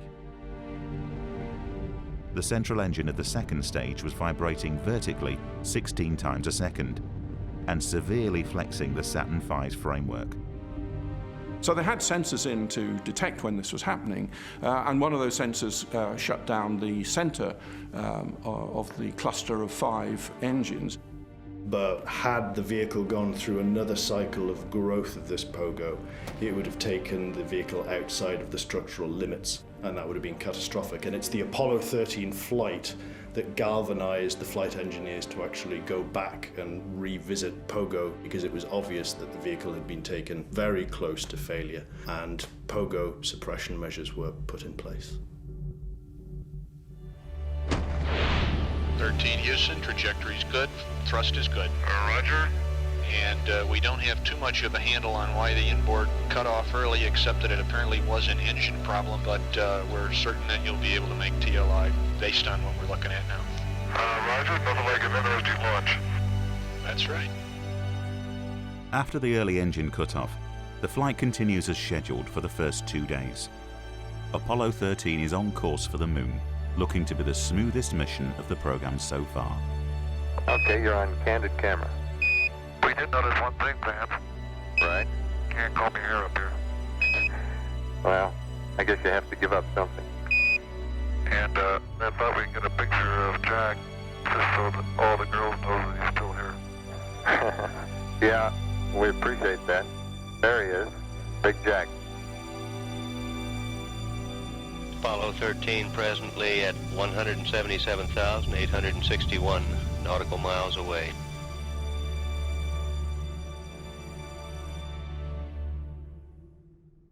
"55 hours and 46 minutes into the mission, the crew finish a television broadcast showing how comfortably they live and work in zero gravity.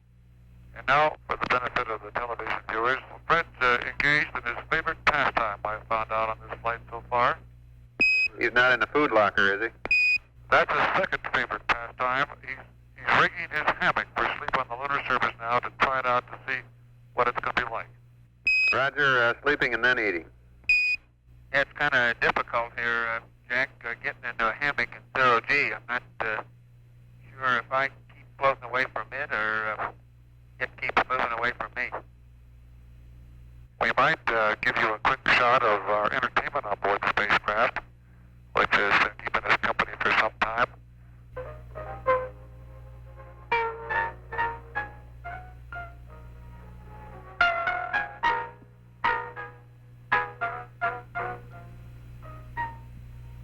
This little tape recorder has been a big benefit to us in passing some of the time away in our transit out to the moon.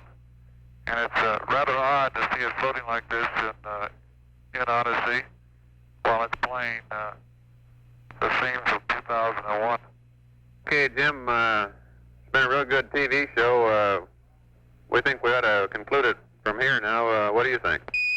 Roger, sounds good. And this is the crew of Apollo 13. Wish everybody there a nice evening. And we're just about ready to close out our inspection of Aquarius and get back for a pleasant evening at Odyssey. Apollo 13, Houston, we've got one more item for you when you get a chance. We'd like it to stir up your cryo tanks. Okay. Stand by. 7 minutes after finishing the broadcast, Mission Control instructs Jack Swigert to turn on the fans inside the spacecraft's 2 liquid oxygen tanks, a routine procedure to stir the tank's contents. But as the fan inside the number 2 tank switches on, damaged wiring creates a spark. The flight up until about 56 hours was, I guess what you'd call entirely nominal. We had followed the flight plan. We were ahead of the game. Fueled by the oxygen, a fire spreads inside the tank. The rapid pressure buildup ruptures the oxygen tank. Fred was still in the lunar module. Jack was back in the command module on the left-hand seat. And I was halfway in between in the lower equipment bay, wrestling with TV wires and a camera. High-pressure gas floods the fuel cell bay in the service module, blowing out a 13-foot panel of the spacecraft. When all 3 of us heard a rather large bang, just one bang. Okay, Houston, we've had a problem here. This is Houston. Say again, please. Houston, we've had a problem. Stand by, they got a problem. Okay. We got more than a problem. Okay, listen, you guys. Fuel cells 1 and 3 are offline. All right, that's what we're reading. Flight engineers at Mission Control immediately respond to their instrumentation, which is indicating a major systems malfunction in the command service module. Well, we're showing low N2 pressure on fuel cell 1. We're showing low O2 pressure on fuel cell 3. That can't be. Yeah, we might have lost fuel cell 1. And it looks like fuel cell 3 is gone. I can't believe that right off the bat. 2 of the spacecraft's 3 fuel cells appear to have been lost. These fuel cells are the prime source of electrical power in the command service module. With the massive buildup of pressure from the cracked and split tank, there was a tremendous release of energy that not only blew the panel off, but shoved up the shelf on which the 3 fuel cells were sitting. The shock closed a number of valves, and the fuel cells were running only on the oxygen that was in the lines from the valves down to the fuel cells. So they only had a few minutes of power left. Fearing the spacecraft's hull may be damaged, Swigert rapidly attempts to seal the tunnel hatch between the command module and the lunar module. The source of the bang not immediately determinable, and I was afraid that we might be vulnerable to losing pressure, so I proceeded to get the hatch in. We're starting to button up the tunnel again. 5 times, Swigert and Lovell try to lock the hatch in place, but the crew decides to stow the reluctant hatch and turn their attention to a new problem. The oxygen pressure had gone in cryo tank 2, and the pressure in tank number 1 was rather slowly but steadily decreasing. It was obvious it wasn't holding its own. We lost O2 tank 2 pressure. We got to get a pressure readout on that thing. O2 quantity number 2 is 0. My concern was increasing all the time. It went from, I wonder what this is going to do to the landing, to I wonder if we can get back home again. Looking out of the command module window, Jim Lovell sees gas venting from the service module into space. and it looks to me that we are venting something out into space. It's a gas of some sort. Roger, we copy your venting.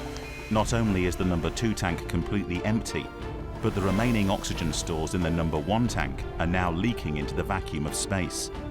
And when I looked up and saw both oxygen pressures, one absolutely zero and the other one going down, it dawned on me, and I'm sure Jack and Fred about the same time, that we were indeed in serious trouble. Although the command service module can operate on just one fuel cell, it requires an oxygen supply to generate power. The force of that massive expansion of gas caused leakage to begin in the number 1 tank. There was insufficient pressure coming from that tank to keep the third remaining fuel cell alive. Within 2 hours, the third fuel cell had to be shut down. It was quite apparent to me that it was just a question of time that the command module was going to be dead, that we were going to lose that fuel cell also. That's the only means of electrical power for everything needed to get the crew back to Earth alive. 200,000 miles from Earth, astronauts Lovell, Hayes and Swigert are now flying towards the Moon in a dying spacecraft. NASA must devise a plan to bring their men home before the remaining fuel cell fails completely. Apollo Control, Houston, continuing to closely watching oxygen quantities, and if necessary, the 13 crew can use oxygen from the lunar module. At the beginning of the Apollo program, NASA needed to develop a system that would successfully fly astronauts to the Moon and back, and the decisions that were made will now directly influence Apollo 13's chances of survival. At the very start of the program, when it was just drawings on bits of paper, there were a number of options, and various parts of NASA preferred various options. One option was to build a huge rocket, much bigger than Saturn V. It was called the Nova, and just send them straight to the Moon, land the rocket on the Moon, and then it was so big it had got fuel to come back. This was favoured, I think, by von Braun, actually. Then there was another scheme which had you go into Earth orbit, and then you separate out into various units, and some of them travel to the Moon and some of them don't. The system NASA committed to, known as Lunar Orbit Rendezvous, uses 2 separate specialized spacecraft, the Command Service Module and the Lunar Module, known as the LEM. The Command Service Module consists of 2 sections: the pressurized command module capsule that housed a crew of 3 astronauts and the equipment needed to fly to the Moon and back, as well as survive re-entry and splashdown, and the larger service module that provided propulsion, electrical power and storage for the command module consumables, such as oxygen and water. The Lunar Module was designed to fly 2 astronauts down to the Moon's surface, while the 3rd astronaut stayed in lunar orbit in the Command Service Module. Therefore, the Lunar Module had its own independent life support and power systems necessary to support the 2 men while they explored the Moon. Within 3 hours of the tank rupture, all oxygen stores in the service module will be lost, along with all supplies of water, electricity and propulsion, and the command module will be unable to sustain life. But the benefits of the Lunar Orbit Rendezvous system are about to offer Apollo 13 a chance of survival. Flight Econ. Go ahead, Econ. The pressure in O2 tank 1 is all the way down to 297. We're going to hit 100 psi in an hour and 54 minutes. That's the end right there. We're starting to think about the LEM lifeboat. Yeah, that's what we're thinking about too. We figure we've got about 15 minutes worth of power left in the command module, so we want you to start getting over in the LEM and getting some power on that. It was apparent, and the ground told us so, and they were right on the ball all the time, that the only way to survive the situation was to transfer to the lunar module, and we started going through procedures to get power on and to align the platform. With its independent life support, power and guidance systems, the lunar module can act as a lifeboat and keep the crew alive. The lunar module could act as a lifeboat because it's an independent spacecraft and was designed to go down to the lunar surface and come back, which meant it had a lot of capability, propulsion capability, life support and guidance. They were able to use all those functions as a backup to the failed systems in the command module. The lunar module was the only vehicle available to get them out of a very tricky situation. Without use of the lunar module, the mission was lost. I mean, everything was lost. Contingency plans to use the lunar module as a lifeboat had been drawn up by NASA earlier in the program. But now these plans and the spacecraft itself will be tested to the limit.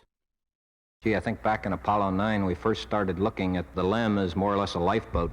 And fortunately, although the exact procedures do not tailor the exact case we've got, we had looked at the utilization of the LEM for an awfully long time, so we knew what the limitations were. We developed workaround procedures wherever it was possible.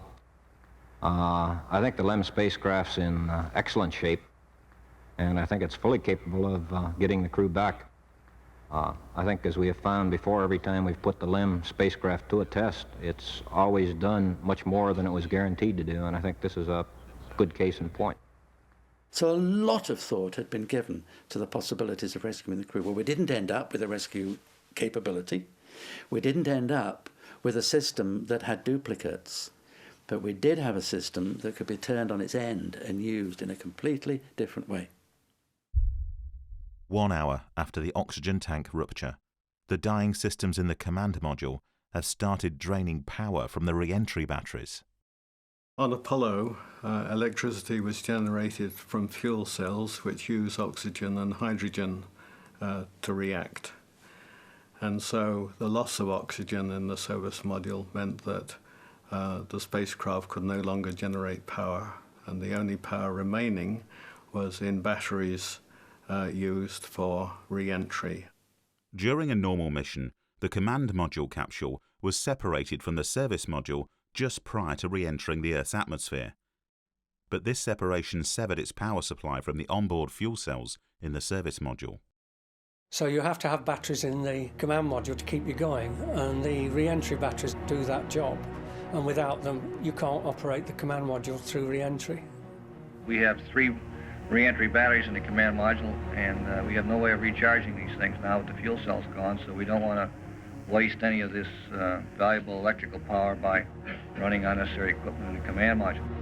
The command module must not run on the re-entry batteries any longer than necessary. Without these batteries, the crew will not survive the hazardous descent through the Earth's atmosphere. To minimize power consumption, Mission Control initiates emergency power down procedures.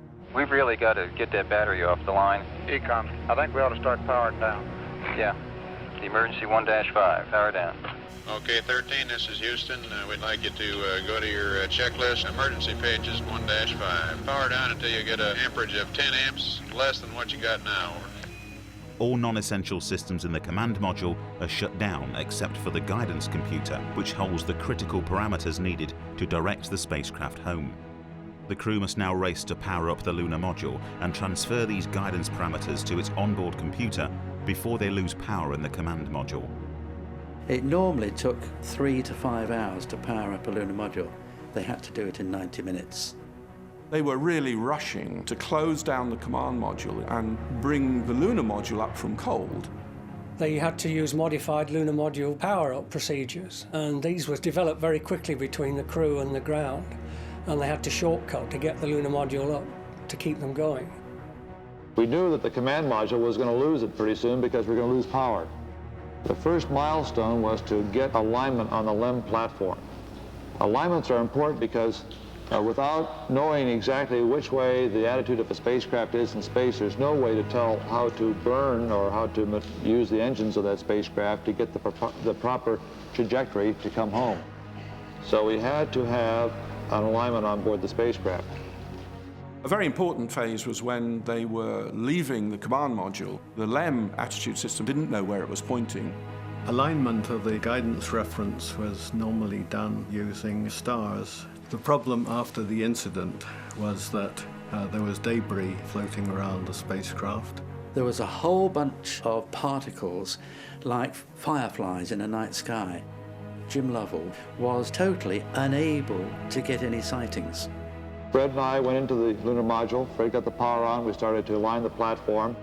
They needed to transfer guidance system knowledge of where things were pointing from the command module to the lunar module. We used a procedure that was in the activation checklist. Jack gave us the angles. And so they had to manually actually read the coordinates out and shout them into the LEM, and they were punched into the computer there. I was so concerned about being sure that this arithmetic was correct that I had actually called down to the ground, let them do the math, came back in and put it in. But we did get a platform alignment, and that was our first milestone. Once the guidance parameters are logged in their lunar module's navigation system, the command module is powered down to preserve precious re-entry batteries. With the lunar module acting as a lifeboat, NASA has stabilized the situation, and the crew have been bought some time.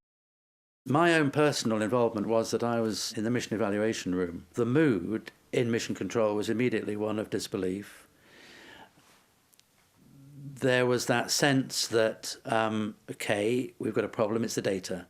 We see dropouts often, you see failed sensors giving erratic and spurious information. And then you begin to realize that there are a lot of things, and this is minutes, this is not hours. In minutes, you begin to realize there's a cascade of events which are tumbling, which means that they can only have one root cause. And the initial reaction was stabilization, to get the whole mission stable so that we could at least buy a bit of time. If the situation remains stable as it is at the moment, there's no question but what we have the thing under control and we can return the crew safely to the Earth. Now, we're going to have to make some compromises in procedures as how you do that. But if everything remains as is, we can get them back successfully. But we were running out of time to get the spacecraft back on course. So rapidly there had to be, okay, there's no time for stroking our chins, wondering what's going on. Now's not the time to try and diagnose what the fault was. That will come later. Let's deal with the here and now, go forward, straight on. We were trying to figure out what to do rather than to play out the old data. And that's what we'll be doing till we get them back on the water, is concentrating on everything that is their lives are dependent upon at the moment rather than worrying about the accident, because there's nothing we can do about that now. The service module is no longer useful in most cases because the oxygen is depleted. Essentially, assimilate as much data as possible, assign people to study those particular problem areas on how we keep the crew alive and how we keep our options open. I was involved with the ALSAP experiments. I was a test engineer working at the Cape. We were called in the middle of the night telling us that it had happened. We went in and we had a discussion about whether we could use our nuclear power plant, which was on our experiments, on the ALSAP experiments, to give them extra power. They'd have to go outside, which would mean using a lot of oxygen because you'd have to depressurize and repressurize again. They'd be working with a hot 1500 degrees fuel capsule, maneuvering that in 0G, getting it into the generator, and then finding a way of connecting that to the power system. And it was decided it was just too dangerous. They just would not succeed in doing it. I worked as a support contractor to the Guidance and Control Division during Apollo. My impression during the early time of the mission was great concern for understanding what had happened and the best way to get out of the situation. And although there was a lot of tension among all the people, nobody really lost it. They somehow kept going and encouraged the crew. The crew, more than anybody, knew how serious the situation was. One gets the impression of a sort of calm, searching for answers, but nobody really getting upset. And I think if anybody had really got upset, that probably would have been very serious. NASA must now focus on the best strategy for returning Apollo 13 home. The free return trajectory was a flight path to the Moon designed by NASA earlier in the Apollo space program.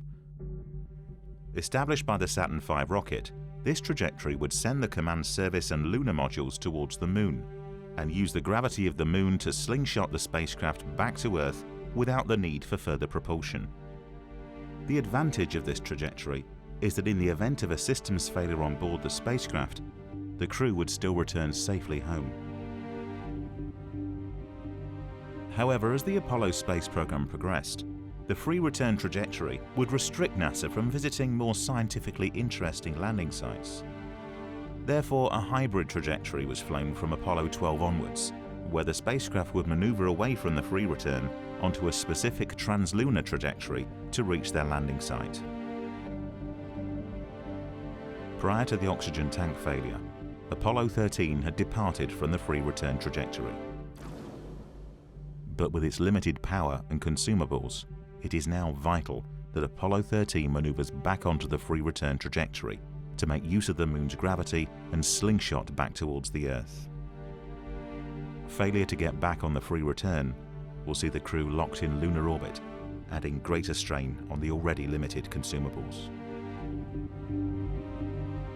But with the condition of the service module and its large propulsion engine uncertain, NASA is left with no option but to use the lunar module's smaller descent engine to fire the spacecraft back onto the free return trajectory.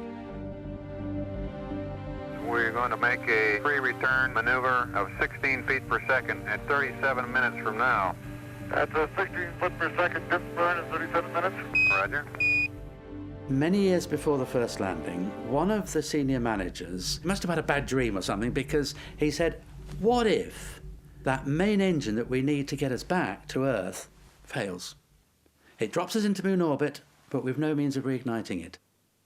I want to know, he said, if the lunar module's propulsion system and its onboard consumables can be worked in such a way that it can get the crew out of moon orbit and on their way back to Earth. And those tests were done.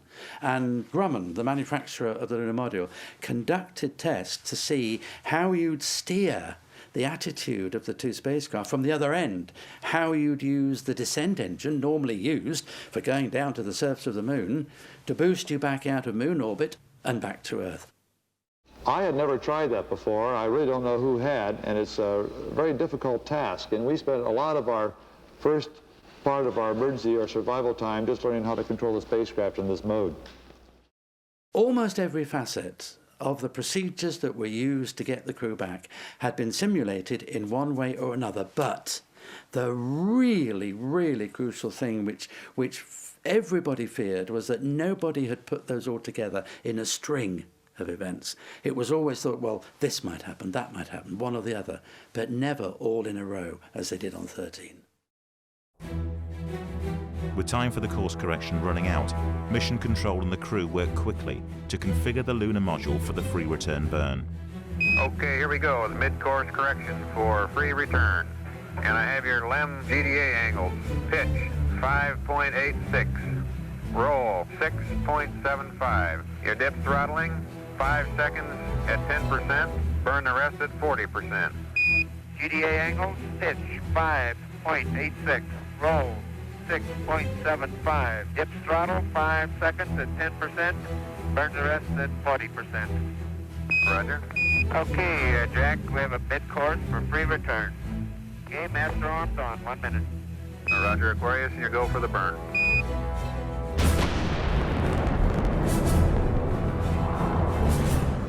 %. Okay, Aquarius, you're looking good.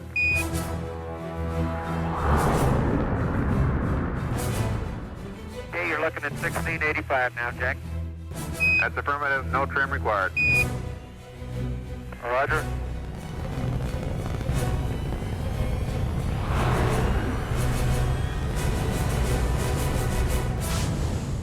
Auto shutdown. Okay, Houston, burns complete. Roger. With the successful firing of the lunar module's descent engine, Apollo 13 is once again on the free return trajectory back to Earth. But with only a 45-hour lifespan intended for a 2-man crew, the lunar module must now be configured to keep 3 men alive for over 90 hours. Our feelings varied during the emergency.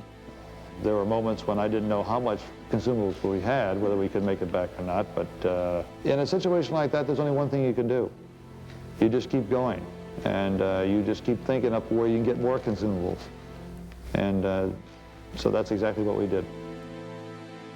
Well, the lunar module is not a big space. It's about the size of 1.5 telephone booths inside.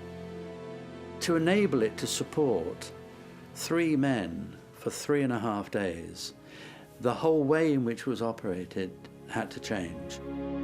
A big problem that faced them initially was what we call the consumables. So the oxygen, the electrical power, as it turns out, the water, and then, crucially, towards the end, the carbon dioxide.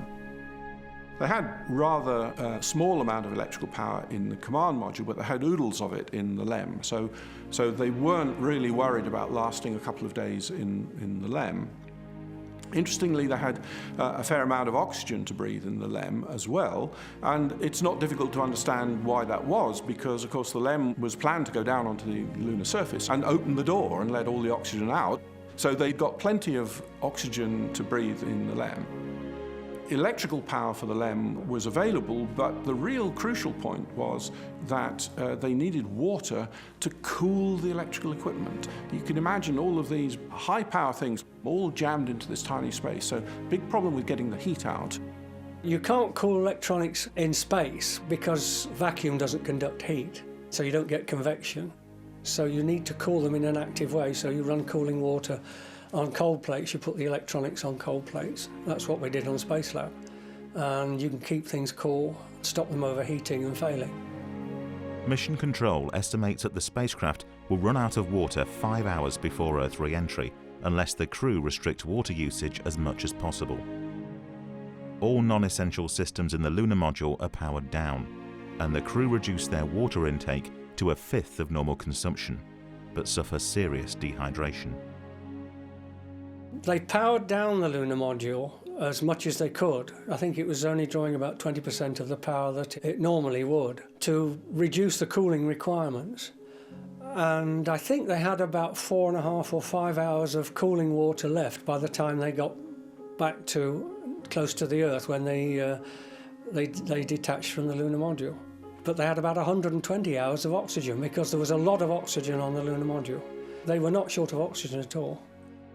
One of the great triumphs of the Apollo 13 rescue was the way in which the team managed to eke out those consumables and go from a situation where the consumables were predicted to be expended before the spacecraft got back, to a point where there was actually a little bit of slack in the consumable store by the time the vehicle returned to Earth. But despite all of NASA's achievements in stabilizing the situation, one twist of fate remains undeniable. Had the oxygen tank ruptured at a different time during the mission, the astronauts would have been stranded in space with no hope of recovery.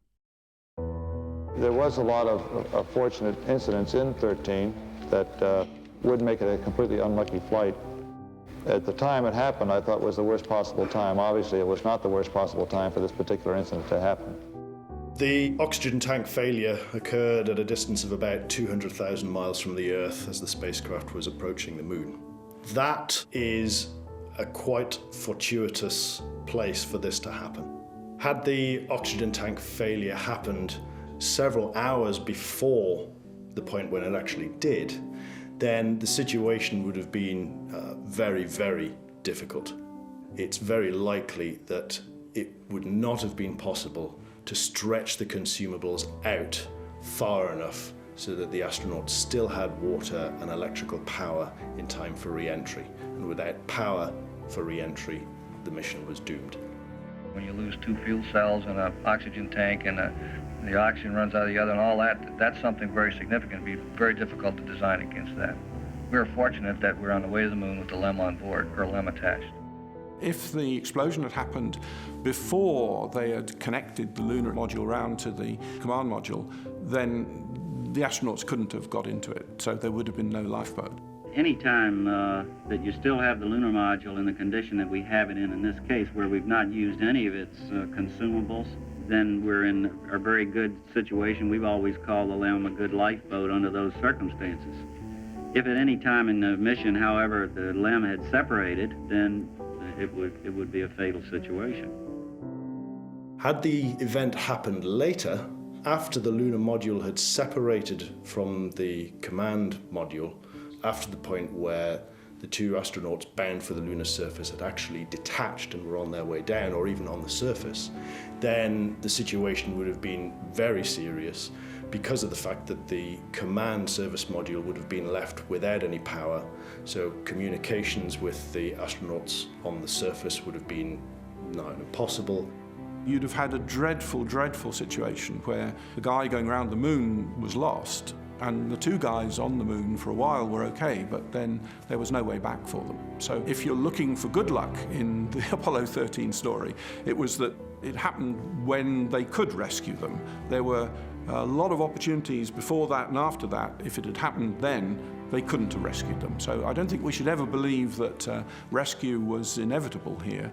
And a lot of the NASA engineers, although publicly they were saying, well, you know, this is fine, their estimate of the chances were below 50-50 and some a lot less than that.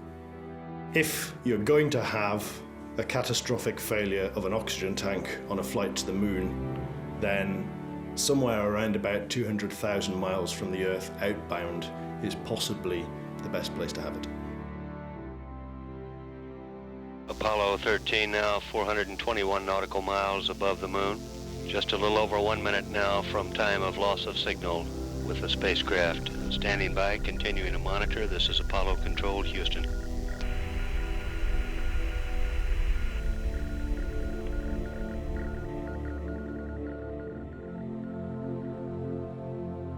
We're still something like 70 to 80 hours away from the Earth. I would only guess that the crew feels that the situation is under control, but they were in a serious condition and they knew they had a job to do. If the situation remains stable as it is at the moment, we have the thing under control and we can return the crew safely to the Earth. With the spacecraft back on course, the consumables stable, and the astronauts surviving in the lunar module, NASA has successfully averted the immediate danger. But with Earth still 250,000 miles away, the return flight is about to present the crew with a whole new series of life-threatening situations. This is Apollo Control, Houston. We've had loss of signal with Apollo 13 as it passes above the backside of the moon. We're at 77 hours, 9 minutes, now into the flight of Apollo 13.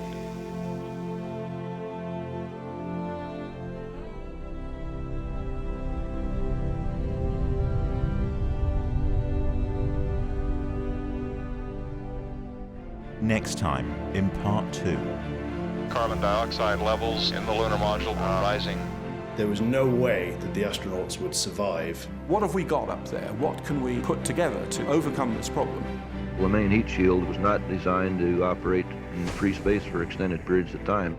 The crew were beginning to suffer.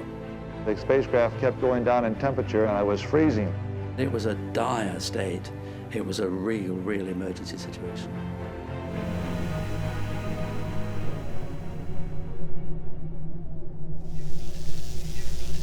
Apollo Control, Houston, we're coming up now on 1 minute from time of reacquiring Apollo 13.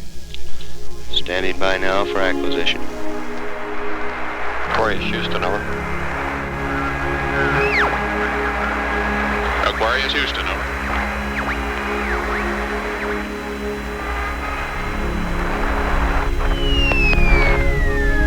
Apollo 13, Houston. Go ahead, Houston. Hey, you're loud and clear now. Roger. With the lunar module acting as a lifeboat and the spacecraft back on the free return trajectory, Apollo 13 is on course to splash down in the Indian Ocean in 4 days' time.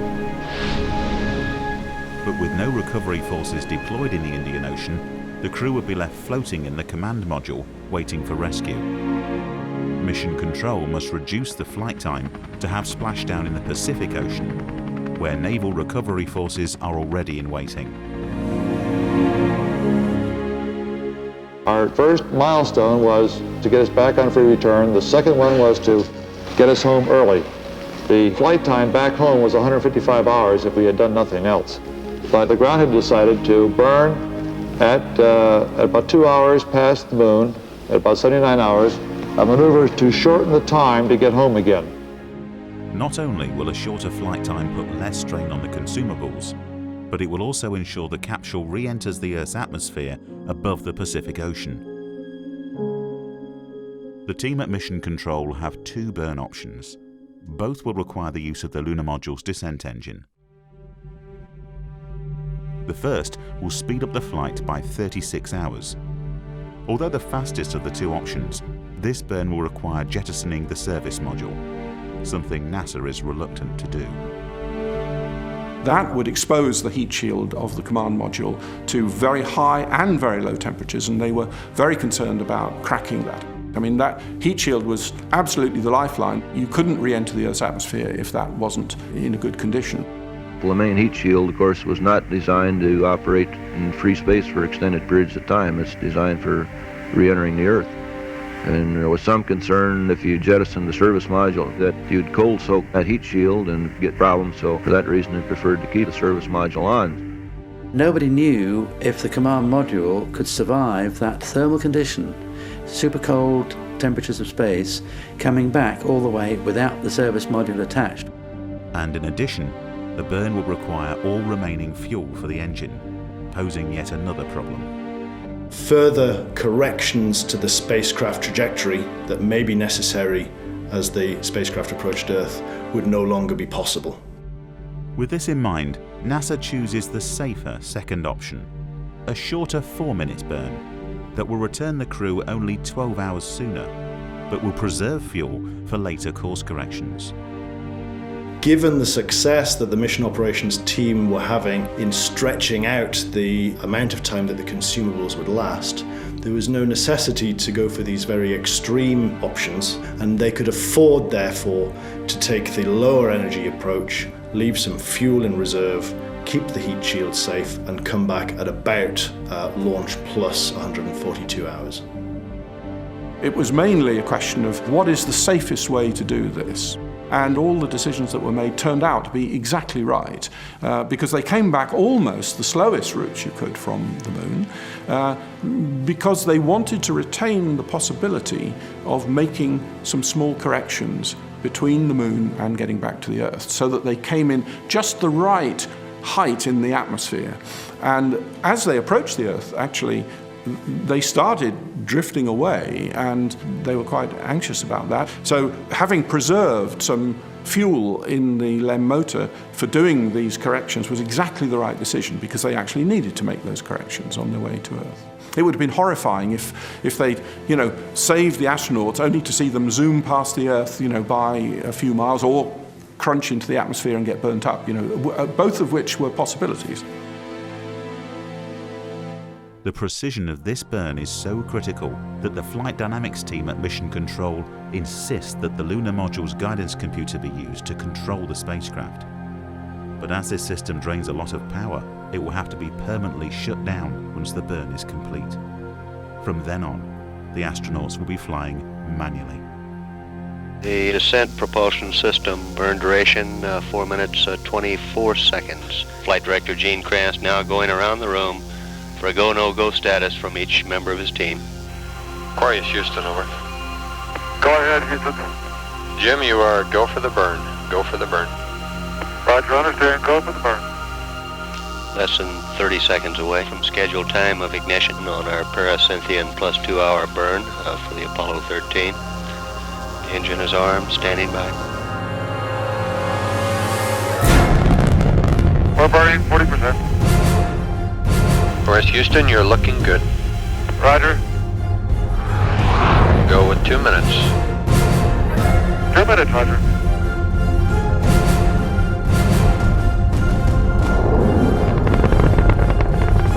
Go with 3 minutes. 10 seconds to go.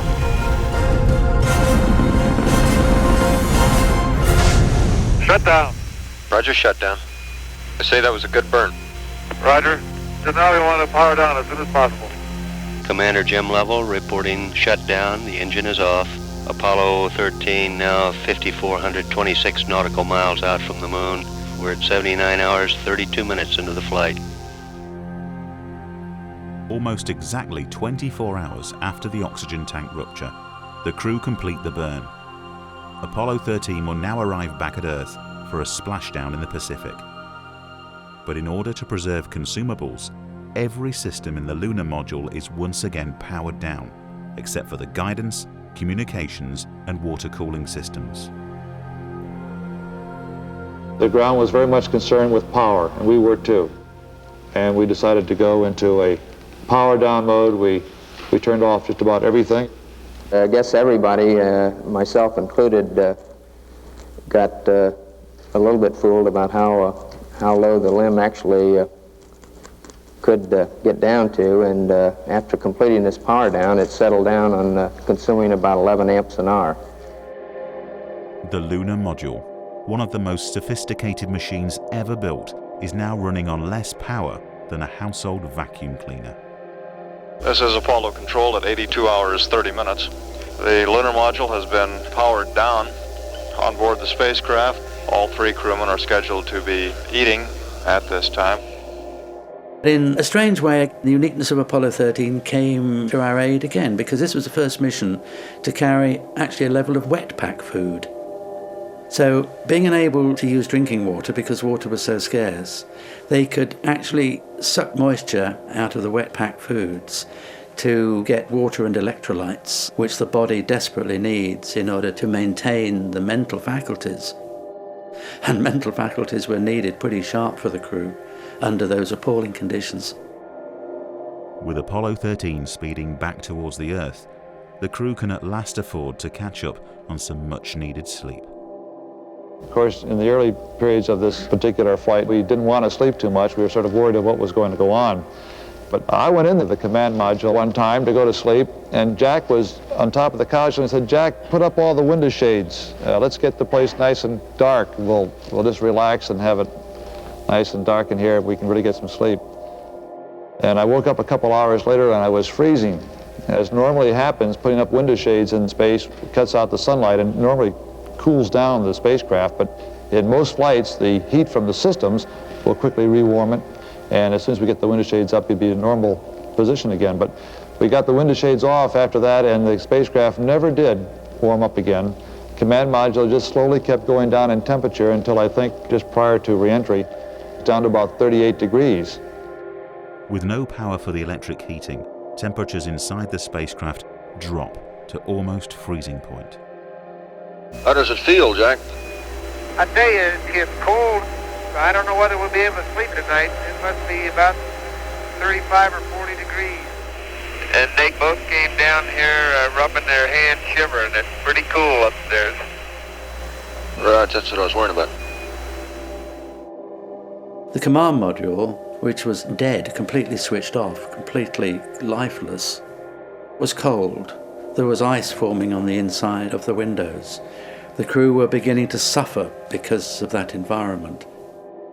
We became concerned about keeping warm, and Fred and I broke out our lunar boots, which we had stowed away in the lunar module, and Jack looked at his wet feet a couple times.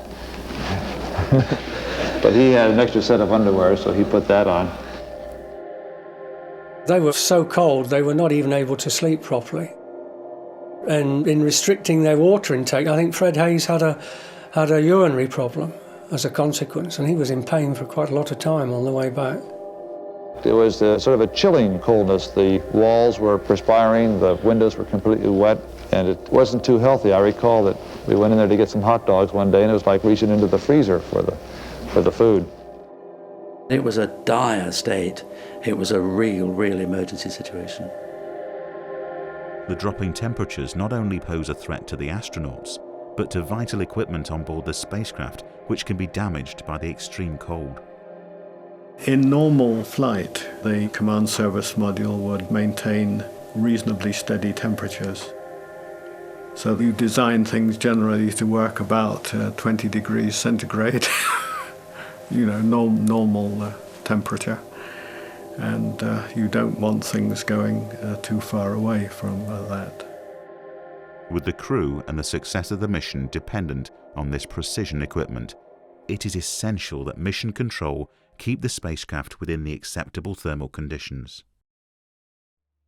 The people here in Mission Control Center are looking at ways of setting up passive thermal control for thermal balance for the spacecraft during the remainder of the coasting flight. As well as facing the freezing temperatures of deep space, one side of the spacecraft is constantly baked by the extreme heat of the sun. In Earth orbit, of course, low Earth orbit at least, half the time you're in sunlight, half the time you're in darkness. On the way to the moon, the sun's there all the time. So you don't want one side of the spacecraft getting hot and the other side getting very cold.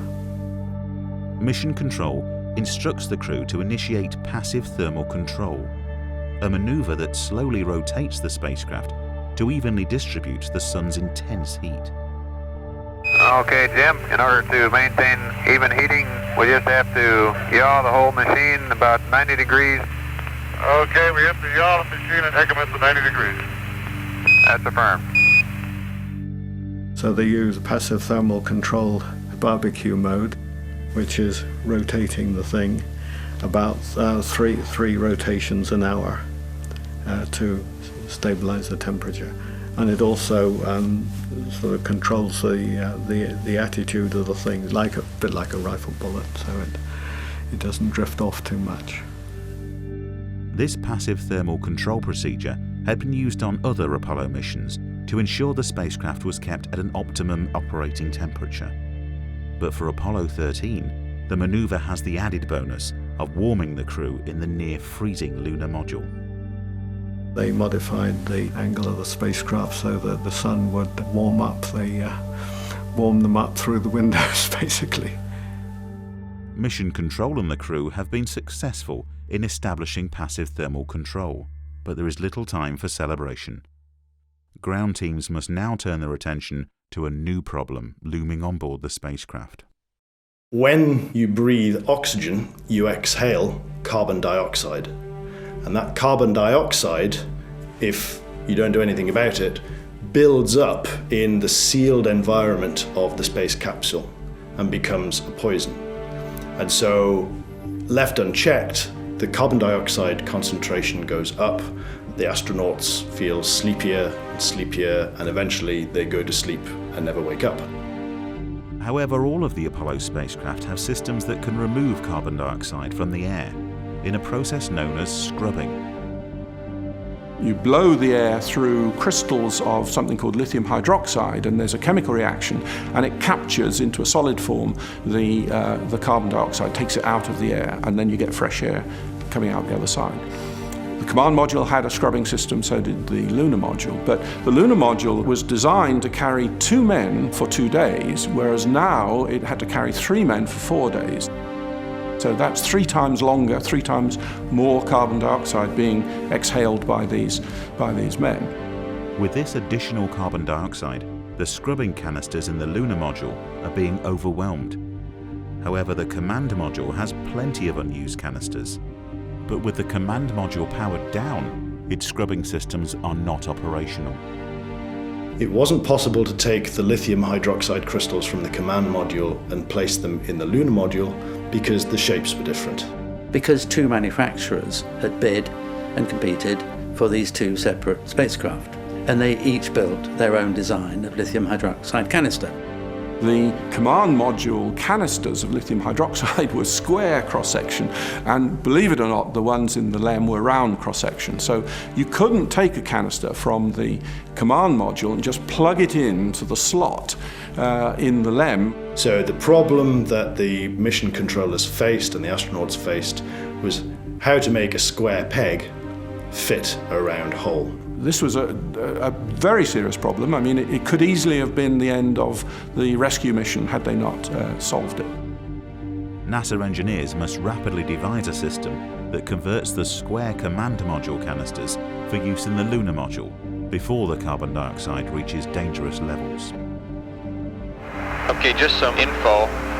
We're working up a procedure for you to use command module LiOH canisters in the LEM so that you can continue scrubbing the LEM atmosphere. So sometime in the future we'll be coming up to you with that procedure. A group of life support engineers at NASA knew immediately after the oxygen tank rupture that if the lunar module was used as a lifeboat, then carbon dioxide poisoning was going to be a problem. They also knew the astronauts would somehow need to patch command module canisters into the lunar module's life support system if the crew were to make it home alive. The responsibility fell on this team of engineers to construct a canister adapter using only equipment available to the astronauts on board the spacecraft before CO2 levels get dangerously high. The guys said, okay, lay out on the table what we've got, and let's get a lunar module canister and a command module canister. How do we bring these together? Here again, I think we must pay credit to NASA for its incredibly philosophically intelligent way of organizing missions. Everything that went on the spacecraft went onto an inventory. So the people on the ground knew everything that was on the spacecraft, and that gave them the opportunity to sort of assemble all of this in their minds and say, hey, what have we got up there? What can we actually put together to overcome this problem?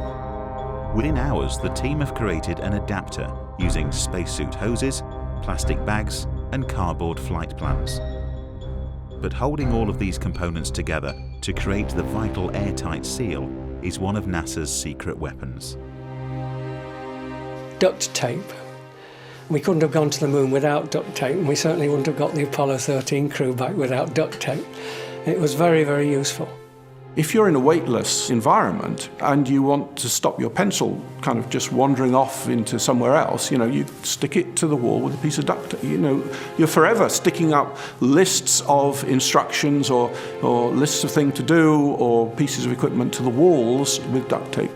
And clever minds might think of a way of getting around it if you didn't have duct tape, but it was the obvious thing to use, and luckily they had some there. But I use the word luckily, it was because it was a useful thing to have, and they had it on board. This is the scavenging hose, the exhaust hose, if you will, from the suit. And we just put the lithium hydroxide canister on the end of it, and it's not so easy to fasten on there. They placed the rectangular lithium hydroxide canister inside the plastic bag with a hole in front of the astronaut's spacesuit pipe that then allowed air to be pushed through that lithium hydroxide canister. We've used a data card out of the flight plan to make a structure so that the plastic cover here won't collapse on the end of the hose.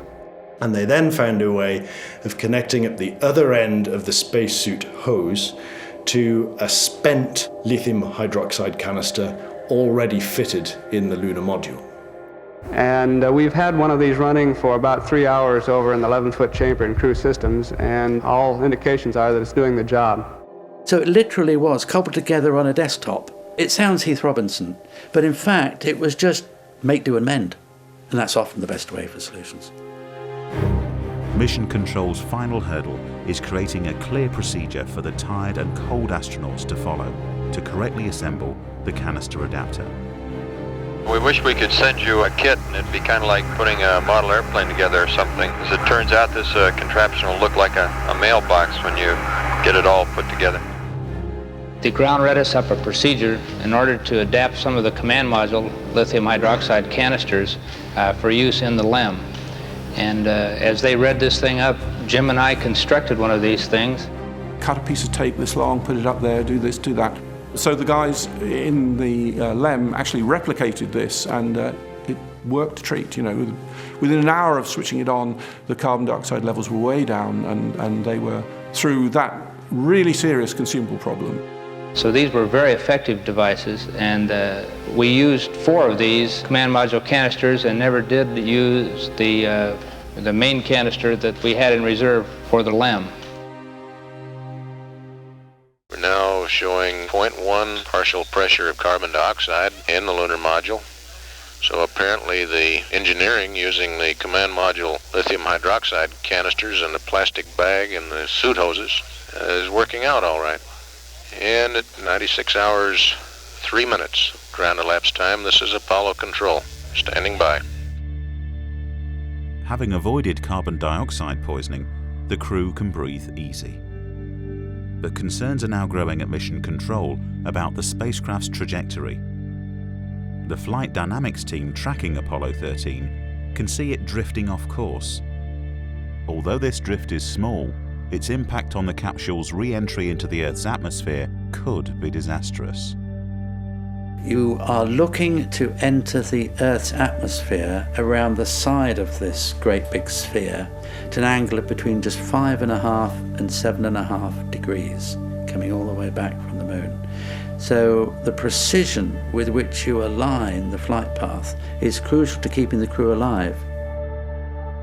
If Apollo 13 stays on this drifting flight path, its re-entry angle will be too shallow, and the capsule will skim off the Earth's atmosphere, stranding the crew in space. The astronauts must once again perform a precision burn of the lunar module's descent propulsion system and trim their flight path, steepening the capsule's re-entry angle, ensuring it is captured by the Earth's atmosphere. But if the burn is not accurate and the angle is made too steep, the heat shield on the capsule will fail and the crew will burn up during re-entry. The astronauts' lives now depend on the accuracy of this maneuver, but with no power to run the lunar module's primary guidance computer, it was shut down after the last acceleration burn. Mission Control now need a method to precisely align the spacecraft to have any chance of correcting the re-entry angle. The procedure for putting the spacecraft in the proper attitude would be to use the Sun and the Earth as reference points. This, of course, would be a backup procedure. The normal procedure would be to use the onboard guidance equipment, and only in the event of some unforeseen failure would this backup procedure be used. With no power available for the lunar module's primary guidance system, the crew must use the secondary abort guidance system, which consumes less power. This system will help the crew position the spacecraft for an accurate burn, but must first be calibrated to be of any use. The technique that must now be used has only ever been trialled once before, by only one astronaut, Jim Lovell. On Apollo 8, we were concerned with perhaps losing a platform on the return voyage home, and since no one had ever made a lunar trip before, we were looking at sort of way out ways of determining how we could make these corrections home. And some of our people here at MSC had come up with an idea about using the terminator of the Earth to orient the spacecraft and then the sun position to get orientation and pitch. And with that knowledge, we could then make corrections to correct our angle of entry into the atmosphere. This backup procedure uses the Earth's terminator as a target. The terminator line is the separation between the illuminated day side and dark night side of the planet. The terminator provides a fixed target on the Earth and can be used to establish an accurate alignment. And the way that they did this was to use the Crewman Optical Alignment System, or COAS. And by maneuvering the spacecraft so that the COAS had the Earth's terminator aligned with the site, it was possible to create the correct geometry for the burn to take place in the right direction. So at 105 hours, they gave us instructions to relight the descent engine, to orient the spacecraft in this manner, and give this particular procedure a try. And when they read up the procedure to us, I just couldn't believe it, because even on Apollo 8, I thought I'd never in all the world have to use something way out as this. And here I was on Apollo 13 using this very same procedure that was developed some time ago. Okay, Jim, now basically if you put the horizontal line on the COAS on the horns of the Earth, that will put us in burn attitude. Okay, I think I have a handle on the attitude, the way the Earth should look at the COAS. Thank you. And thank you. This was a really complex problem because without the benefit of automated systems, it was a three-man job. Because it was a manual burn, we had a three-man operation. Jack would take care of the time. He'd tell us when to light off the engine, when to stop it. Fred handled pitch maneuver, I handled the roll maneuver, and I pushed the buttons to start and stop the engine. So maybe we ought to recommend a three-man LEM after this, I don't know. That kind of maneuver takes an immense amount of skill, and this is where the selection of test pilots for the astronaut teams became really important. Here were people who were used to jobs in which their lives depended on making very precise, good, snap decisions, controlling aircraft in often very precarious situations. And so the Apollo 13 pilots were absolutely the right people to undertake this maneuver. Okay, stand by. 2, 1, mark it. Ignition. Coordinating that maneuver between the three pilots was something that had to be done right first time. Thrust looks good. Shut down. And it's that test pilot background that really gave them that ability. Okay, looks good. Nice work. Let's hope it was. Despite being cold and tired, the three astronauts execute yet another perfect burn maneuver, correcting the flight path and the critical re-entry angle. How's it going, Fred? Just fine. Just wanted to let you know that you're pretty much right in the middle of the fairway there. And well, everybody down here is 100% optimistic. Looks like we're on the upside of the whole thing now. Okay, that sounds good.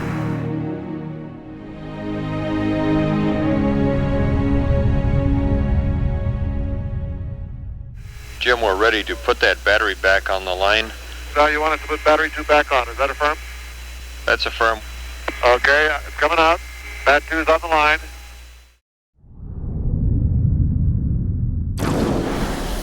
Within hours of the oxygen tank rupture, Apollo 13's main power supply was dead. Without oxygen, the service module's 3 fuel cells could not generate electricity. But before the crew could evacuate to the lunar module, the command module systems started draining power from its precious re-entry batteries. This limited supply is the only power available for the capsule during re-entry. The importance of the command module batteries is that you separate off the service module from the command module before you get to re-entry. And at that point, you lose all your power from the fuel cells. So you have to have batteries in the command module to keep you going, and the re-entry batteries do that job. And without them, you can't operate the command module through re-entry. There was no way that the astronauts would survive if the re-entry batteries on the command module had less than full charge.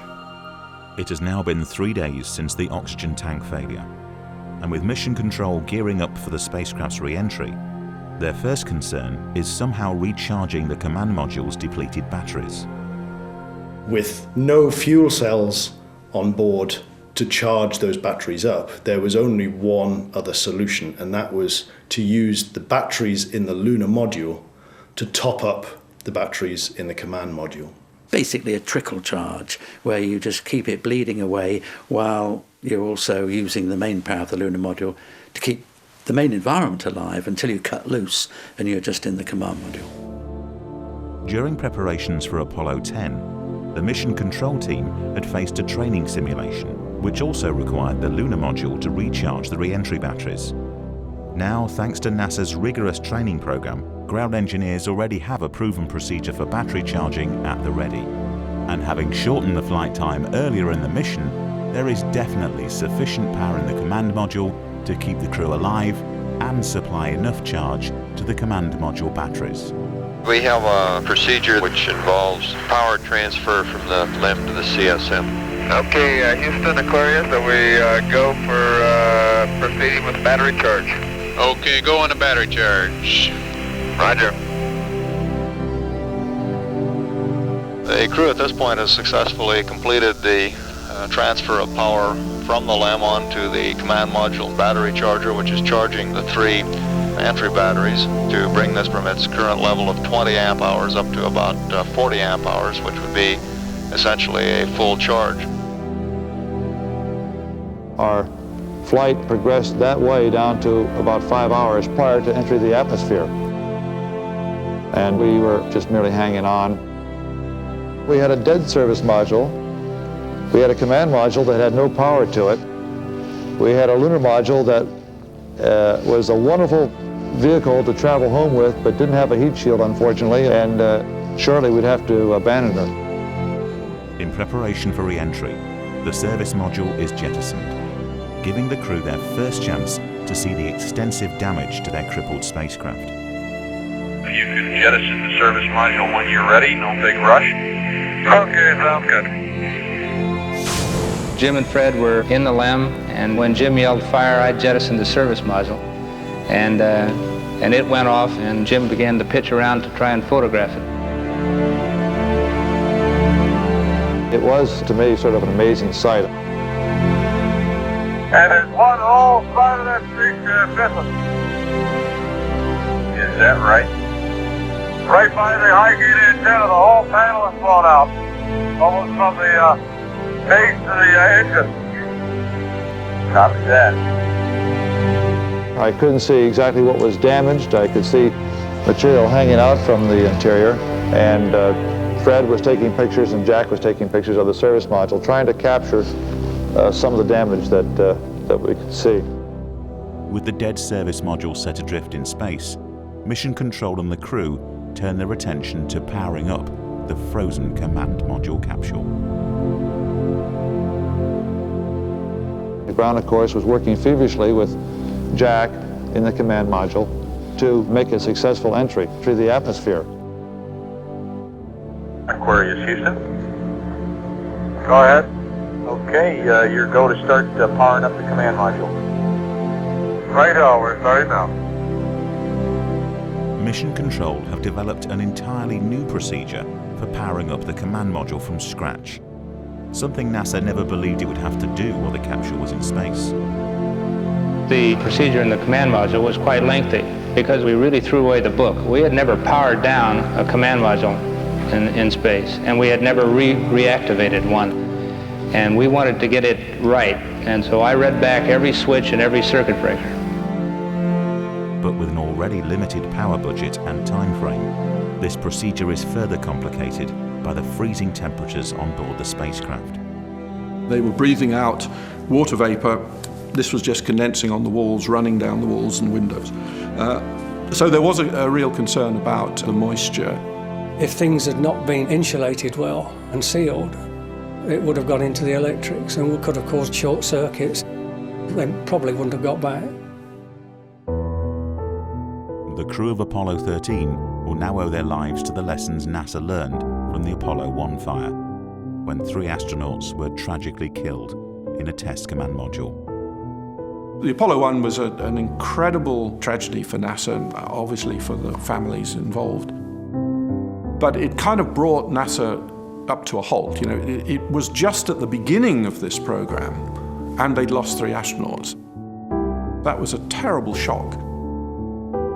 The Apollo 1 fire was caused basically by bad quality workmanship in the wiring and NASA's lack of understanding of what it meant to pressurize the command module well above atmospheric pressure with pure oxygen.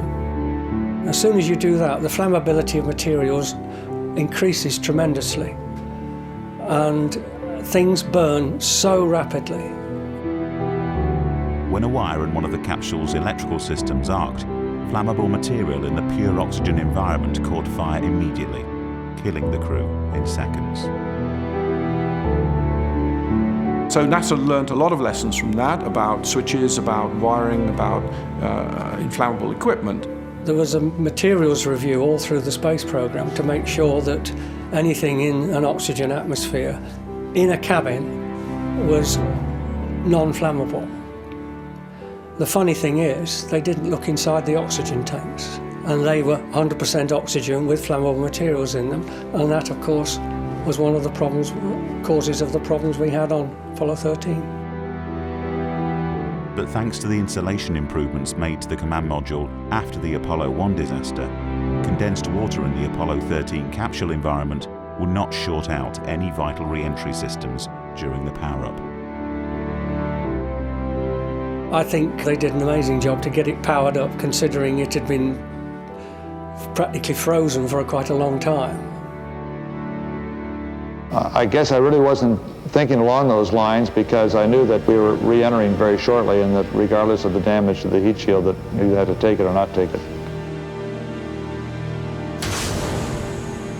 After the Apollo 13 mission, a review board was set up by NASA to investigate the cause of the oxygen tank failure. And it was eventually determined that an unlikely chain of events had resulted in a fire in oxygen tank number 2, causing it to rupture. But during the Apollo 13 mission, neither the crew or NASA had any firm ideas about what could have caused such a catastrophic system failure. Many at Mission Control had expressed their concerns about the integrity of the command module's re-entry heat shield. If there had been an explosion or meteor impact on board, shrapnel and debris may have cracked this vital protection against the intense heat of re-entry. And without an intact heat shield, the capsule and crew would burn up in the atmosphere.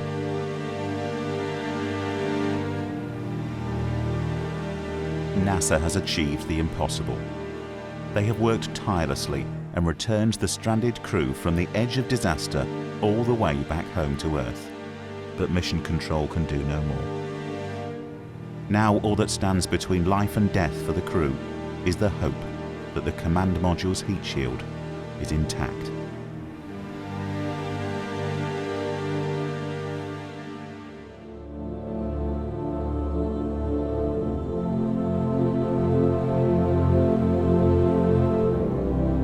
My only thought then was, as I was sitting by myself inside the lunar module, I could see the Earth because it was the nice big triangular window. Well, Fred and Jack were powering up the command module, and even though maybe it wasn't noticeable to me, it looked like it was getting bigger and bigger and bigger. And I kept yelling back to Jack, "How are you coming? Are you doing fine? You know, when can I leave Aquarius?" Yeah. He was a little bit nervous when he was kept asking. He kept saying, "Jack, how you coming? The Earth is getting bigger." I think he was trying to hurry me, but I don't know. But Jack did a fine job, which was, I think, accountable for some of our good guidance into a landing. I then went from the lunar module, closed the hatch, came on down, and we jettisoned the lunar module and came on in with a spacecraft. With just 1 hour before re-entry, the crew must abandon the lunar module, the vehicle that has acted as a lifeboat for the last 4 days, and save their lives. The trials of the Apollo 13 mission remain a testament to the flexibility and reliability of the Apollo lunar module. Okay, you are go for fire alarm. Real fire.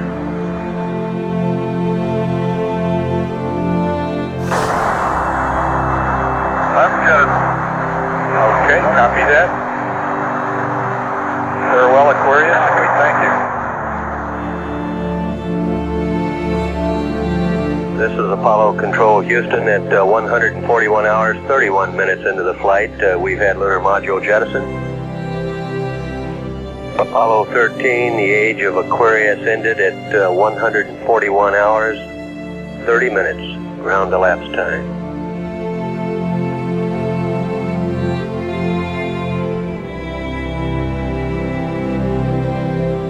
Well, I'm very much disappointed, just as Fred is and Jack, that we couldn't complete the mission.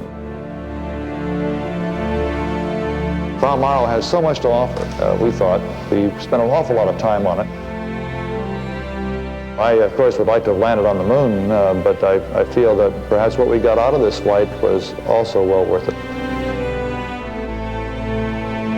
The command module now plunges into Earth's thick atmosphere, losing radio contact with Mission Control. If they can survive re-entry, the astronauts will finally be home. Apollo Control Houston, the period of blackout for the spacecraft should have begun about 20 some odd seconds ago. Apollo 13 should be coming up on max G right now.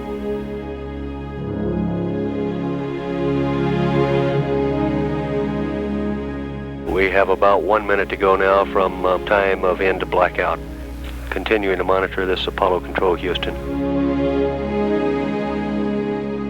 Apollo 13 should be out of blackout at this time. We're standing by for any reports of acquisition. Odyssey Houston, standing by, over.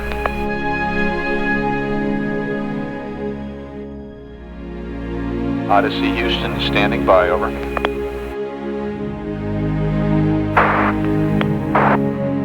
Odyssey Houston, standing by, over. Okay, go. Roger that. Odyssey Houston, we show you on the mains. It really looks great.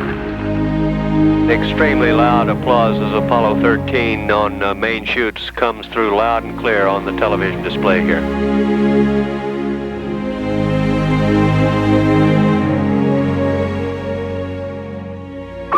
Roger. Recovery on this will be rewarded by Astronaut, over. Apollo 13, Apollo 13. This is recovery and your chutes look good. The floor of the Mission Operations Control Room now crowded, and there are visible smiles on the faces of the flight controllers and astronauts in this room. Lord, we joyfully welcome back to Earth astronauts Lovell, Hayes, and Swigert, who, by your grace, their skill, and the skill of many men, return to us safe and whole. Amen.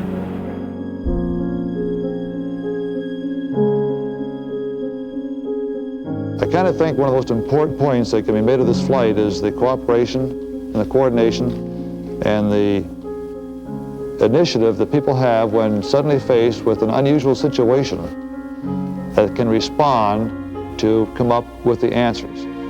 And they did. They read us up procedures. Fred, Jack, and I practiced these procedures by reading them and then completed them. I think it's amazing the way that people can respond so fast to get this job done. You know, there's a saying about a steely-eyed missile man, about people who work on rockets and spacecraft. And that accolade is only given to a very cherished few who have that quality, what you might call the right stuff. It was not until all those 3 parachutes came out and you saw splashdown that then all those emotions were released. Personally, I regard Apollo 13 as an immensely impressive example of engineering.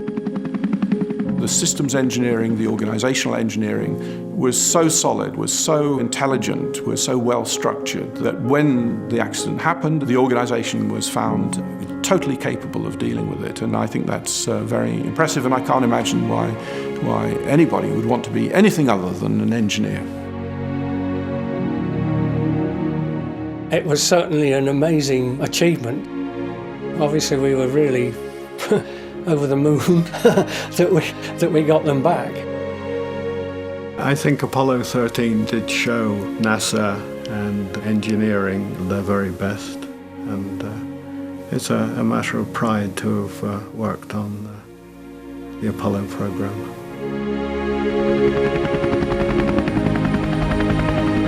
Being able to take a crew of 3 astronauts in a severely wounded ship, bring it around the moon to a safe landing back on Earth using techniques which in many cases hadn't been thought of until that moment in time is a remarkable achievement. I think Apollo 13 is possibly the pinnacle of NASA's achievements in space so far. Failure is not an option. And it was that idea that we could prevail, that we had to respect the science, the physics, and the engineering, never let it get away from us, but we can do these things. It was the finest example of that spirit that's not only in NASA, it's within people, this is humans that did this. In this situation, and all similar situations, it's really about people and about what they give beyond what they're asked for.